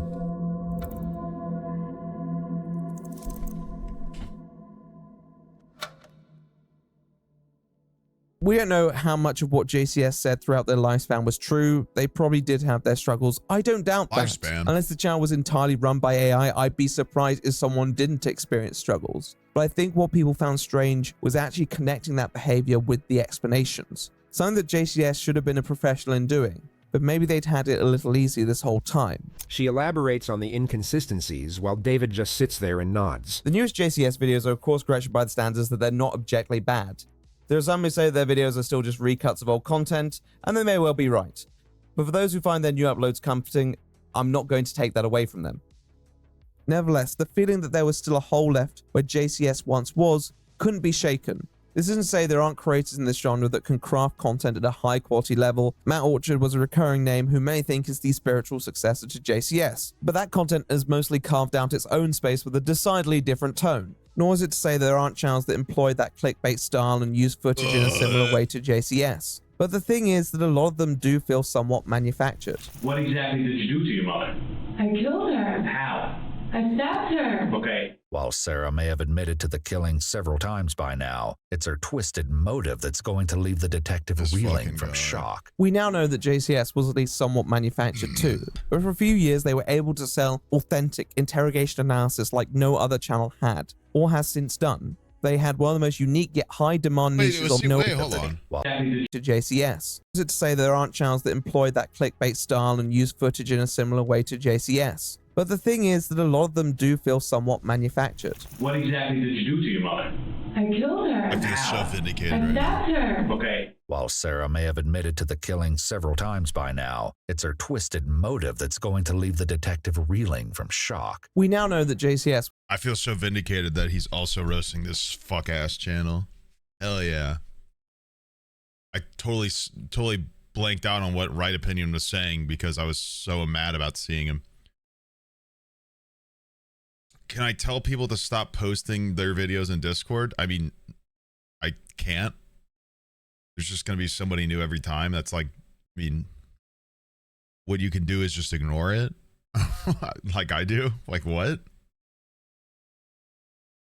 What's the drama with this channel? Just completely unprofessional and uneducated. Not to mention clearly using AI as well.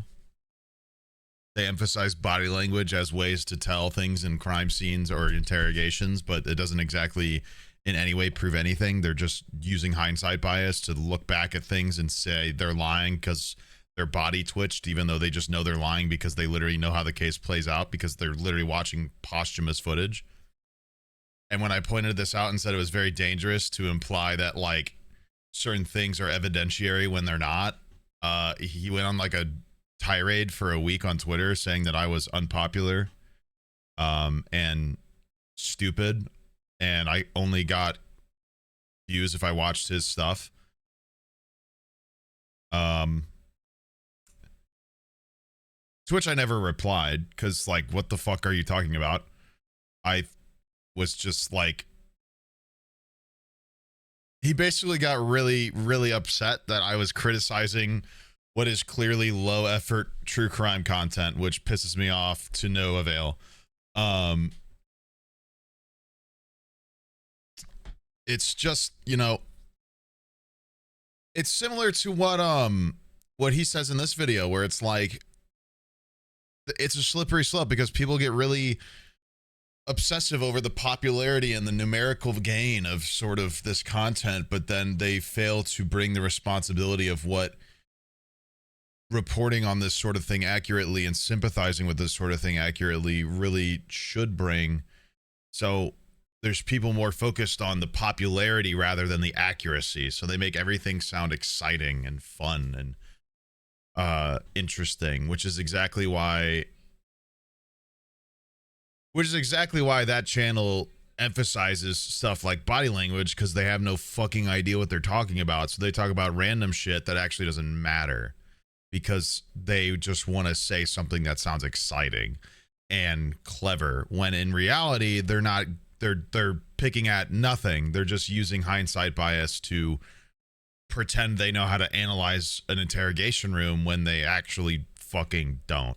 They're just going, oh, well, I know they're lying because I know how this case plays out because I watched this footage already. And I know that they're lying about this, but I'm going to look back a bit, see that they moved weird, and then be like, well, they moved weird, so they're lying when they're saying this. When it's literally you're just using information they didn't even have in the interrogation room to pretend you know what they're talking about in the interrogation room, which is just not. They're going to respond to me on Twitter again. They're going to crash out again. Too. I got to For stop. a few years, they were able to sell authentic interrogation analysis like no other channel had or has since done. They had one of the most unique yet high demand niches on the platform, and their attempt to recover that has just not worked. And that's indicative of the shock to the system they gave so many loyal viewers when they decided to turn to AI. For those who are familiar with some of their past erratic behavior, and for those who never trusted them anyway out of virtue of the content they created, none of this was a massive shock. But for a large majority of viewers who had joined at the peak of the channel's success, all they had seen was a series of videos that were strong and entertaining, followed by an upload so atrocious that it would leave you questioning whether the channel was ever good in the first place. Well, I won't say the content was bad. There are a lot of aspects which are impressive, and you can see how they grew the channel to the size it was. But visiting the substance of some of these videos, it so can leave you wondering. Like, what do you mean The game was? plan for It's this still second here. interrogation will be a lot more strategic. Investigators will have studied the footage the day prior and will now have a greater understanding of Jody's personality. The initial tactic is for Detective Blaney to criticize and berate the suspect's character while simultaneously reinforcing fear and apprehension. She makes it very clear from the offset that the suspect's fabricated naivety and sickly sweet persona will not work on this occasion, and Jody's self-esteem will be broken down in a manner that would typically be considered bullying or abuse under different circumstances.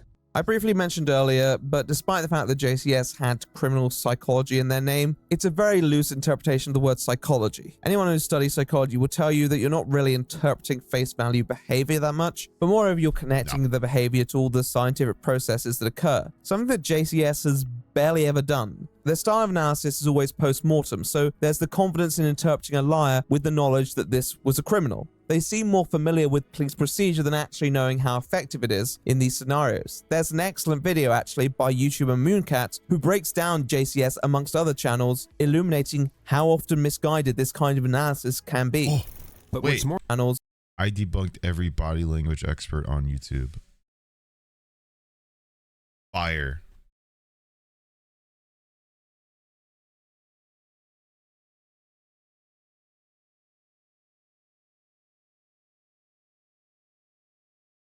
This video I just need that on my illuminating watch history so how I can often watch it later. misguided this kind of analysis can be. But what's more telling is how his demeanor abruptly stops and then completely switches right before he looks in the direction of the camera. This entire analysis is just wild conjecture. No one can diagnose a person's mental state apart from a qualified psychologist who interacts with their patient. Absolutely not a random YouTuber who's only watched one interrogation tape. And once again, it's literally seeing, like, it. I mean, I don't know if she gets into it, but like it's using information that you have that they did not to pretend like you know the ongoings of an interrogation room. It does not happen. It does not. It's not how it works. JCS offers no clarification that this is all based on opinion. This is just straight up rolled off the script as if it were fact. These videos are often accurate about the strategies being employed by officers, but will use examples of cases wherein the subject was obviously guilty, giving the impression that these techniques are getting dangerous people off the streets, when in reality, these techniques are also putting innocent people in jail. People going through Oh, it sounds like such a good video. Fuck yeah.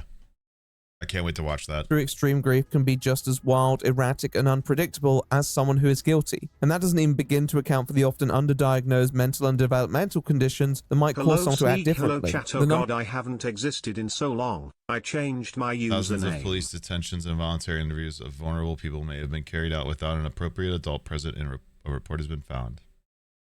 Number of times that autistic people are completely misunderstood just because they express feelings differently doesn't suddenly mean they killed someone. We simply cannot categorize these things, and there are more than a handful of cases where police officers have used techniques that JCS acknowledged to extract confessions that are subsequently overturned or viewed as given under duress. Something that JCS knows all too well themselves, as they did make one video which was a departure from this norm. Hindsight is 20/20. Everyone is well aware of this aphorism, and what's fascinating is that it not only applies, but is far more compatible to the innocent than it is to the guilty. With this in mind, I'd be surprised to find too many self-respecting forensic psychologists who endorse this kind of content, and yet millions on top of millions of the general public did.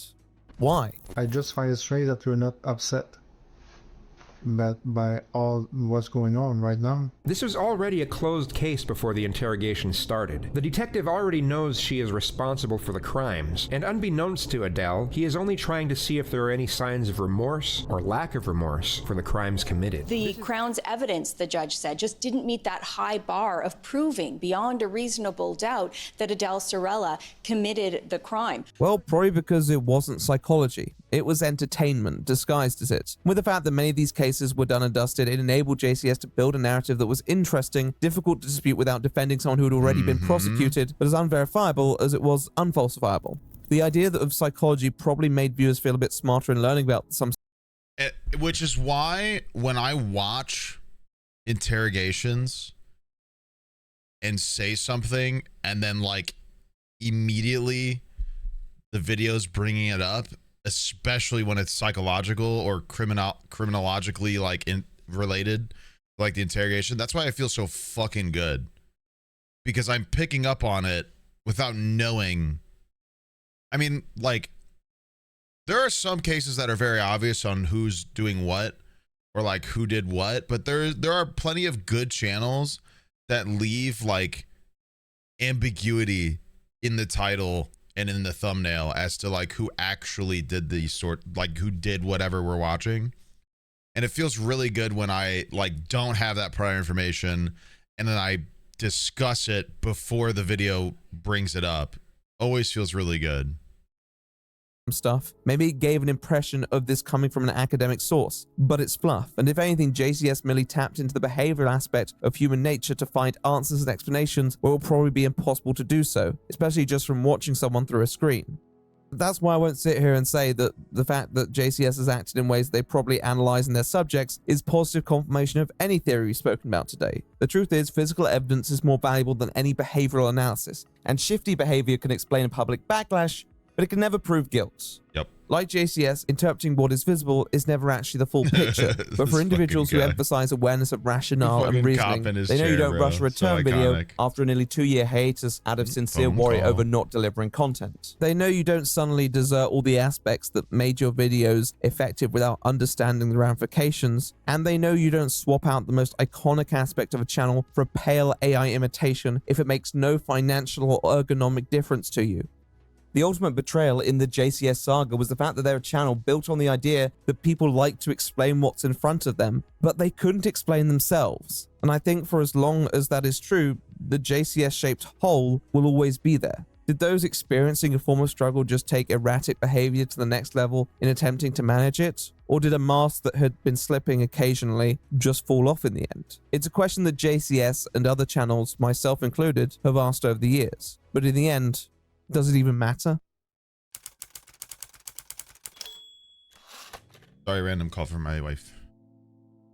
When introducing the subject, I acknowledged AI with a degree of disdain. I think it's important to note that I don't hate AI, I just hate how a lot of people use it. JCS falls into the category of a lot of people. Particularly amongst creatives, it's just a really unpopular choice. Although it wasn't picked up too much when the video was first released and subsequently deleted, the sheer audacity of it and lack of justification has attracted a stream of curious eyes who want to try and scratch beneath the surface to understand exactly why they did this, even though nobody's been given a good reason. JCS isn't some content farm channel and never has been. Even at their most successful, they never resorted to rushing out videos for cash and always went at their own pace, even if it meant keeping the fans waiting. So why, after all of these years, did they suddenly start feeling the pressure? And why did they resort to using a terrible sounding AI voiceover and strange uncanny editing when they have a fan base of millions and millions of followers who they could risk disappointing or worse, losing? I postulate that the explanation as to why JCS haven't really given anybody a good reason as to why they attempted to overhaul the channel and replace their voiceover artist with whatever that was is because there probably wasn't a good reason. We practically explored every angle, and even if we take the most cynical perspective, they were attempting to turn their channel into the sloppiest of slot farms. Typically, there's not a good excuse, period. So, I mean, yeah. It wouldn't even be good at that going off their upload schedule. I don't think there's an answer that doesn't involve some sort of contradiction or backtracking on what we've heard previously, or a significant revelation that we just can't account for.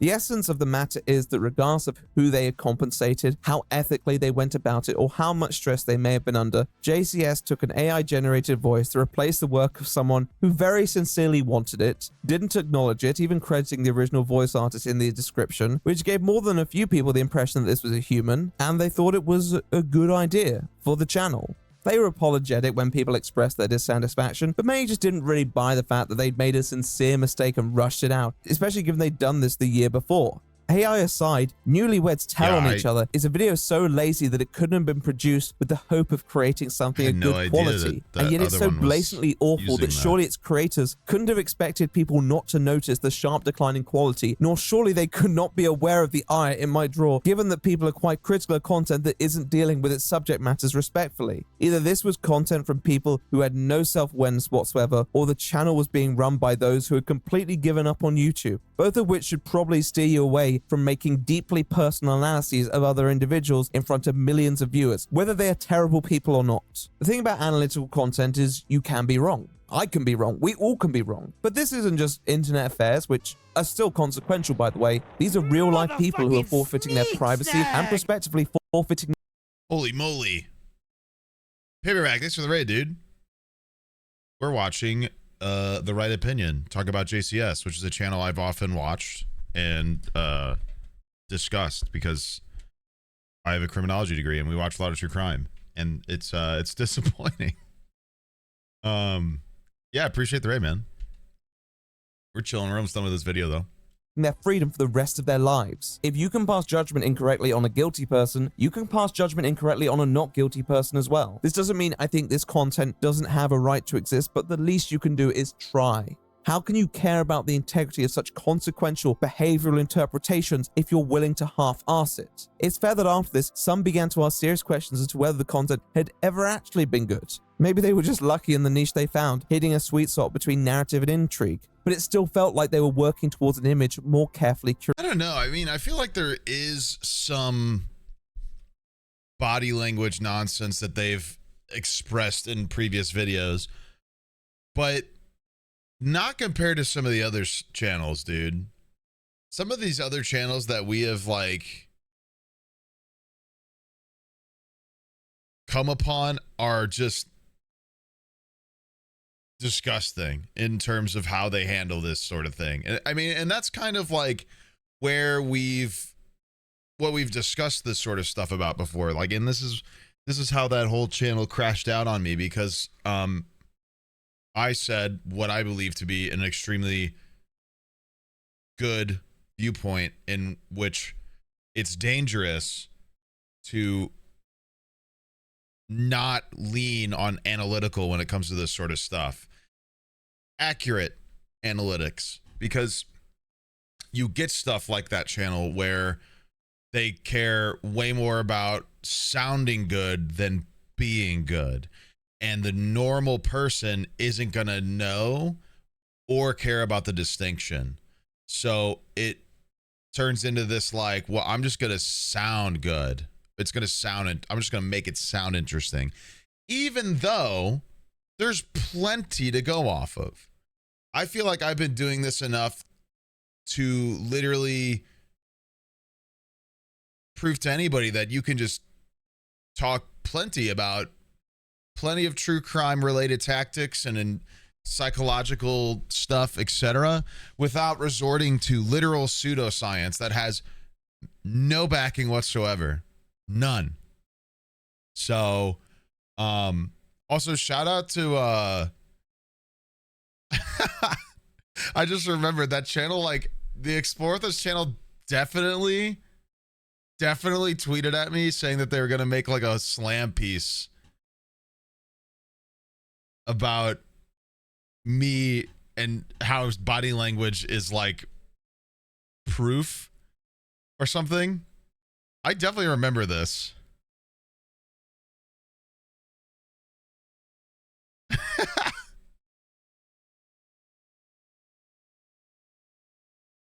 Right now? No, like during that, like whatever, when they were freaking out over me criticizing them, they said that they were going to release a video proving me wrong, essentially.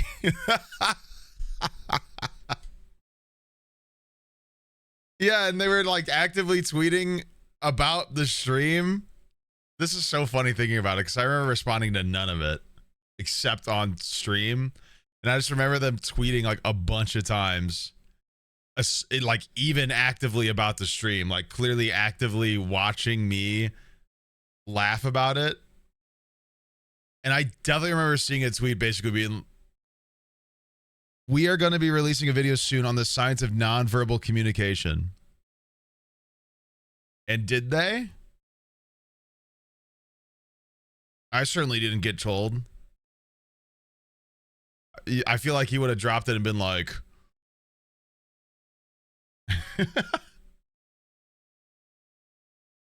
waiting for the science to exist. They probably watched Lie to Me. They were probably watching Tim Roth go crazy. Maybe The Mentalist. They were probably watching The Mentalist and being like,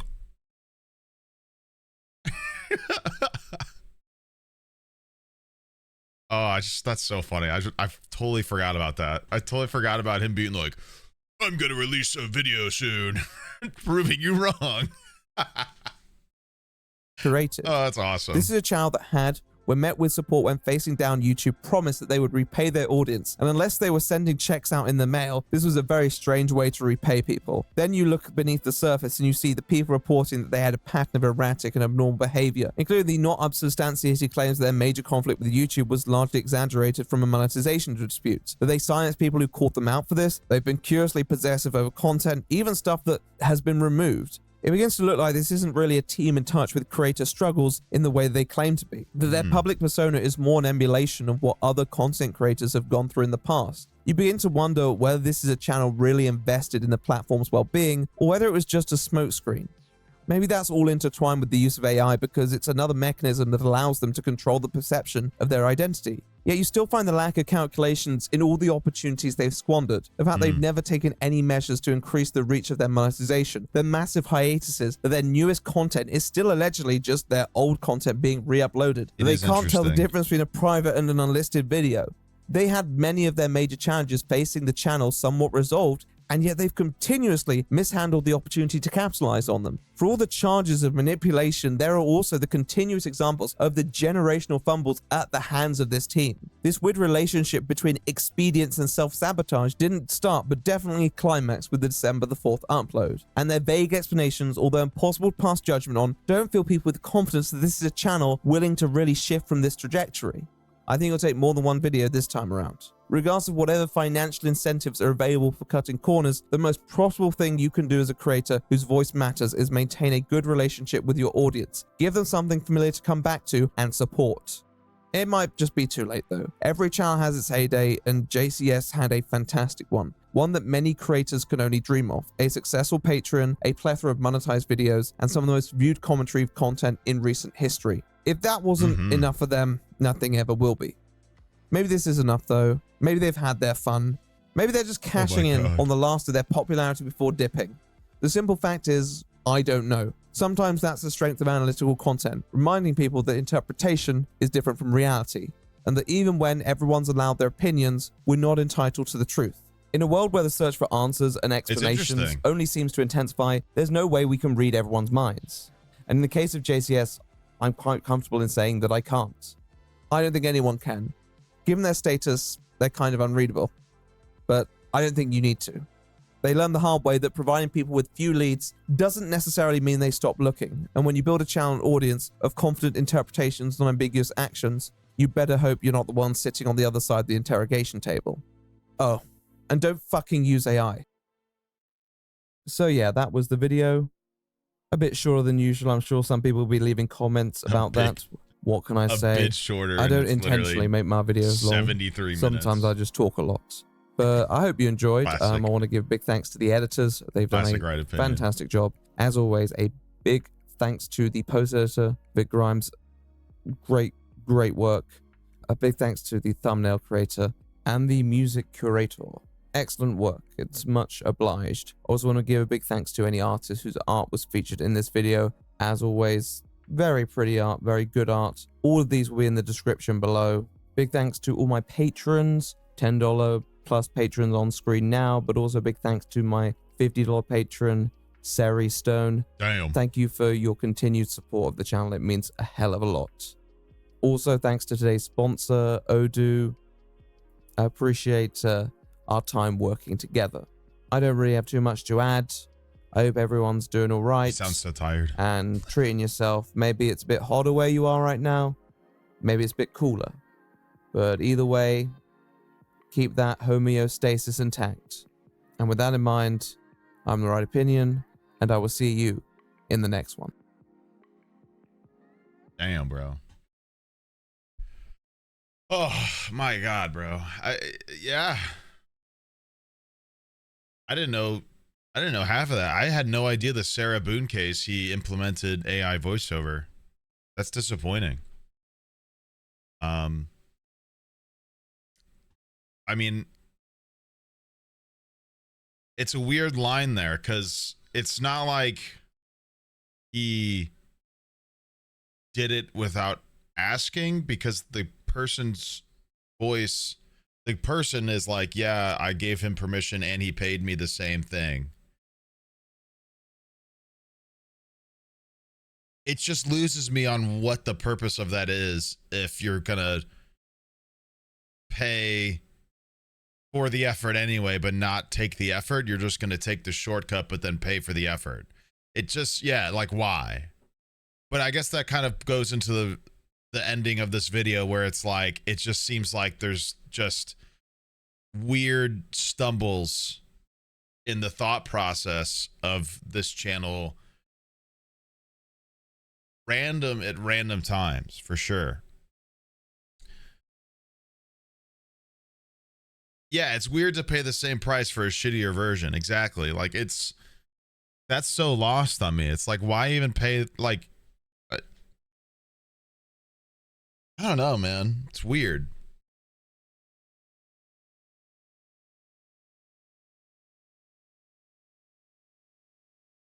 Really strange, dude. It's disappointing. I mean, yeah, because like it's disappointing.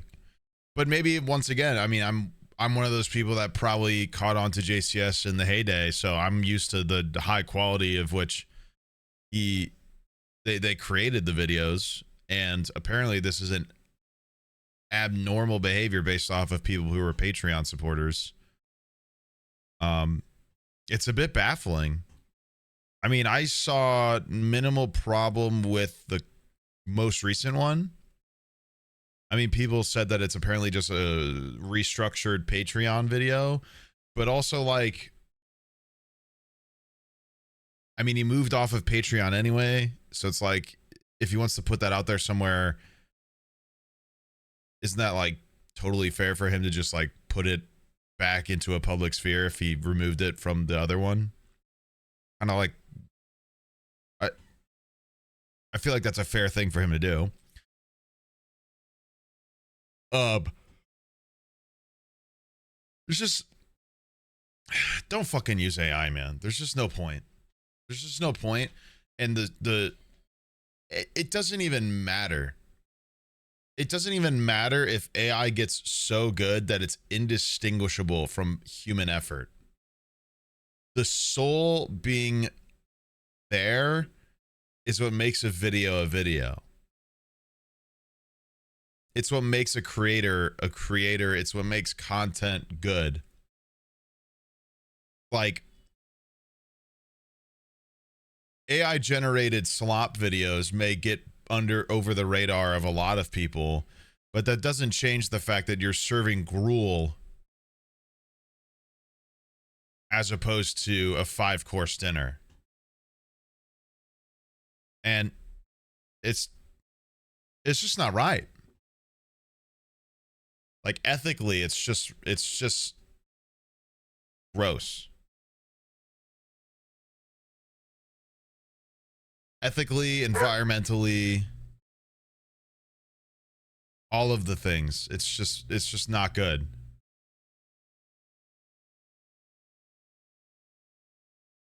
Like, and I mean, oh my God, bro. I mean, we could go into another whole tangent about AI usage after another video react like we did previous, where it's like, I mean, literally that study that proved people got lazier, less creative, and wrong from repetitive AI usage. Like, because the sheer reliance on cutting that corner stifles creativity, etc. It absolutely does. How many of you don't know how to fucking cook? A lot of you. A lot of you. I feel like I forget how to cook because half the fucking time I'm looking up recipes and I'm just following what it says. I'm not cooking. I'm following direction. And I'm sure a lot of you do this. And you know what that does? It stifles your creativity, because rather than going into a recipe and manipulating it to how you see fit and being creative with it, you're just following a list of demands, and you're not adding your own twist to it or your own creativity, your own creative thoughts. And that's a microcosm of all the consequences of AI usage, etc. That is, yeah, but that's how you get better at it. Exactly.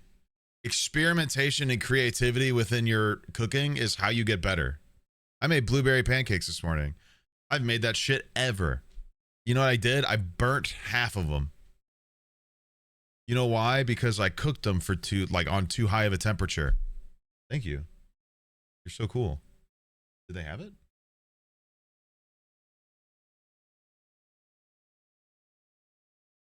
Oh, okay, cool.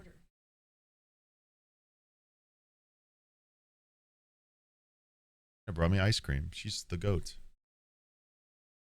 But yeah, I made blueberry pancakes this morning, and you know what? I burnt one side of half of them. I know why though. Because I cooked them on too high of a temperature. And I may have I could use more baking powder, but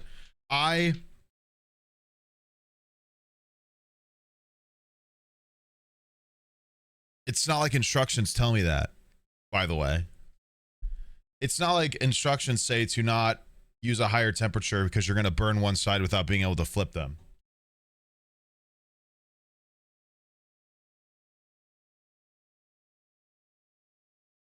You have to learn these things. But I might make some fire-ass blueberry pancakes round 2. We'll see.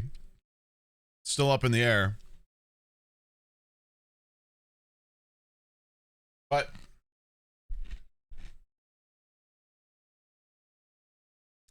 am I chewing ice cream? It's got waffle cone on the top of it. Sorry. Like, it's worth looking up this information, knowing like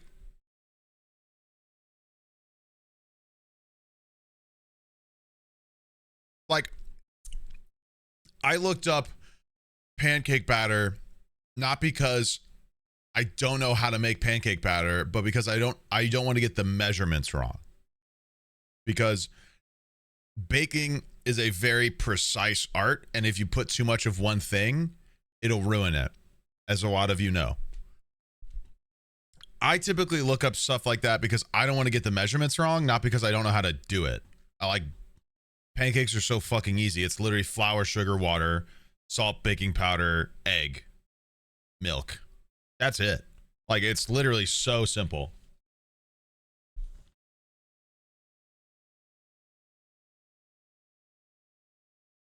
It's the specifications of what to put in and how much that matter.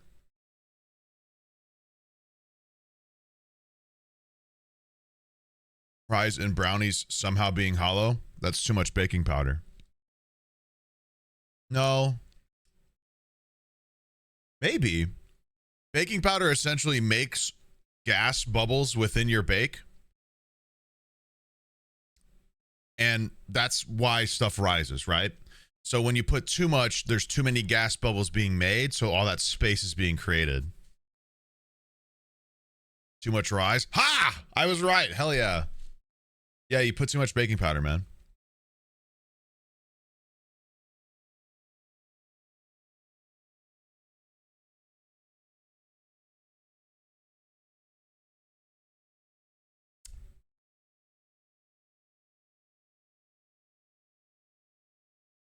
But you wouldn't have known that. You wouldn't have known that if you didn't make that mistake. You wouldn't have figured that out.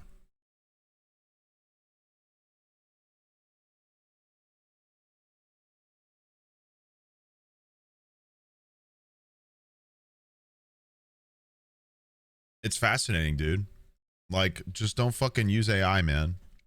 Convenience is a curse.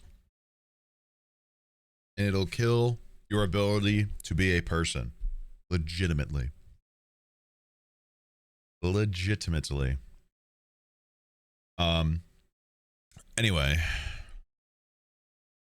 Great watches today, guys. I'm kind of tired, if I'm gonna be honest with you. I did a lot of like chores before stream today, and I mowed my lawn, and it was very hot, actually.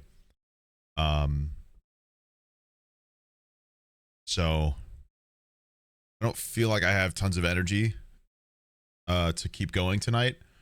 I love that we actually got to get more than one true crime video in.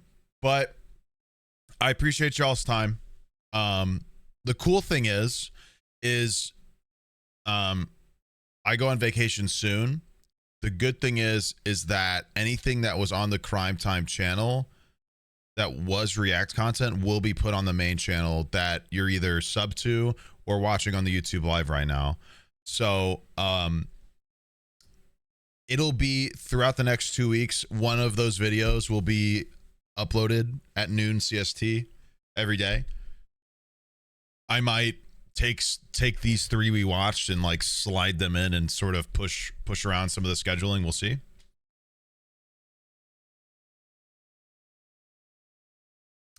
But you'll have consistent stuff from me, at least on YouTube while I'm gone. I'm not gone yet, so don't worry. But yeah. That's about it for me today. I appreciate you guys. Have a good rest of your day.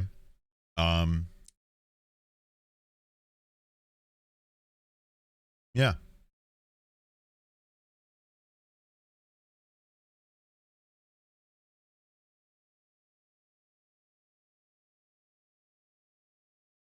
Apparently, my peak viewership on YouTube was 254 viewers.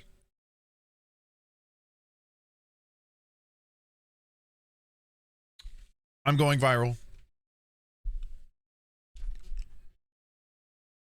All right. Have a good one, chat. I'll see you tomorrow. Sound good?